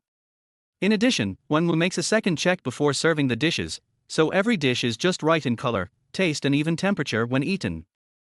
Xixi tasted it briefly and felt that today's food was better than the last time her parents brought her here. Has the food become more delicious? Definitely not. Xixi thought to himself. His eyes fell on Kong Liu, who was sitting opposite him. He was eating a piece of candied lotus root politely. Xixi thought he looked so handsome while eating, and continued to think, it must be because he is eating out with my baby and is in a good mood, so the food smells better. Is there something on my face? Gong Liu took a few bites of the honeyed lotus root, and when he looked up, he saw Xixi staring at him with a strange expression, just like he did this afternoon. No. Xixi waved her hand and urged him, "Eat quickly, or the food will get cold and won't taste good." Xixi's face turned red, and she lowered her head and ate the crispy duck in the bowl with a grunt. She was so weird today. I should have listened to Xixi and stayed away from her. Although Gong Liu thought so in his heart, but looking at Xixi with puffy cheeks chewing duck meat, he suddenly felt that the other party seemed quite cute. Illusion. It must be an illusion. I actually think that a fierce woman like Xixi is cute. I must be crazy. Gong Liu shook his head, put the terrible idea behind him, then picked up a piece of pancake crust and a piece of crispy duck, added some small ingredients, and rolled them together. Just as he was about to reach out to dip the crust into the sauce on the plate, Xixi raised his head again. Looking at the movement of Gong Liu stretching out his hand, Xixi thought that this was the pancake that Gong Liu specially rolled for him. She was flattered and thought to herself, what a fool. He is so nice to me and yet he pretends to be so calm. It's really hard for him. Thanks. As Xixi spoke, he immediately stretched out his hand and grabbed the pancake that Gong Liu had just rolled. Oh, you're welcome. To be honest, when Xixi grabbed the cake in his hand, Gong Liu was stunned for a second. He realized that Xixi might have misunderstood, but since she had extended her hand, he was embarrassed to tell the truth, so he simply followed her words and gave it to her. Gong Liu picked up another piece of duck, rolled up a new pancake, and prepared to dip it in the sauce again. The pancakes my baby made for me are so delicious. I love him even more. Xixi bit into the fragrant roast duck pancake that Gong Liu made for himself with his own hands. She was so satisfied with the meal, and the corners of her mouth that were curled up wildly were harder to suppress than a Gatling gun. Seeing that Gong Liu made another one and handed it over, Xixi felt even happier, stretched out his hand and said, "Thank you." Looking at Xixi, who was holding out her hand as if waiting for him to give her cake, Gong Liu suddenly thought of a joke on the internet. "I'm a student, please give it to me." "Don't be ungrateful, thank you." Gong Liu was a little speechless, thinking, no, you are addicted to freeloading, and you only know how to ask for food. Don't think that I will indulge you just because you are beautiful. As Gong Liu thought about it, he stuffed the cake in his hand into Xixi hand and said to himself silently, "Forget it, forgive her again." Just after comforting himself, Gong Liu heard Xixi say to him, "Don't just do it for me, eat it yourself too." Puff. Spit out a mouthful of blood in his heart. Gong Liu skillfully rolled another pancake. This time he learned his lesson and didn't dip it in sauce. He just put it into his mouth after wrapping it. Chuckle, chuckle. The two were eating when someone knocked on the door of the private room. Xixi, who was interrupted, immediately put away his smile and said in a cold voice, "Please come in." Wenwu was followed by two waiters carrying dishes. "These are two special dishes that our restaurant has prepared for the two handsome and beautiful gentlemen and ladies." Wenwu said this and waved his hand, and two dishes were served on the table. One was the pigeon stewed with Qianshan snow lotus, which Gong Liu liked to eat, and the other was the silver cod with golden peony soup. Xixi looked at the two dishes, which were exquisitely presented and had expensive ingredients. A hint of surprise flashed in her eyes. She said lightly, "Your store is quite good at doing business." Desserts and fruit plates were served before the meal, and two dishes were served at the end. It seemed that when my parents brought us here before, we were not treated so well. Wenwu, who was praised by Xixi, smiled happily and said, "If you think our store has good service, then you must come often, har har." Xixi nodded and said cheerfully, "Okay, I'll go downstairs and get an annual card for your store later." Just now while waiting in the lobby, Xixi accidentally saw the membership card recharge activity of Heping official residence. It only costs 88,000 to recharge an annual card. Annual card members can spend 20,000 yuan in the store for free every month within 12 months from the date of card application. It is quite cost-effective. She thought of getting a card and giving it to Gong Liu so that he could come here to improve his diet and no longer have to go to a cafeteria to eat terrible meals every day in order to save money and meet her online lover. Oh. Wenwu hesitated. Hearing Xixi's words, Wenwu's eyes fell on Gong Liu. This was the girl that the young master wanted to pursue, and it seemed inappropriate to ask her to spend money to apply for a card in the store. Gong Liu ate the food in the bowl with a calm expression, and didn't seem to care about Xixi's decision. In order to please Gong Liu, Wenwu immediately said to Xixi, "I'll give you one, just as a token of our friendship." "No need." Xixi shook her head, took out a bank card from her bag, handed it to Wenwu, and said, "It's only 88,000 yuan, just swipe the card, and pay for the meal together. The card is for. I want to see who is so awesome. I've been waiting for almost an hour and not a single dish has been served, but he keeps serving dishes." Before Xixi could finish his words, there was a sudden commotion outside the door. Chapter 30 Finding Trouble. Chen Junjie made an appointment with a junior schoolmate to have dinner at the Heping official residence today. Although the junior schoolmate was pretty, he was not in a very good mood. After returning from the last birthday party, Chen Junjie immediately went to investigate Gong Liu's identity, but found nothing. After careful consideration, he still felt that Gong Liu's dress did not look like that of a rich man at all, and he could not afford to give Ji Yuchensi a watch worth millions, and that watch was obviously a men's watch. Therefore, he was convinced that Ji Yuchensi had deliberately found an actor to anger him that night in order to test him, and he ended up leaving in a rage. Therefore, he specially prepared this meal with the purpose of asking Ji Yuchensi out and giving her some gifts to restore his image in Ji Yuchensi's mind. He had booked a private room at the Peace residence for Saturday night and had paid for it, but Ji Yuchensi rejected his invitation on the grounds of schoolwork. Chen Junjie was very depressed and asked a junior high school girl to accompany him out for dinner. The junior high school girl is not bad looking, but compared to Ji Yuchensi, there is a world of difference. When Chen Junjie brought his junior high school girl to the restaurant and were waiting for their meal, his friend at Jietong University sent him a video. The video was exactly the scene of Kongyo and Ji Yuchensi singing Dimples last night. This made him very angry, but his good upbringing prevented him from turning over the table and leaving. However, after waiting for an hour, no dish was served. He was already starving, and watched the dishes being brought upstairs outside the door. And those dishes always feel similar to what I ordered. Chen Junjie was about to go out to ask someone, but as soon as he went out, he saw the lobby manager followed by two beautiful waitresses walking towards him with the pigeon and fish he had ordered from the menu. He thought they were going to deliver them to his box, but they were heading upstairs instead. This time, Chen Junjie completely exploded and rushed upstairs to ask for an explanation. The waitresses at the door were unable to stop a grown man and could only watch him rush in. Chen Junjie rushed in and the first thing he did was to take a look at the dishes on the table. Wow, 5 out of the 8 dishes were ordered by him. At this moment, Chen Junjie's attention was all on the dishes on the table, and he didn't notice Ji Yuchensi and Kong Liu who were sitting at their seats. He immediately looked at the lobby manager and asked, "What do you mean? We were here first, why do you serve our dishes to their table?" After listening to Chen Junjie's words, Kong Liu finally understood why the dishes were served so quickly tonight. It turned out that the idiot Wang Wu directly brought the dishes ordered by others to him in order to please him. Fortunately, they were the dishes for Chen Junjie's table. Wang Wu was questioned by Chen Junjie, who pointed at his nose, in front of Kongyo. He felt a little uneasy, and besides, he was wrong in the first place. Wang Wu quickly apologized and said, "I'm really sorry, sir. If you are not satisfied with your dining experience tonight, please come with me to talk." Wang Wu now just wants to get Chen Junjie out first, as it will affect his young master's dining experience, but he doesn't dare to bear the consequences. Chen Junjie was furious and would never listen to him. He had no intention of leaving and continued to yell, "You better solve this problem right here." Chen Junjie. Ji Yuchensi had a cold face and wanted to see who the person was who suddenly broke in and disturbed her and Kong Liu's dinner. As a result, she frowned immediately after seeing him. Xiao Shi? Gong Liu. It was not until then that Chen Junjie realized that the two people sitting at the dining table were Ji Yuchensi and Kong Liu.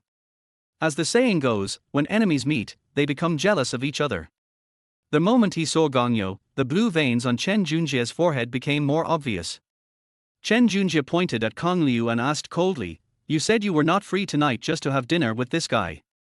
Ji Yuchensi replied arrogantly, "It seems to have nothing to do with you. It is my freedom to eat with whomever I want."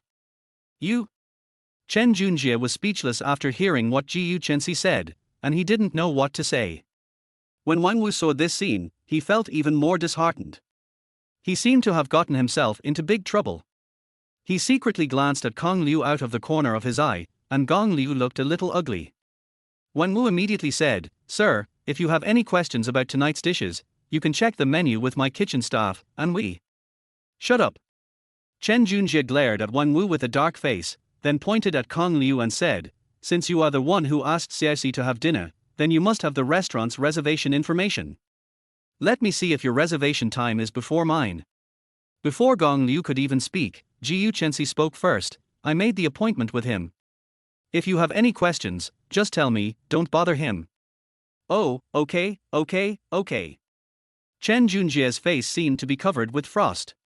He pointed at Ji Yuchensi and said through gritted teeth, "Ji Yuchensi, I really didn't expect that you would protect a loser who only knows how to live off you like this." "Chen Junjie, shut up." Ji Yuchensi scolded Chen Junjie and tried to stand up, but was pushed back to his seat by Kong Liu. Gong Liu stood in front of Xixi, looked at Chen Junjie, and said calmly, "If you are dissatisfied with this restaurant, go find the person in charge of the restaurant. Don't yell at us here, we are just two ordinary customers, we have no right or obligation to help you solve the problem." Looking at Gong Liu standing in front of her, Xixi felt warm in her heart. Her eyes were twinkling with little stars as she looked at Gong Liu. She thought to herself, I really didn't misjudge him. No matter when, he will take the initiative to stand in front of me. It was indeed Wang Wu who was wrong in this matter, but Gong Liu and Xixi were unaware of the whole process. If he had known, Gong Liu would not have gone to eat, so Chen Junjie really had no reason to find them and hold them accountable. What's your business? Is it your turn to speak here? Chen Junjie said this and raised his hand to slap Gong Liu. Gong Liu doesn't have any masochistic tendencies. He likes being slapped, but of course he won't just sit there and wait for him to slap him. He clenched his fists and prepared to fight back. As a result, Wang Wu rushed up before him and pulled Chen Junjie aside. If Gong Liu was beaten in front of him, he would have no chance of survival. Just then, the security guard rushed in. Wang Wu shouted, "Kick this troublemaker out." The security guard rushed over immediately, subdued Chen Junjie in no time, and carried him out. Wang Wu bent down and said to Gong Liu, "I'm really sorry to disturb you two from eating. I'll go take care of it right away." Gong Liu glared at him and said in an unhappy tone, "I hope you can handle it." Gong Liu is not an angry person, but the bad things Wang Wu did today really made him angry. He may be so clever in trying to please himself today, but he will offend more people tomorrow, and the end result will only be that the restaurant's reputation will plummet. Okay. Wang Wu nodded earnestly and ran out with trembling legs. Are you okay?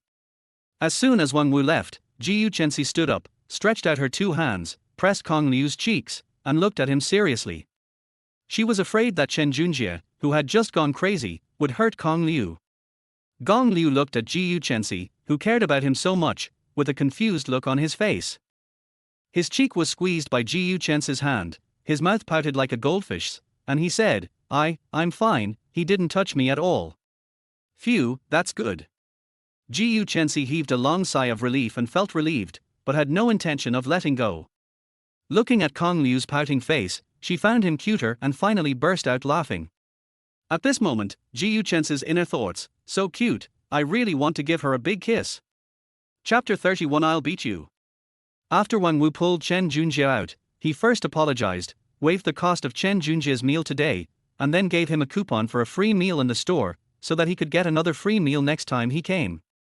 But Chen Junjie was not satisfied with this and insisted that Gong Liu come down to apologize to him. How could Wang Wu listen to him, not to mention that he didn't have the ability to do so? Seeing that Chen Junjie was still making trouble, Wang Wu had no choice but to call the store manager over. Although the store manager when citing is a woman, her methods are not weak at all.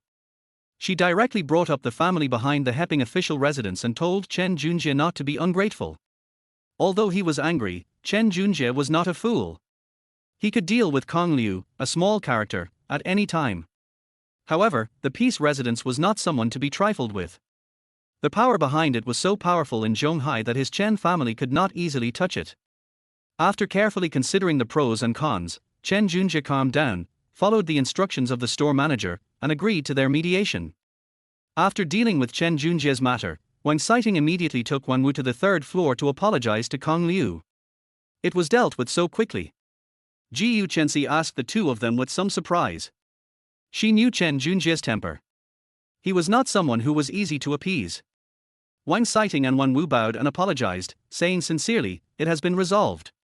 I hope this incident did not affect your dining experience. As compensation, we have waived the bill for this meal. This VIP card has a spending limit of 500,000 yuan. There is no limit. You can use it at any time." As Wang Citing spoke, she took the VIP card of the Heping official residence from Wang Wu and presented it to him with both hands. This. Xixi was a little overwhelmed by this impeccable apology. She was thinking, a consumption card worth 500,000 yuan is just given away casually. Isn't this Peace residence too generous? In fact, what she didn't know was that the store manager and the lobby manager were so nice, offering her free bills and a VIP card worth 500,000 NTD, all because of Gong Liu who came with her. They both agreed that their young master was hiding his identity to pick up girls, so they tried their best to please Xixi. Only by coaxing the girls that the young master liked could they keep their jobs. Seeing that Xixi was still hesitating, Wang Xiting said again, "Please accept this small gift." Seeing the other party was so enthusiastic, Xixi couldn't refuse and accepted the card. The two of them breathed a sigh of relief and glanced at Gong Yu at the same time, and found that his complexion looked much better. After receiving the card, Xixi turned to ask Gong Liu, "Are you full?" "Yeah, I'm full." The two of them had almost finished their meal, but because of this incident, they were no longer in the mood to continue eating.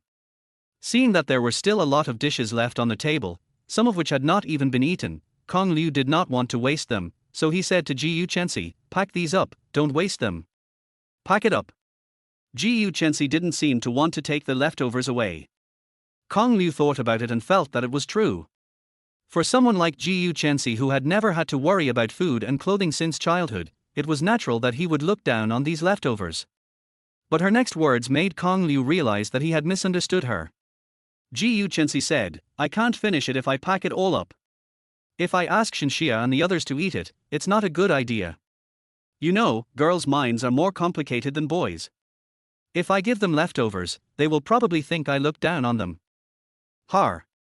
Hearing this, Gong Liu smiled and said, "Fortunately, there aren't so many trivial matters in our boys' dormitory. Then I'll pack some of the honey lotus root for you to eat as a snack in the evening, and you can take the rest back and share it with your roommates." Xixi smiled at Kong Liu and said, "We can't waste food, right?" "Okay." At this moment, Kong Liu suddenly felt that Xixi was not as spoiled as he thought. At least she would not waste food like other second-generation rich people around him, nor would she look down on the behavior of packing up. Just as Xixi was about to get up to ask for some takeout boxes, Wenwu ran over with some takeout boxes and offered to help Xixi pack the food. Kong Liu discovered that Wenwu had a good eye, but unfortunately he was too clever. "I'm going to the bathroom." Kong Liu said to Xixi, stood up, and asked Wang Xiting, the store manager who had not left yet, "Where is the bathroom?" It's his own store, how could Gong Yu not know where the toilet is? Wang Xiting immediately heard the deeper meaning of Gong Liu's words and immediately said, "Sir, please follow me." After walking out of the box, Kong Liu stopped pretending and asked directly, "Manager Wang, is this Wang Wu your relative?" Seeing that Kong Liu came to her to question her, Wang Xiting did not dare to neglect it and immediately replied, "He is my cousin." This idiot did not do his job well and made Master Kong unhappy. "I will ask him to get out later." Rather than having both of them be driven away by the angry Gong Yu, Wang Xiting decisively chose to abandon the car to save the driver.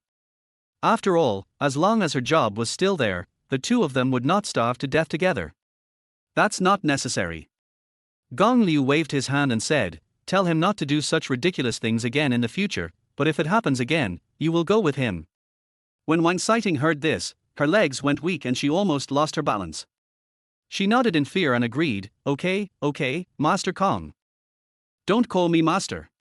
I don't like this title outside." After saying this, Gong Liu walked straight towards the toilet. When he came out, Xixi was already standing at the door waiting for him with a small bag. The packed food had been placed in the car downstairs by Wenwu, and the two of them went downstairs together. Gong Yu and the others were about to leave, and Chen Junjie had his meal only then. Looking out the window at the two people getting into the car together, Chen Junjie's face became terribly gloomy, and the delicacies on the table became tasteless. "This is for you." After getting in the car, Xixi gave the VIP card that the store manager had just given him directly to Kong Liu. R. Gong Liu looked at Xixi in surprise and asked puzzledly, "What are you doing for me?" Xixi said without hesitation, "For you." Gong Yu touched his nose with his hand and asked again, "Why did you give it to me?" "The card is for you. You can come and eat it yourself when you want." After Xixi finished speaking, she added, "But women with my cassette tapes are not allowed to come here." There was a hint of jealousy in his words. Listening to Xixi's words, Kong Liu was even more confused. He was thinking, could she be trying to buy my freedom with a meal card? "No need, this card was originally given to you by the manager." Gong Liu waved his hand and said, "Keep it for yourself. I can't use it even if you give it to me." Gong Yu was telling the truth, he really didn't need this thing when he came here to eat. "Just keep it if I tell you to. Why are you being so pretentious?" Xixi said this, and directly grabbed Kong Liu's hand and stuffed the card into his hand. But I really. Shut up. Xixi clenched her fists and glared at Kong Liu fiercely, but her tone was not at all lethal. She said, "No one dares to refuse the things I give away. If you dare to say another word, be careful. I will beat you up." Puff. Looking at Xixi little expression, Kong Liu couldn't help but smiled. Looking at the card in his hand, Gong Liu thought to himself, "This is the first time I've received a gift since I was a kid, and it's something from my own family." Xixi looked at Gong Liu's expression of hiding his smile from her and thought that he was happy because he received the gift. She thought happily, "This idiot, he is obviously very happy, but he just said no." Chapter 32 Midnight Call. Bye-bye. The pink Porsche stopped downstairs of the boys' dormitory. Looking at Gongyo, who had already gotten out of the car, Xixi did not step on the accelerator and drive directly to the girls' dormitory like he did last time. She got out of the car and waved goodbye to Gongyo reluctantly. Perhaps Xixi had done too many strange things today, so Kong Liu was not too surprised that she took the initiative to get out of the car and waved goodbye to him. He waved his hand politely and said, "Thank you for treating me to dinner tonight. Goodbye." After saying this, Kong Liu walked into the boys' dormitory without looking back. Xixi just stood downstairs, watching his back disappear completely, and her heart instantly became empty. When Kong Liu returned to the dormitory, his three roommates immediately rushed up to him and criticized him, asking him why he abandoned the group and went out alone to pick up girls. Gongyo was too lazy to explain to them and held the packed food high.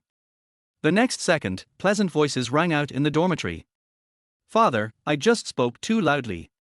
I deserve to die. Godfather. Dear Godfather, please let me taste that pigeon. Dad, how do you know I didn't eat tonight?" Looking at such a harmonious and warm scene in the dormitory, Gong Liu was very pleased and showed a kind smile like an old father. Chen Jirue asked, "Brother Kong, you went on a date with Miss Ji this afternoon, right?" Du Hongyuan immediately laughed and said, "Do you even need to ask this?" Wang Qi also smiled and nodded, "That's right, Lao Liu sang for school beauty Ji downstairs in the boys' dormitory this morning." Although Ji Chen's face was blocked in the photo that Kong Yu sent to the dormitory group, the three of them could guess roughly what she looked like just from her clothes. Looking at the gossiping looks of the three, Gong Liu pursed his lips and said speechlessly, "Even if there is food, it can't stop you three guys from talking, right?" As Gong Liu said this, he reached out to close the lid of the takeaway box. The three of them immediately stopped him and said in unison, "Wrong, wrong, good father. Instead of worrying about me, you might as well worry about yourself." Gong Liu pointed at the three people and said, "Didn't I help you three at a lot of girls yesterday? Don't tell me you haven't made any progress at all. How dare you talk about this?" Du Hongyuan covered his chest with a hurt expression, pointed at Gong Liu and said, "After those girls added us as their friend, they all came to ask us for your contact information. Is this true? Are you guys so lame?" "That's not the case." Wang Qi suddenly raised his head and said confidently, "I have made some progress here." When Wang Qi carried Gongyo onto the stage yesterday, his strong and muscular figure was noticed by a freshman girl, who took the initiative to ask for Wang Qi's contact information. The two chatted all day and even made an appointment to go shopping together in the evening. It seems that there are some signs of a relationship. Gong Liu patted Wang Qi on the shoulder, like an old father, and said, "Not bad, keep it up." Du Hongyuan glanced at the time and urged Wang Qi, "The date is almost here, let's pack up and get ready to go out." "No, he's going on a date, what does it have to do with you? Why are you packing?" Kong Liu looked at Du Hongyuan, who was somewhat excited, and asked in confusion. "Brother Kong, you don't understand this." Chen Jirue said with a smile, "The schoolgirls usually go out in groups from the same dormitory. Although Brother Wang only made an appointment with one person, there must be more than one person coming out." Gong Liu smiled and said, "So you guys are preparing for a dorm party? You can't find love in the dormitory." Du Hongyuan said as he combed his hair, "Only by casting a wider net can you find your true love. Just forget it." Gong Liu rolled his eyes at him, turned to Chen Jirue and asked, "Are you going too?" I don't have anything to do, so I'll go play with them." Chen Jirue scratched his head a little embarrassedly and asked, "Brother Kong, do you want to go with us?" Gongyo answered without hesitation, "No." He had no interest in such boring things, and he had just returned to school with great difficulty. He really didn't want to go out again and just wanted to go to bed early. Chen Jirue nodded and said, "That's right, you already have Jiu Xiaohua, you can't go out and mess around." Hearing this, Gong Liu said with a frown on his face, "She and I are just special friends." Du Hongyuan answered from the side, "Yes, yes, yes, it's so special that she took the initiative to give you a VIP card." When getting off the car, Gong Yu casually stuffed the VIP card of the Peace residence into the packing bag. As a result, the card fell out when the three guys were unpacking the bag. Gong Yu had to tell the truth that it was a gift from Jiu Chensi. He did not mention that there was a consumption amount of 500,000 in it. Naturally, the three of them would not believe Gong Yu's words of special friend. The more he explained, the more confusing it became. Gong Yu simply stopped explaining and changed his shoes and climbed onto the bed, ready to lie down for a while before taking a shower. As a result, he fell asleep right after lying down. When he woke up again, the dormitory was pitch black, there was no sound at all, and his three roommates had not returned yet. Gong Liu rubbed his temples and sat up from the bed in a daze. He took out his cell phone and took a look. There were a few advertisements scattered on the phone, and there was also a message from 1111 asking him if he wanted to play games. He looked at the time again. It was already 11:30 and the curfew was on at 12 o'clock. Gong Liu replied to Jiu Chensi with a message saying that he was just sleeping, and then Wang Qi sent a message asking when they would be back. Jiu Chensi quickly replied to his message, and the two started chatting online again, but Wang Qi never replied. Gong Yu sent messages to Du Hongyuan and Chen Jirue again, but still received no reply. Just when Gong Liu felt something was wrong, he suddenly received a strange call. It was a girl's voice on the other end of the phone. "Excuse me, is this Gong Liu, senior?" When Gong Liu heard the other party calling him senior, he thought she was another unknown suitor. Just as he was about to hang up the phone, her next sentence made Gong Liu frown. "Senior Gong Liu, please come and save Senior Wang Qi, they." Gong Liu frowned and asked anxiously, "What happened to them?" "They were beaten." "Where are you?" "You bitch, you're tipping off, right?" "R." Suddenly there was a scream on the line, and then the call was cut off. Not long after, Gong Liu received a photo sent by the other party using Wang Qi's account. In the photo, Wang Qi, Du Hongyuan, and Chen Jirue were lying on top of each other with blood all over their faces. Not far away, there was a sturdy man pulling a girl's hair and snatching something from her. Wang Qi's account sent another message, "Paramount, 888 room, Gong Liu, come if you have the guts, don't call the police, or I will kill them first." Gong Liu looked at the message on his phone with a dark face and clenched fists. Although he knew that the other party was scheming, he didn't have time to think too much. After putting on his shoes, he ran out of the dormitory as fast as he could. Chapter 33, Going to a Meeting Alone. "Master, please drive faster, I have something urgent to do." Sitting in the passenger seat of the taxi, Gong Liu was watching the time passing by on his mobile phone and was very anxious, but the driver looked very leisurely and unhurried, which made Gong Liu couldn't help but urge him.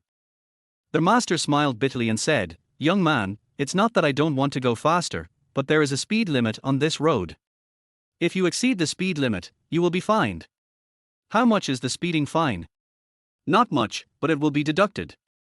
Before the master finished speaking, he saw Gong Liu pull out a stack of banknotes from his wallet and asked, "Is it enough to pay the fine? If not, I can transfer some more to you via my phone." As Gong Liu said this, he took out his mobile phone and scanned the payment code that the driver had posted on the passenger seat. "Hey, young man, this is not a question of money." Just as the master was about to stop Gong Liu, a payment notification sound came from his mobile phone. WeChat received 10,000 yuan. Gong Liu looked at the taxi driver and asked, "Is it enough?" "If not, that's enough." The master waved his hand and interrupted Gong Liu's words. His face suddenly became serious. "After being banned for so many years, you are the first one who paid me to drive fast. Kid, sit tight." R. Gong Liu's eyes widened when he heard this. As soon as the driver finished speaking, he stepped on the accelerator, shifted the clutch smoothly, put it in fifth gear and sped on the road. This time, the taxi driver seemed to have found back the feeling of dominating the racing field in his youth, and he drifted around the corners without slowing down. Thanks to the master's amazing driving skills, the journey that would normally take half an hour was completed in just 10 minutes. When Gong Liu got out of the car, he immediately held onto the door and started vomiting violently. He vomited out everything he had eaten with Xixi tonight. The master considerately gave Gongyu a piece of paper to wipe his mouth. "Thank you, I feel much better after vomiting." Gongyu wiped his mouth, but his face was still pale. If he had known that his driver was driving so fast, he would not have spent money to suffer. "I should be the one thanking you," the master said with a refreshed look on his face. "Young man, I haven't driven so happily in a long time." "Don't thank me." Gong Liu closed the car door, shook his head to adjust himself, picked up a palm-sized stone from the ground, weighed it, then put it into his pocket and walked towards the Paramount KTV. The hot and sexy female door receptionist saw Gongyu coming towards them and immediately greeted him with a smile on her face. "Sir, do you have an appointment?" Gongyu said, "Take me to room 888. Room 888. The doorman immediately asked, "Are you Mr. Qin's friend?" Gong Liu frowned slightly and asked, "Mr. Qin? Qin Zixi?" "Yes, it seems that you are really Mr. Qin's friend." After the doorman finished speaking, the smile on her face became even brighter. She reached out to support Gong Liu and said, "Please follow me." Gong Liu originally thought that he had provoked Chen Junjie when he went out to dinner with Xixi tonight, so he hired someone to beat up his roommate. Now after hearing what the doorman said, Gong Liu realized that Chen Junjie was not from their school, and would not know his roommate. The only one who would take the initiative to cause trouble for the three of them could only be that bastard Qin Zixi. Gong Liu followed the doorman and walked towards the private room where Qin Zixi and his friends were staying. It's a coincidence. Qin Zixi originally came to the Paramount to sing tonight. When he was in the corridor, he happened to run into Du Hongyuan picking up girls, so Qin Zixi went up to him and interrupted his fun. When two enemies met, they started quarreling as soon as they disagreed. Wang Qi and Chen Jirue, who heard the quarrel, immediately ran out of the private room. Qin Zixi saw the three of them and thought that Gongyu was there too, so he wanted to rush into their private room to find Gongyu to avenge himself. Qin Zixi's behavior made the three people very angry. Du Hongyuan, who had a bad temper, picked up a wine bottle and wanted to smash it on Qin Zixi's head. But this is not school. The two bodyguards following Qin Zixi are no pushovers. They subdued Du Hongyuan in no time. Wang Qi told the girl he had a date with tonight to call Gong Liu for help, and then rushed over with Chen Jirue to help. As a result, after a few hits, both men fell to the ground one after another. When the girl who was asked out by Wang Qi was making a phone call, her other three roommates were about to run to their hall to call for help, but they were also pulled into the box by the bodyguards by their hair. Looking at the three people lying on the ground without the ability to fight, Qin Zixi hit them on the head with a wine bottle, and then started punching and kicking them. If the bodyguards hadn't stopped him, this madman with bloodshot eyes would probably have beaten the three people to death.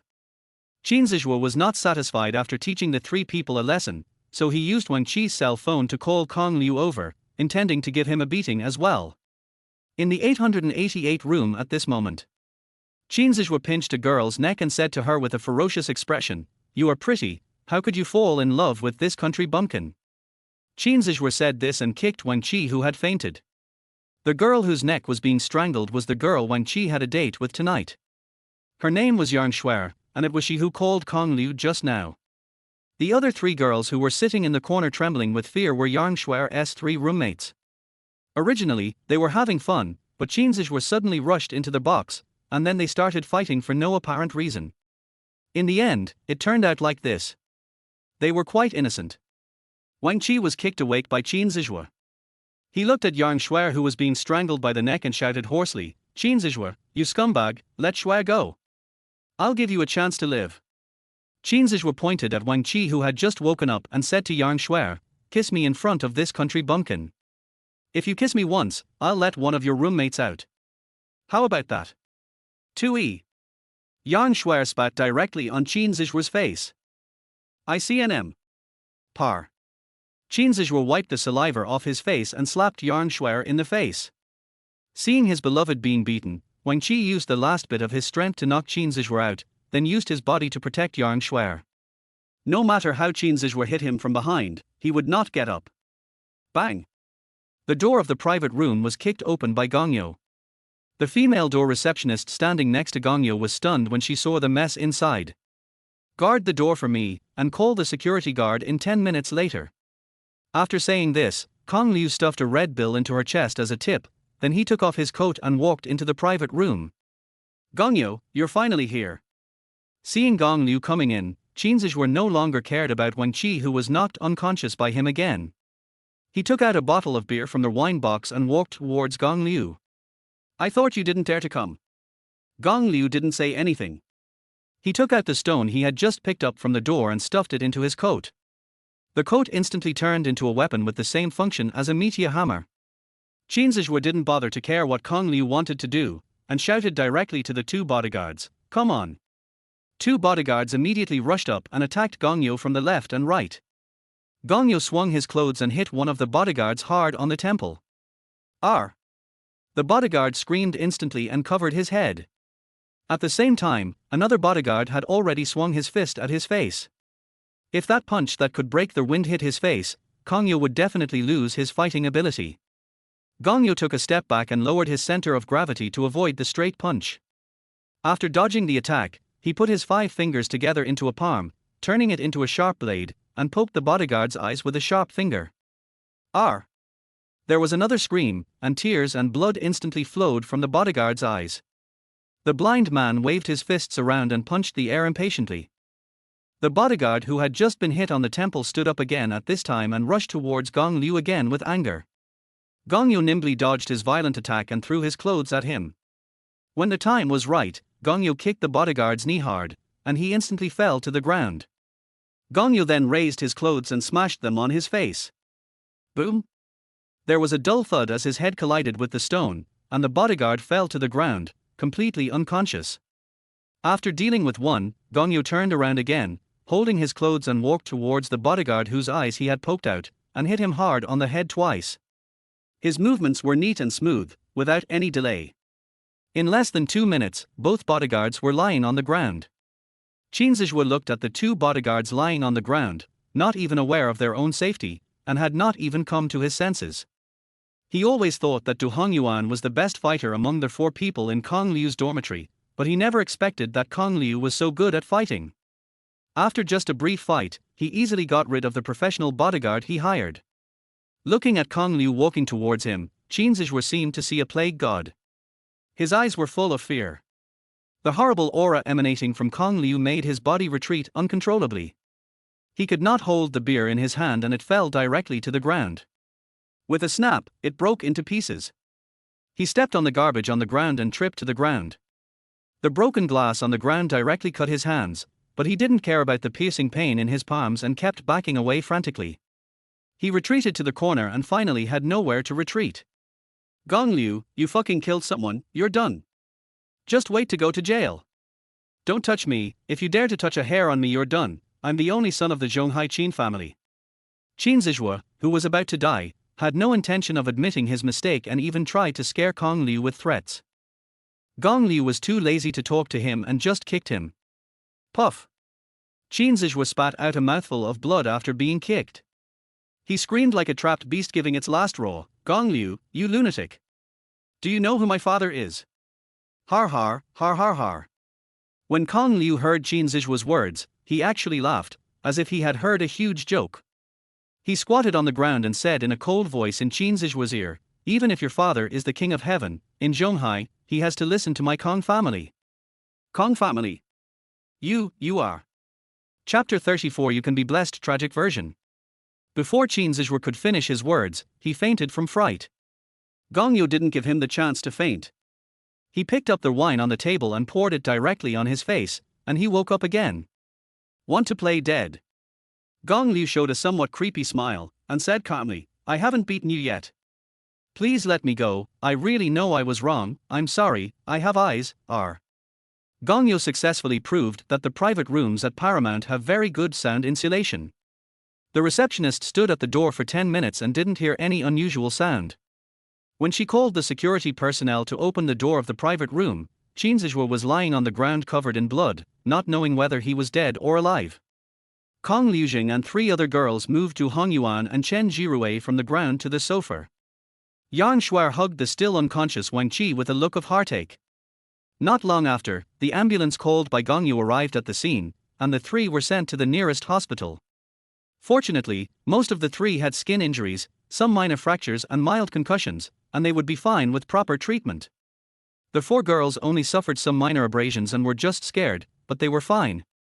As for Gongyo, that was even less of a problem.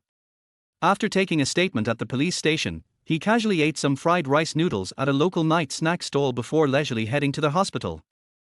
Originally he was going to be detained for beating someone, but he was released after making a phone call. The reason for his release was very simple: self-defense. What happened tonight was entirely Xixi's fault. If you want to blame someone, just blame him for his own misfortune. Gongyo looked at the time. It was already 4 o'clock in the morning. He couldn't go back to the dormitory now. He could only go to the hospital and lie down for a while. However, he was not very sleepy now. After all, he went out only after waking up tonight. There were still a few messages on the phone sent by Xixi. Seeing that he hadn't replied, Xixi finally said good night and stopped sending messages. Gongyo put down his phone and placed one hand outside the car window, letting the slightly cool evening breeze pass through his fingers. When Gongyo arrived at the hospital, the three guys had already woken up. They were lying on the hospital beds, and four girls were taking care of them. Kong Liu gave Yarn Shuer a room card and asked her to go to bed with her roommate. He just needed to watch over them for a few hours in the second half of the night. The girls had been frightened for their whole night and were really tired now. They followed Yarn Shuer out of the hospital. The hotel Kong Liu booked was right next to their hospital. It was a high-end suite with 3 rooms and a living room. It was no problem for 4 people to sleep in it. After a few girls left, the 3 who had originally looked calm and composed immediately looked miserable and started to cry out. These 3 were just pretending to be strong in front of the girls. Wang Qi was the first to ask, "Old Liu, I heard from Shuer and the others that you were the one who defeated Qin Zizhua and his 2 bodyguards tonight." Gongyo showed a strange look and asked Wang Qi with a smile, "You two are so intimate, are you two together?" "Well, it's done." Wang Qi scratched his head a little embarrassedly. Qin Zizhua deserves the most credit for Wang Qi's rapid progress tonight. Without him doing this, Wang Qi and Yarn Shue's relationship wouldn't have progressed so quickly. "Don't change the subject." Du Hongyuan, who was standing by, struggled to get up from the bed and said, "We can't beat Qin Zizhua's 2 bodyguards together. How did you manage to seduce them by yourself?" "Oh, it was just a fluke." Gong Liu scratched his head and said a little embarrassedly, "I was lucky at that time. He played a dirty trick on me and knocked me down." Chen Jirue raised his bandaged arm and asked, "Is it true?" "It's absolutely true. When has your brother Kong ever lied to you?" "I don't believe it." Du Hongyuan, who grew up fighting and making trouble, knew how strong the 2 bodyguards were. He said, "Even if you use dirty tricks, you can't trick 2 people at once. Are you hiding something from me?" "Oh, har har." Gong Liu laughed and immediately said, "We are together every day, don't you know me well enough? What can I hide from you? Besides, look at my thin arms and legs, how can I beat those 2 strong guys without using dirty tricks?" "But." "No buts." Du Hongyuan wanted to say something, but was interrupted by Kong Liu immediately, "Just lie down and stop thinking about it." Gongyo is really tired of explaining. He is really not very good at making excuses.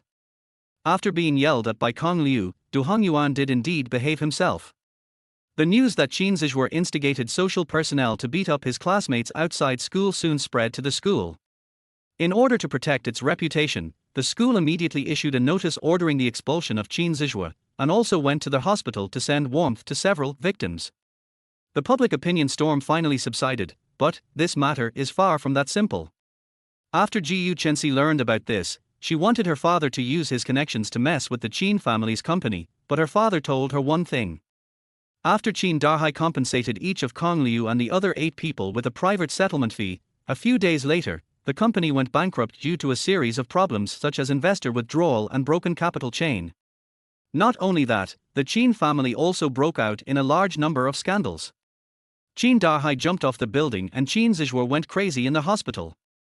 Although he felt that this was a bit too coincidental, Xixi didn't think much about it. A few days later, Qin's catering went bankrupt and the news of the boss jumping off the building spread on the internet. Du Hongyuan looked at the local news on his phone and said to Kong Liu, "Old Liu, Qin Zizhua's father jumped off the building. Did you know? Oh. I don't know. Lying on the bed next to Du Hongyuan, Kong Liu was watching a short video and said calmly, the Qin family father and son did so many immoral things, and ended up like this. Maybe it's God's will. Gongyo was not injured that day, but in order to ask for compensation, although Gongyo did not lack that little bit of money, in order to avoid exposing his identity as an ordinary person, he could only pretend that he really needed it. So, he also went through the hospitalization procedures and lay in the hospital like a waste every day with his brothers. Others didn't think anything of it when Gongyo didn't go to class, but Xixi really missed him. She missed him so much that she almost couldn't sleep. Seeing that her best friend was almost falling in love with him, Xixi suggested that she make some chicken soup and go to the hospital to see him. So, on a sunny afternoon, she came to the hospital with the chicken darkness soup dish she had cooked herself. Are you sure this is chicken soup? Sitting on the bench at the end of the corridor, Gongyo held the thermos lunchbox and looked at the yellow and green soup in the box. Combined with the hideous deathly expression of the chicken, he always felt that the hot steam coming out of the soup was filled with skull-shaped bubbles. Gongyo rejected this weird food from the bottom of his heart. Yes. Xixi didn't notice Gong Liu's frightened look. She proudly put her hands on her hips and said with a proud expression as if waiting for praise, "You are so lucky. This is made by me. Come and try it to see if it tastes good." Gudong. Swallowing sound. Gong Liu stuttered and asked, You probably rarely cook, right? I've got you all figured out. Xixi face turned red all of a sudden. She covered her face shyly and said, "This is my first time, you have to take it seriously." At this moment, Xixi thought in his heart, "I'm a little shy, hee hee." Gong Liu was so annoyed that he complained in his mind, "Why don't you finish your sentence? It's their first time. I don't want to take the blame for this." Xixi continued to urge, "Try it and see if it tastes good." In order to avoid drinking this horrible soup, Gong Liu continued to delay and said, "By the way, why did you make chicken soup for me?" Although the relationship between the two has eased, there is really no reason for Xixi to suddenly run to the hospital to give Gong Liu chicken soup, and she made it herself. Of course it's because of my sister.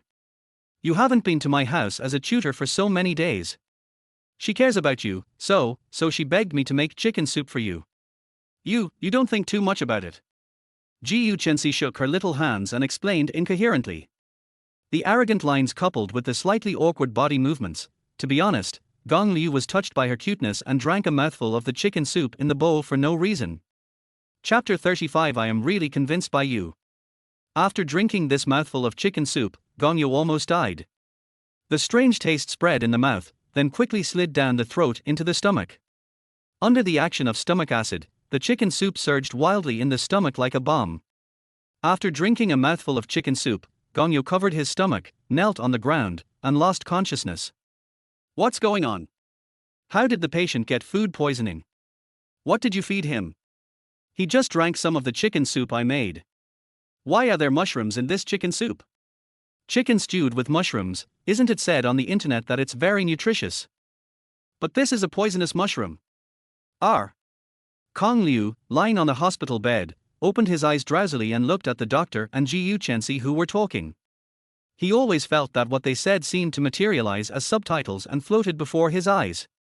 He seemed to see his great-grandmother, who had passed away many years ago, waving at him and saying that she wanted to take him out to play. He didn't want to go, and his great-grandmother got angry. When he woke up again, he had been arranged to a separate ward.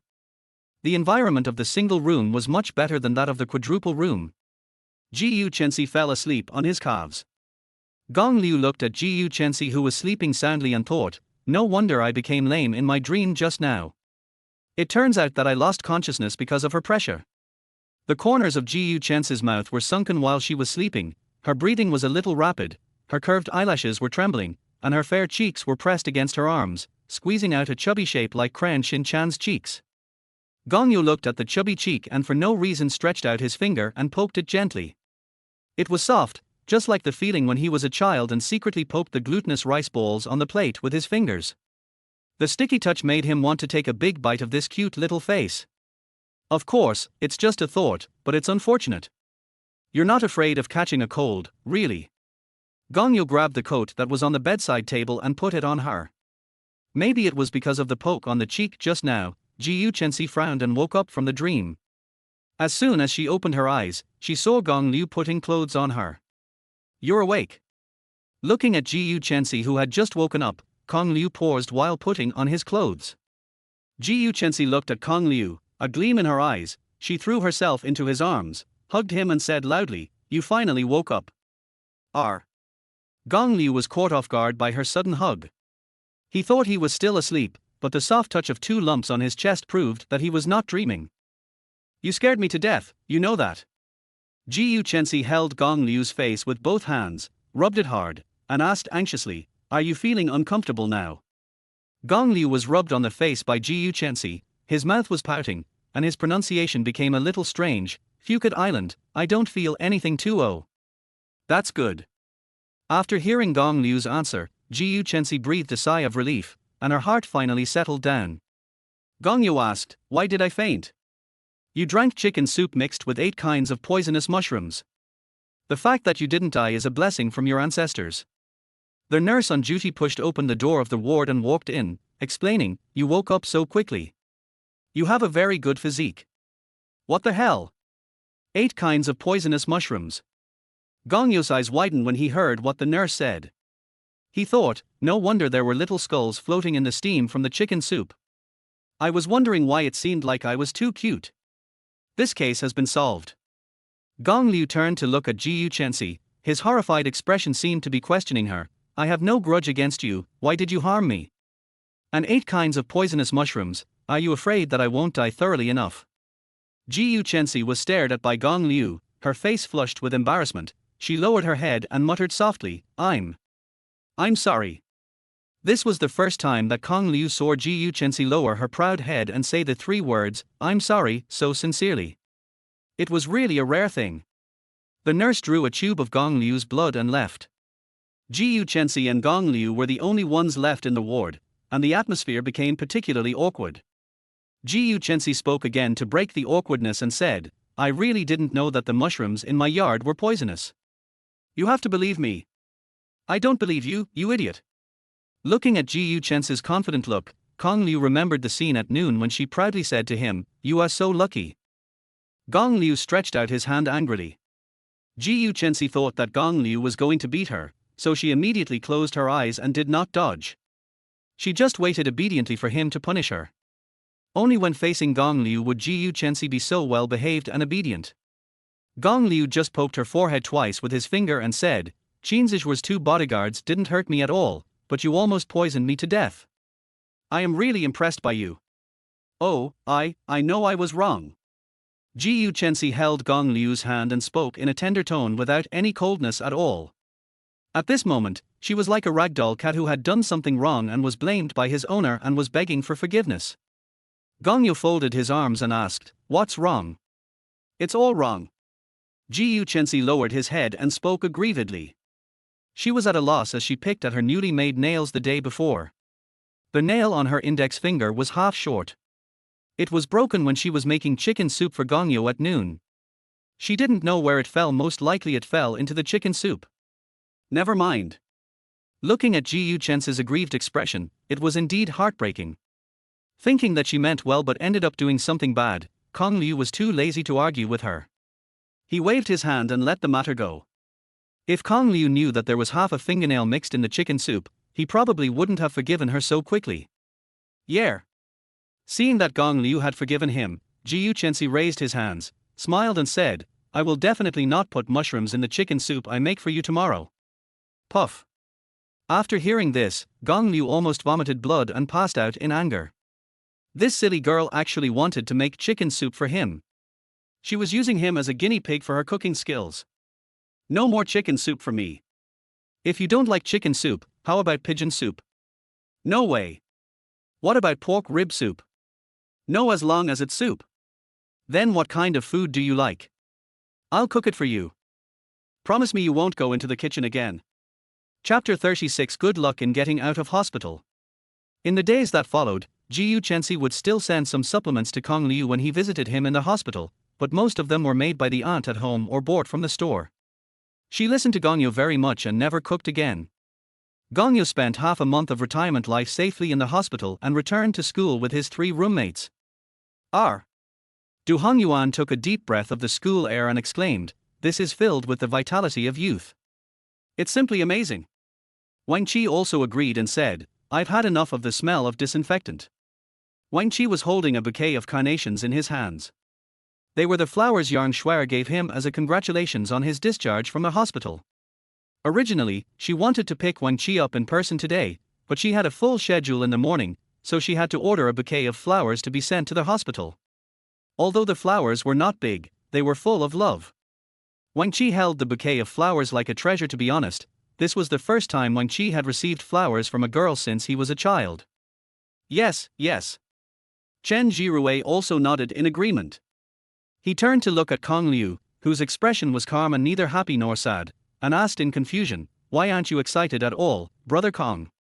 Why should I be excited? There's no smell of disinfectant in the single room. Because of food poisoning, Gong Liu was arranged to a single room by Xixi. The environment of the single room was like that of a small hotel, and the mattress was softer than that of an ordinary ward. Kong Liu felt like he was on vacation in there. In addition, Xixi brought him delicious food every day, so Gong Liu gained weight in the past half month. It's nothing like those 3. They are really in the hospital for treatment. They have to get injections, apply medicine, and change bandages every day. They even have to avoid certain foods, and no one sends them delicious food. Only when Yang Shuer has no classes will she take time to visit Wang Qi and bring them some food.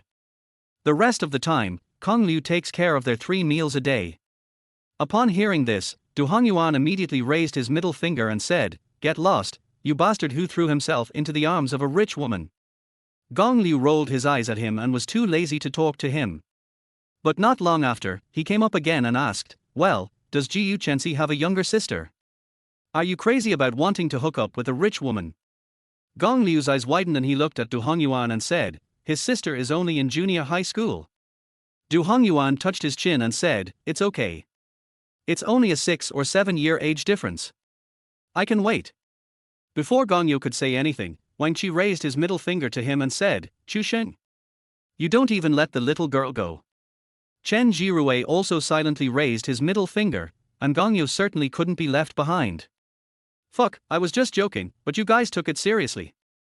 Du Hongyuan looked at the 3 people who raised their middle fingers and said with shame, "Am I this kind of person in your hearts?" The 3 of them nodded in unison and said, "Yes." "Get out." Du Hongyuan was speechless.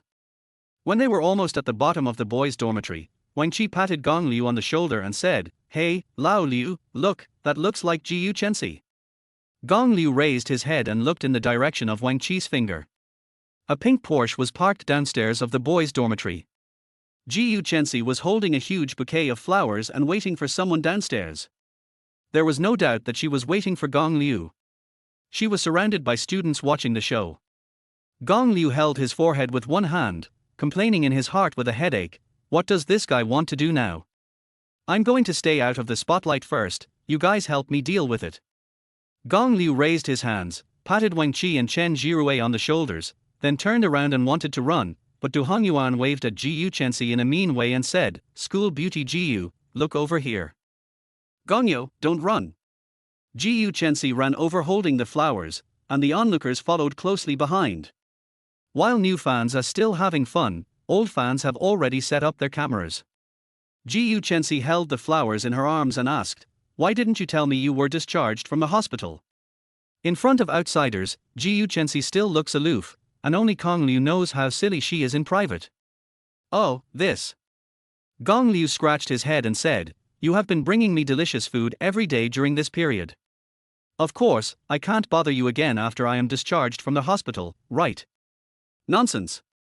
Xixi glanced at him with her beautiful eyes, glared at him and said, "I see you didn't tell me because you thought I was in the way." "Really, really not." Gongyo stuttered a little after his thoughts were revealed. Xixi was too lazy to continue the question.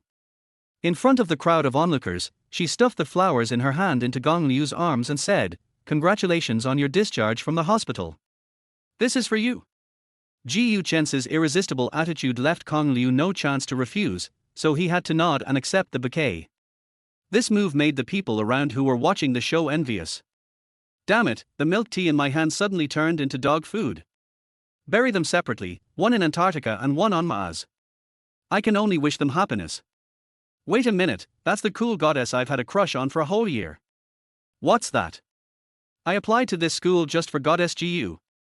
My two brothers, the copies of your ID cards fell on the ground. Takes out the jokers of playing cards. It's red bin paste. It's red bin paste. Chen Jirue said with some envy, I suddenly understand why girls like to watch the drama of domineering CEOs. Rich woman. Woohoo, I want a rich woman too, I want big flowers too. Du Hongyuan was so envious that his back teeth were almost broken. Only Wang Qi, holding the small bouquet in his hand, said contentedly, I think the flowers Shuai gave me are the most unique, he. Upon hearing this, Du Hongyuan pointed at him and said angrily, I order you to get out of the dormitory with him now. The two of you will live in a separate dormitory. Gong Yu looked at the bouquet of flowers. There was a handwritten greeting card inserted in the middle of the flowers. The content was, be healthy and all bad luck will go away, O.R. Tilder. Puff. Gong Liu looked at the hand-drawn emoticon on the greeting card and couldn't help but smile. Ji Yu Chen's face also quietly turned a little red. Gong Liu smiled and asked, did your sister ask you to send flowers? Oh, yes. Ji Yu Chen nodded without hesitation and said, she begged me to send it to you. I won't be so boring as to waste my time sending you flowers, and write such a childish greeting card. It's so troublesome for children. At this time, Ji Yu Chen, who was in class at school, sneezed several times in succession. Ji Yu Chen rubbed her nose and muttered in her heart, strange, who is scolding me? Gong Liu nodded and said, then thank Chen for me. Hearing this, Ji Yu Chen bit her lip and said, why should I thank her? She thought to herself, I wrote this card for you with so much care, and you don't even thank me. I'm really going to be mad. Gong Liu shrugged and asked, didn't she ask you to send it to me? I must thank her. After hearing what Gong Liu said, Ji Yu Chen suddenly reacted. Her face turned red, and she felt a little embarrassed. She quickly thought of an excuse and said, but this is also sent by me. Shouldn't you thank me first? Oh tilder. After hearing what Ji Yu Chen said, Gong Liu had an expression of sudden enlightenment and said, it seems to be true. Thank you, Miss Ji Yu, for helping to send the flowers. I will give you a 5-star praise when the time comes. You, get out. When Ji Yu Chen heard the first half, she was still feeling happy in her heart. But after hearing the whole thing, she realized that Gong Yu treated her as an errand boy. She suddenly felt a little regretful and thought, if I had known earlier, I wouldn't have said it was given by my sister. This idiot actually believed it. Hey, the delivery fee. Gong Liu took out a lollipop from his pocket and gave it to Ji Yu Chen. Ji Yu Chen looked at the lollipop and was slightly stunned. Gong Liu smiled and asked, what's wrong? Don't like it? Then I will eat it myself. How dare you take back something you gave me? Ji Yu Chen snatched the lollipop and stuffed it into her bag, then she snorted proudly and turned around and got into the car. Sunder's inner thoughts at this moment, the lollipop given by the baby, great. He. Chapter 37, The Ancestor of Male Dormitory. Why are you smiling so happily? What good news happened to you? Looking at Ji Yu Chen walking briskly back to the dormitory, Xixi immediately realized that something was wrong with her. Fine. Ji Yu Chen shook her head, took out the lollipop that Gong Liu had just given her from her bag, and placed it on the table. Xixi came over, looked at the lollipop, and asked in confusion, could this be a gift from Gong Liu? Ji Yu Chen tilted his head, looked at Xixi standing next to him, and asked with a smile, why are you so smart? I think you are stupid. Xixi stretched out her finger and gently poked Ji Yu Chen's smooth forehead, saying, Miss, what has possessed you to fall in love with such a poor and stupid boy? How can you be so happy when someone gives you a lollipop? After Xixi said this, she suddenly felt that something was wrong. It was she who took the initiative to match Ji Yu Chen and Gong Liu last time. Ji Yu Chen pursed her lips, grabbed the lollipop and said, this is not an ordinary lollipop. What? Is this the lollipop from Wang Wei's poem? Xixi rolled her eyes and said speechlessly, I seriously suspect that you were planted with some kind of super love brain poison by that stupid guy named Gong Liu. As Ji Yu Chen's best friend, Shinshir of course knows that Xixi is a person who is cold on the outside but warm on the inside. She only shows her enthusiasm in front of acquaintances. For example, Xixi often treats the roommates to food and gives them skin care products. She is indifferent to all strangers, especially boys. They have been together for more than a year, but she has never seen Xixi show a good face to any man. The only person she could chat with was Gongyo, and when I kindly brought them together, she swore to me that she didn't like that man. Of course, Xixi also told her that it was because of some things that happened in her childhood that caused her to have some social phobia, and she was particularly afraid of men. But it was precisely because she knew that Xixi was afraid of men that Shinshir was so shocked. Xixi would take the initiative to make chicken soup for a man she didn't like, skip classes to go to the hospital to see him, and even be as happy as a fool because of a lollipop given by the man. Apart from the reason of being bewitched, Shinshir couldn't think of any other reason to explain such a big change in Xiuchen's attitude towards Kong Liu. It can't be because he saved Xiuchen's life when he was a child, right? Shinshir shook her head, feeling that her absurd idea was somewhat ridiculous. Xiuchen held the lollipop and asked Shinshir, "Xiaoxiu, do I look like I'm in love right now?" Shinshir curled her lips, "More than just resembling, you are." "Are." Upon hearing this, Xiuchen immediately stuffed the lollipop back into her bag, resumed her "keep away from strangers" expression, and asked coldly, "What now?" Shinshir nodded and said, "The familiar feeling is back." After getting Shinshir's affirmation, Xiuchen smiled again and said with satisfaction, "That's good, but you must not let him see it, hee hee." Xiuchen's inner thoughts: if Gong Liu finds out that I like him, he will be under psychological pressure. I have to hide it well. Xiuchen, come on. Clenched fists. R.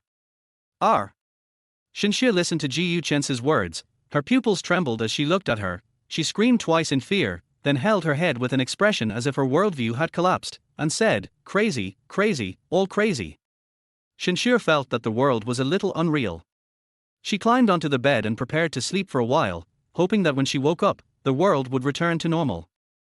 On the other side, in the boys' dormitory, the threshold of Gongyo's dormitory 215 was almost broken down. Many people in the male dormitory saw the scene of Xiuchen sending flowers today. A man who can make the legendary cold school beauty actively pursue him is simply a master. They were so envious of that scene, they wanted to take over Gongyo's body.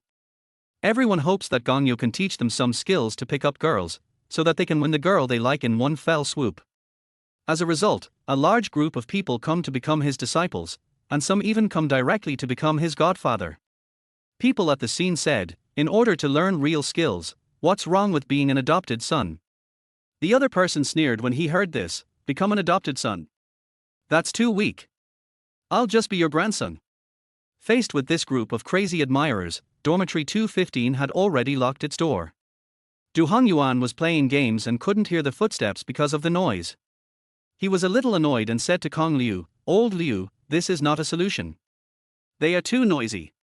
Do you think I'm not annoying?" Gong Liu sat up from the bed and rolled his eyes at him. "How about you take a mop stained with dirt, turn into Lu Biu, and rush out to fight them?" "TSK, I can't do that." Du Hongyuan immediately shook his head. "I think Lao Wang should play Lu Biu. This guy is tall and strong, so he is suitable to play Lu Biu." "Right, Lao Wang." Apart from the noise outside the door, the only response to Du Hongyuan was the snoring of Chen Jirue in the dormitory. This kid was unstoppable once he fell asleep. "Old Wang." Seeing that Wang Qi did not respond, Du Hongyuan shouted again. "Old Wang, why are you ignoring me? What are you doing? Are you doing something bad?" Du Hongyuan took off his headphones, walked to Wang Qi's bed, took a look, and tapped the screen with his fingers rapidly, with the corners of his mouth curled up wildly, almost to the sky. Du Hongyuan asked quietly, "What are you doing?" "Don't make noise, I'm chatting with Shuer." Wang Qi said this, turned over and continued tapping on the screen. Been paste."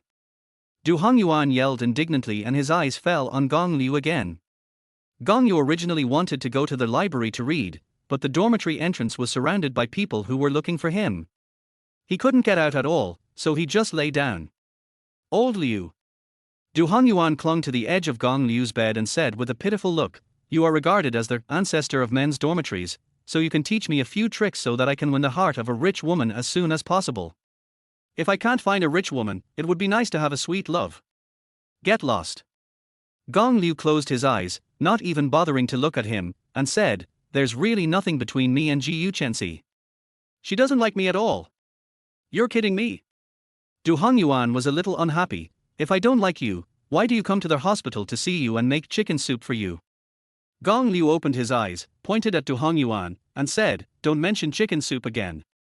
If it weren't for Ji Yu Chen's sincere attitude in admitting her mistake that day, Gong Liu would have suspected that the chicken soup was deliberately poisoned by Ji Yu Chen just to avenge him for scolding her twice.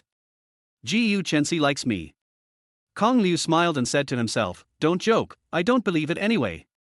When Du Hongyuan heard this, he immediately said, she definitely likes you. Why?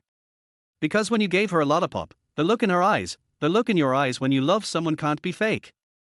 When Gong Liu heard this, he suddenly recalled Ji Yu Chen's reaction when he gave her a lollipop. That tender look in her eyes was indeed wrong. But he still didn't want to believe that Ji Yu Chen would like him, so he asked, then give me a reason, why would she like me? Do you need a reason to love someone? Don't you need it? Do you need it? Chapter 38, Encounter in the Cafeteria. Fortunately, the dormitory manager arrived in time and drove away all the boys who were blocking the door of dormitory 215 and wanted to become her apprentice. Only then did dormitory 215 finally get the rare piece. Without being disturbed, the other 3 people in the dormitory also fell asleep one after another. That's what college is like. If you have goals and direction, every day will be fulfilling. If you want to be a lazy person, you can sleep in and play games in the dormitory every day. Then after 4 years, you will enter the society and suffer the beatings of the society. Then you will find that the 4 years of golden time in college are so precious, but you wasted it in bed, a bed for yourself. Gong Yu woke up from a nap and looked at the dark sky. The room was also pitch black, with only Du Hongyuan's computer screen on. An inexplicable feeling of emptiness surged in Gong Liu's heart. He sat on the bed for a few minutes to calm down. He climbed out of bed, put on his clothes, and prepared to go to the cafeteria to eat, and then go to the library to sit for a while. Gong Liu's inner thoughts, no one can stop me from going to the library, not even beauty. If it's Ji Yu Chen, I have to think about it. Awake. Du Hongyuan, who had been playing games for the whole afternoon, rubbed his bloodshot eyes, glanced at Gong Liu, and asked, are you ready to go out? Gong Liu nodded and said, let's go to the cafeteria to eat. Do you want to go? Go ahead. Du Hongyuan agreed, stood up and stretched. Par. Gong Yu turned on the lights in the dormitory, and the originally dark room suddenly became bright. Chen Jirue, who was half asleep, was awakened by the sudden light. He sat up dazedly and asked, is it dawn yet? Du Hongyuan laughed and cursed, idiot, it's already 7 o'clock in the evening. I slept the whole afternoon.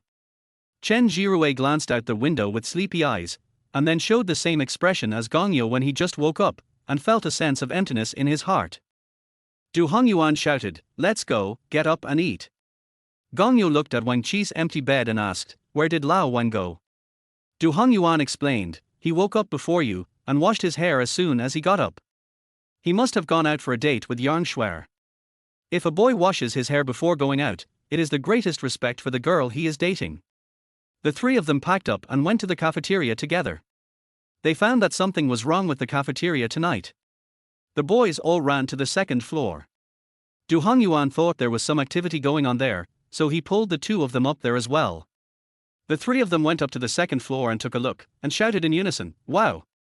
The area by the window on the far left of the 2nd floor, as well as the seats nearby, were all filled with people. Apart from that area, the area in the middle and by the window on the right were very empty.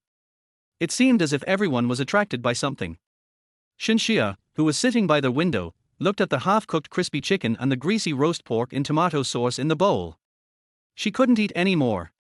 She glanced at Ji Yu Chen, who was sitting opposite her, and asked, why do you suddenly want to come to the cafeteria to eat today? Ji Yu Chen spat out the big piece of fat, disguised as a potato, shuddered all over, felt a little horny, and quickly took a sip of lemon tea. After drinking the lemon tea, she let out a long sigh, feeling as if she had come back to life. She said expressionlessly, I've always heard that the food in the cafeteria is terrible. I'm curious about how terrible it is. Ji Yu Chen thought, I really just want to try out how bad the food in the cafeteria is. I definitely don't want to meet Gongyo by chance, for sure. You are not the kind of person who likes to seek trouble. Xinxue knew that with so many boys around looking at Xixi, she must be uncomfortable. She came to the cafeteria to eat just to meet Gongyo by chance. Xinxue was simply a worm in Xix's stomach, and she guessed what she was thinking. Xinxue looked around and said, Gongyu is not here. It seems that your plan for today will fail. Ahem. Xixi coughed lightly to hide his embarrassment, and then whispered, Xixi, don't talk nonsense, I don't have any plans to meet him by chance. After saying this, Xixi immediately realized that something was wrong. Xinxue grinned, pointed at her and said, Look, you admitted it yourself. Shut up and eat your food. After Xixi finished speaking, he lowered his head and silently started eating the rice in the bowl. The food in the first canteen is really bad. The rice has crusts and is so hard that it can knock your teeth out. The braised pork and potatoes only have fat and fat assassins disguised as potatoes. The cauliflower is so oily that it is hard to eat. It was hard to imagine how these boys could eat such food. When she thought about how Gongyu also ate such food every day to fill his stomach, she felt even more sorry for him. Xixi's inner thoughts, I feel sorry for my baby for just 1 second. Xixi took 2 bites and put down his chopsticks. I can't eat anymore, Xixi, let's go. Wait. Xinxue looked at the 3 people who were walking towards them with plates not far away and thought they looked familiar, so she said, that looks like Gongyu. Xixi pursed her lips and said, You are deliberately making fun of me, right? Xinxue was a little speechless. She pointed at the 3 people not far away and said, Really, I didn't lie to you. Humph, I won't believe you. Xixi didn't look at it, but put his hands on his hips, looking like, I'm very smart, don't try to fool me. The next second, Xixi heard Du Hongyuan's voice, School Beauty Jiu, Miss Shen, good evening. Kong Liu originally didn't want to join in the fun and planned to just find a seat to sit down and eat, but Du Hongyuan insisted on seeing what was attracting these men here, so he pulled the 2 of them over. You don't know until you see it.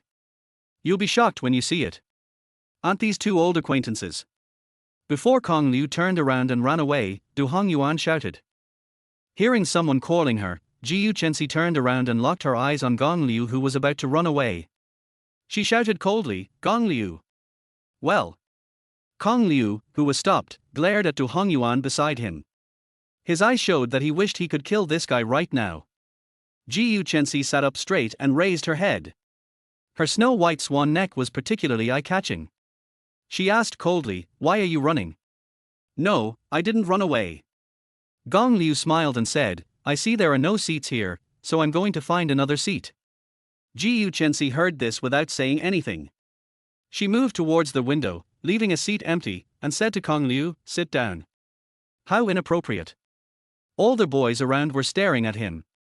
He really didn't want the threshold of his dormitory door to be trampled again tonight, so he refused and said, The 3 of us will go somewhere else to eat and won't bother you too. Sit down. Kong Liu wanted to run away again, but Xixi snorted coldly, and her legs softened uncontrollably, and she sat down next to her. Chen Jirue tugged at Du Hongyuan's clothes and said, Brother Du, let's not sit over there. Chen Jirue is a rather introverted and shy person. He has never had much contact with girls since he was a child. He would feel uncomfortable if there were girls sitting next to him, let alone 2 beautiful girls, so he didn't want to stay. You go if you want to leave, I won't leave anyway. Du Hongyuan was not ready to leave. His eyes were fixed on Xinxue. No one could resist a big wavy lady with a curvy figure. It's a pity that Xinxue didn't seem to want him to sit here, and she still occupied the entire bench. Du Hongyuan was not polite and asked directly, Miss Shen, can you? He. Xinxue gave him a sly smile, and then ruthlessly refused, No, my butt is big, I have to sit in 2 seats. It's okay. My friend and I will find another seat. After being rejected, Du Hongyuan took Chen Jirue and left in shame. He came and left in a hurry, without taking away a cloud, and left Gongyu here, as if this was his mission. Kong Liu looked at Du Hongyuan, who was leaving, and cursed him in his heart. For you? Xixi took out a bottle of lemon tea from her bag, placed it in front of Gong Liu, and said coldly, I bought too much. I gave it to you because you couldn't finish it. Don't think too much. Question mark. Gongyo looked at the bottle of lemon tea and thought, you just said it directly, and I didn't even have time to think about it. Only Xinxia had seen through everything. Xinxia thought to herself, I wonder why she bought 3 bottles at the beginning. Chapter 39 Public Enemy. Thanks. Gong Liu politely said thank you, then opened the lemon tea and took a sip. As soon as he put down the bottle, he saw Ji Yuchensi looking at him expectantly. How does it taste? It's quite delicious. Gongyo looked at her eyes that were seeking praise, and suddenly felt it was a little unreal she was so fierce just a second ago. Gong Liu couldn't help but sigh in his heart, girls are really strange creatures, hard to figure out. You are quite classy. Hearing Gong Liu's praise, Ji Yuchensi nodded with satisfaction, picked up the bottle of lemon tea in her hand and took a sip, then continued to eat the food on the plate. I don't know why, but the appearance of Gongyo made the originally hard to swallow food become a little more delicious, just a little more delicious.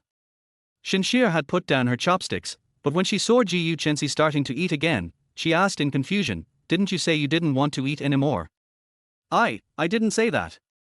Ji Yuchensi lowered her head, her expression unrecognizable. She said to Xinxia, Xiaoxia, if you don't want to eat anymore, go first. I'll finish the rest in the bowl before leaving. Har. When Xinxia heard Ji Yuchensi's words, her mouth opened wide and her jaw almost dropped to the ground. She thought to herself, this love-brained person is hopeless. If it doesn't taste good, just throw it away. Gong Liu looked at the food in his bowl and said, you must not come to the cafeteria often, so you don't know which dishes are delicious.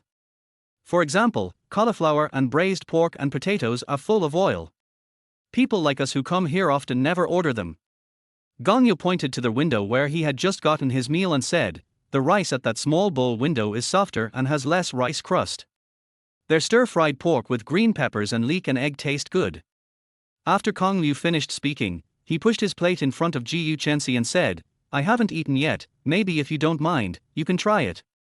To be honest, he wasn't particularly hungry after sleeping for the whole afternoon. Xinxia looked at Gong Liu's actions and thought to herself, Sir, she never eats food from other people's bowls, brat, wait for your scolding. That's so embarrassing. Then I'll have a bite. Ji Yuchensi picked up a piece of meat with a smile and tasted it. It tasted better than the food he ordered from a random window. R. Xinxia screamed again. She no longer cared about her image. She stared at her best friend with wide eyes as if she had seen a ghost. She screamed in her heart, she actually ate the food from a man's bowl. Xixi was possessed by someone else. Ahem. Ji Yuchensi glanced at Xinxia, who was sitting opposite him and looking at him in shock, and waved his hand a little embarrassedly, saying, Xiaoxia, aren't you in a hurry to go to the student union to recruit new members? Why don't you go first, I'll come to you later. Xinxia tilted her head and looked at her, silent, but the questioning look seemed to be asking her, you want to drive me away for a man? So love will disappear, right? Okay. Ji Yuchensi was too guilty to look Xinxia in the eye, so he turned his head away and waved his hand again, go quickly, I'll be here right after dinner. Okay, then I'll go to the meeting first, and you should come early too. Xinxia was too lazy to be a light bulb, so she picked up her plate and prepared to leave. When she left a meaningful sentence, you are the director of the Cultural and Entertainment Department. The Cultural and Entertainment Department needs you. Come here early. A faint blush appeared on Ji Yuchensi's cold and pretty face, and she said a little embarrassedly, okay, go away. Question mark. Only our naive Gongyo was still confused and had no idea what the two people had just said. Gong Liu said to Ji Yuchensi, if you like it, I'll give you this meal. I'll go order another one. No need to bother. Ji Yuchensi shook his head calmly and said, I don't have a big appetite, and I've almost finished eating. You can eat. Gongyo looked at her plate, which was full of food. It was obvious that she didn't eat much, and the greasy food didn't look appetizing. He knew that Ji Yuchensi must be embarrassed to ask for the meal he bought himself because of his face, so he asked tentatively, then, can I give you some from my bowl? Okay. Ji Yuchensi agreed without even thinking about it. Gong Liu didn't expect that Ji Yuchensi would agree so readily. He was a little confused. Wow, this girl doesn't consider herself an outsider at all. Ji Yuchensi's inner thoughts at this moment were, baby is so nice. He has no money and can only eat the cheapest meals, but he still shares his food with me. I love him even more. Hee hee. Gongyo divided the food in his bowl into two equal portions, one for himself and one into Ji Yuchen's bowl. Ji Yuchensi watched Kong Liu divide all the food equally and asked curiously, "Do you have obsessive-compulsive disorder?" Oh. Gong Liu was stunned for a moment, then nodded and said, "If you think so, that's fine." Gongyo's inner thoughts, what kind of obsessive-compulsive disorder is this? I'm obviously afraid that you will say that I treated you unfairly. Ji Yuchen's personality is sometimes good and sometimes bad, and Kong Liu is really afraid that she will suddenly get angry again. Thanks. Ji Yuchensi took the half bowl of rice that Gong Liu shared with her, smiled and said thank you. Gong Liu was slightly stunned when he saw Ji Yuchensi with a bright smile. It was also the first time for the onlookers present to see the aloof school beauty showing a smile as bright as a flower in public.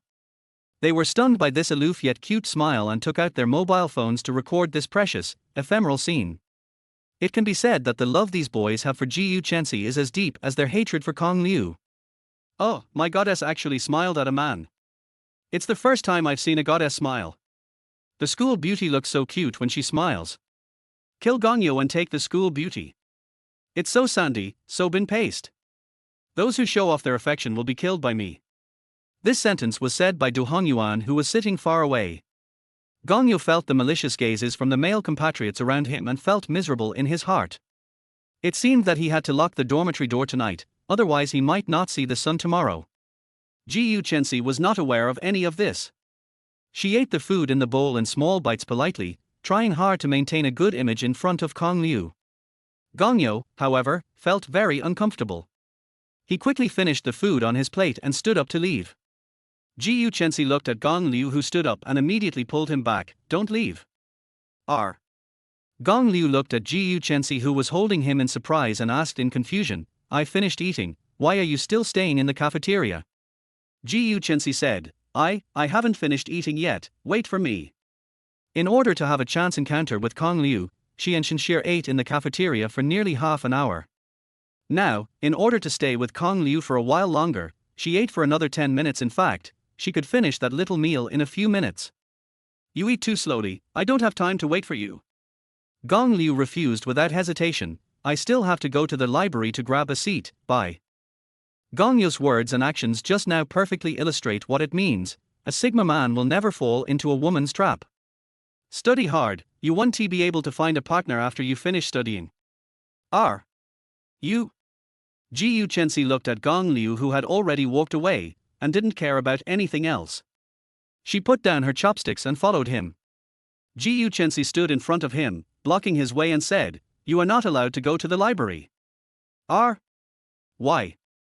Gong Liu frowned and thought, isn't this young lady's meddling too much? Because? Ji Yuchensi thought for a while and said, You have to be a tutor for my sister later. Gongyo checked his phone and said, Isn't it 9 o'clock when I start tutoring? There are still 2 hours left. The junior high school that Ji Yuchenxian attends has evening self-study sessions and does not finish school until 8 o'clock. But. Ji Yuchensi couldn't think of any excuse to keep Gong Liu. After a long pause, she finally said, The student union will be recruiting new members later. I need you to help me. Gong Liu was even more confused when he heard this. He scratched his head and said, But I'm not a member of the student union either. Oh, don't worry about it. Ji Yuchensi glanced at him coldly, pouted and said, Just come if I ask you to. Why are you wasting time talking? After saying that, Ji Yuchensi took Gong Liu's hand and dragged him out of the cafeteria in front of everyone.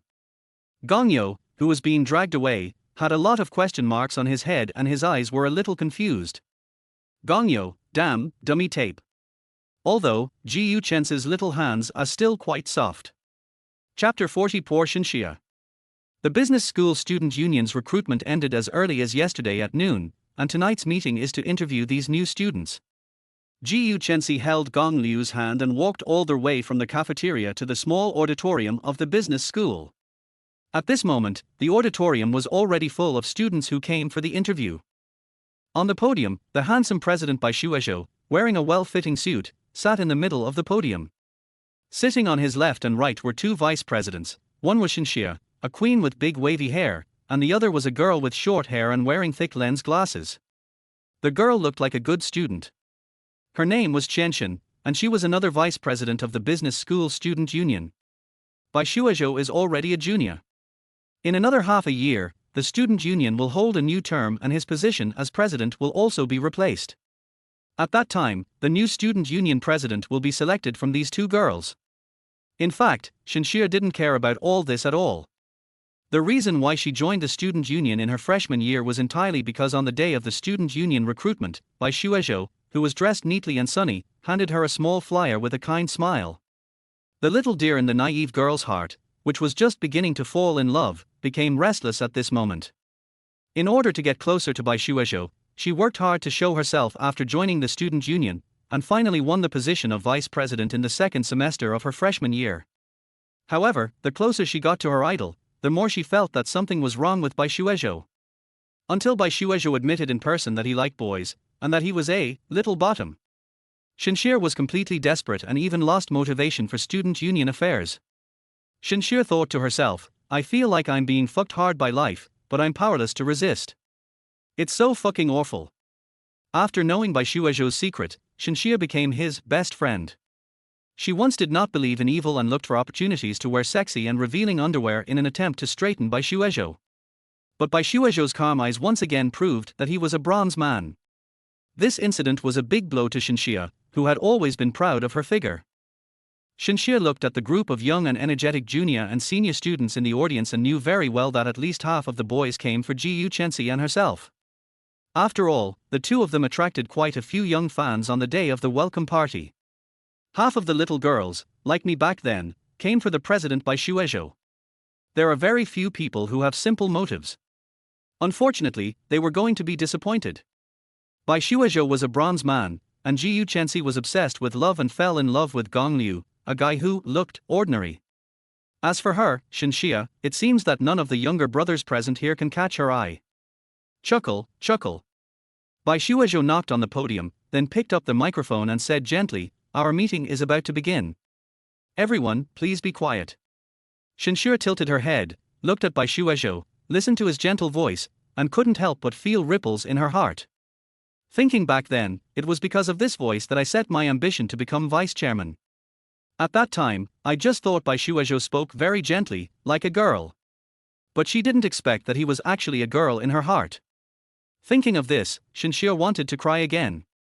Bai Shuozhou said this and the small auditorium instantly became quiet. At the same time, Xixi also walked in with a cold step, and behind her. Xixi looked behind Xixi and her eyes almost popped out. Her first thought was, why did she bring Gong Liu here too? Bai Shuozhou looked at Gong Liu who followed Xixi in like a little brother, turned around and asked Xixi in a low voice, is that also our new member? Don't set your sights on him. Xixi thought Bai Shuozhou was interested in Gong Liu, and immediately said, this is the man Xixi likes. TSK. Bai Shuozhou curled his lips and said, okay. Xixi looked at Bai Shuozhou's expression and said in shock, damn, you are really interested in him.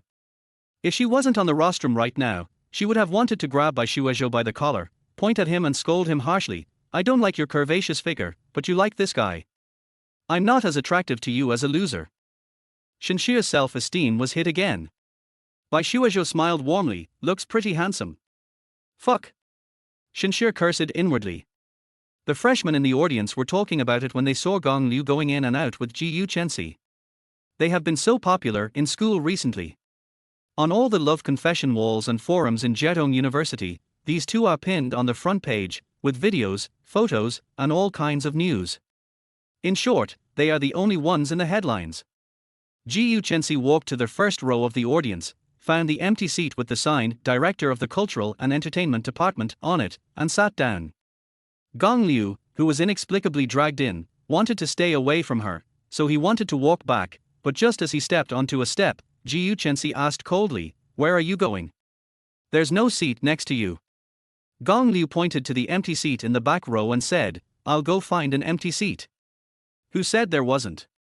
Xixi looked at the member sitting next to him. The cold gaze made the member shudder. He immediately stood up and said, Minister, I'll sit in the back. Then he ran to the back in shame.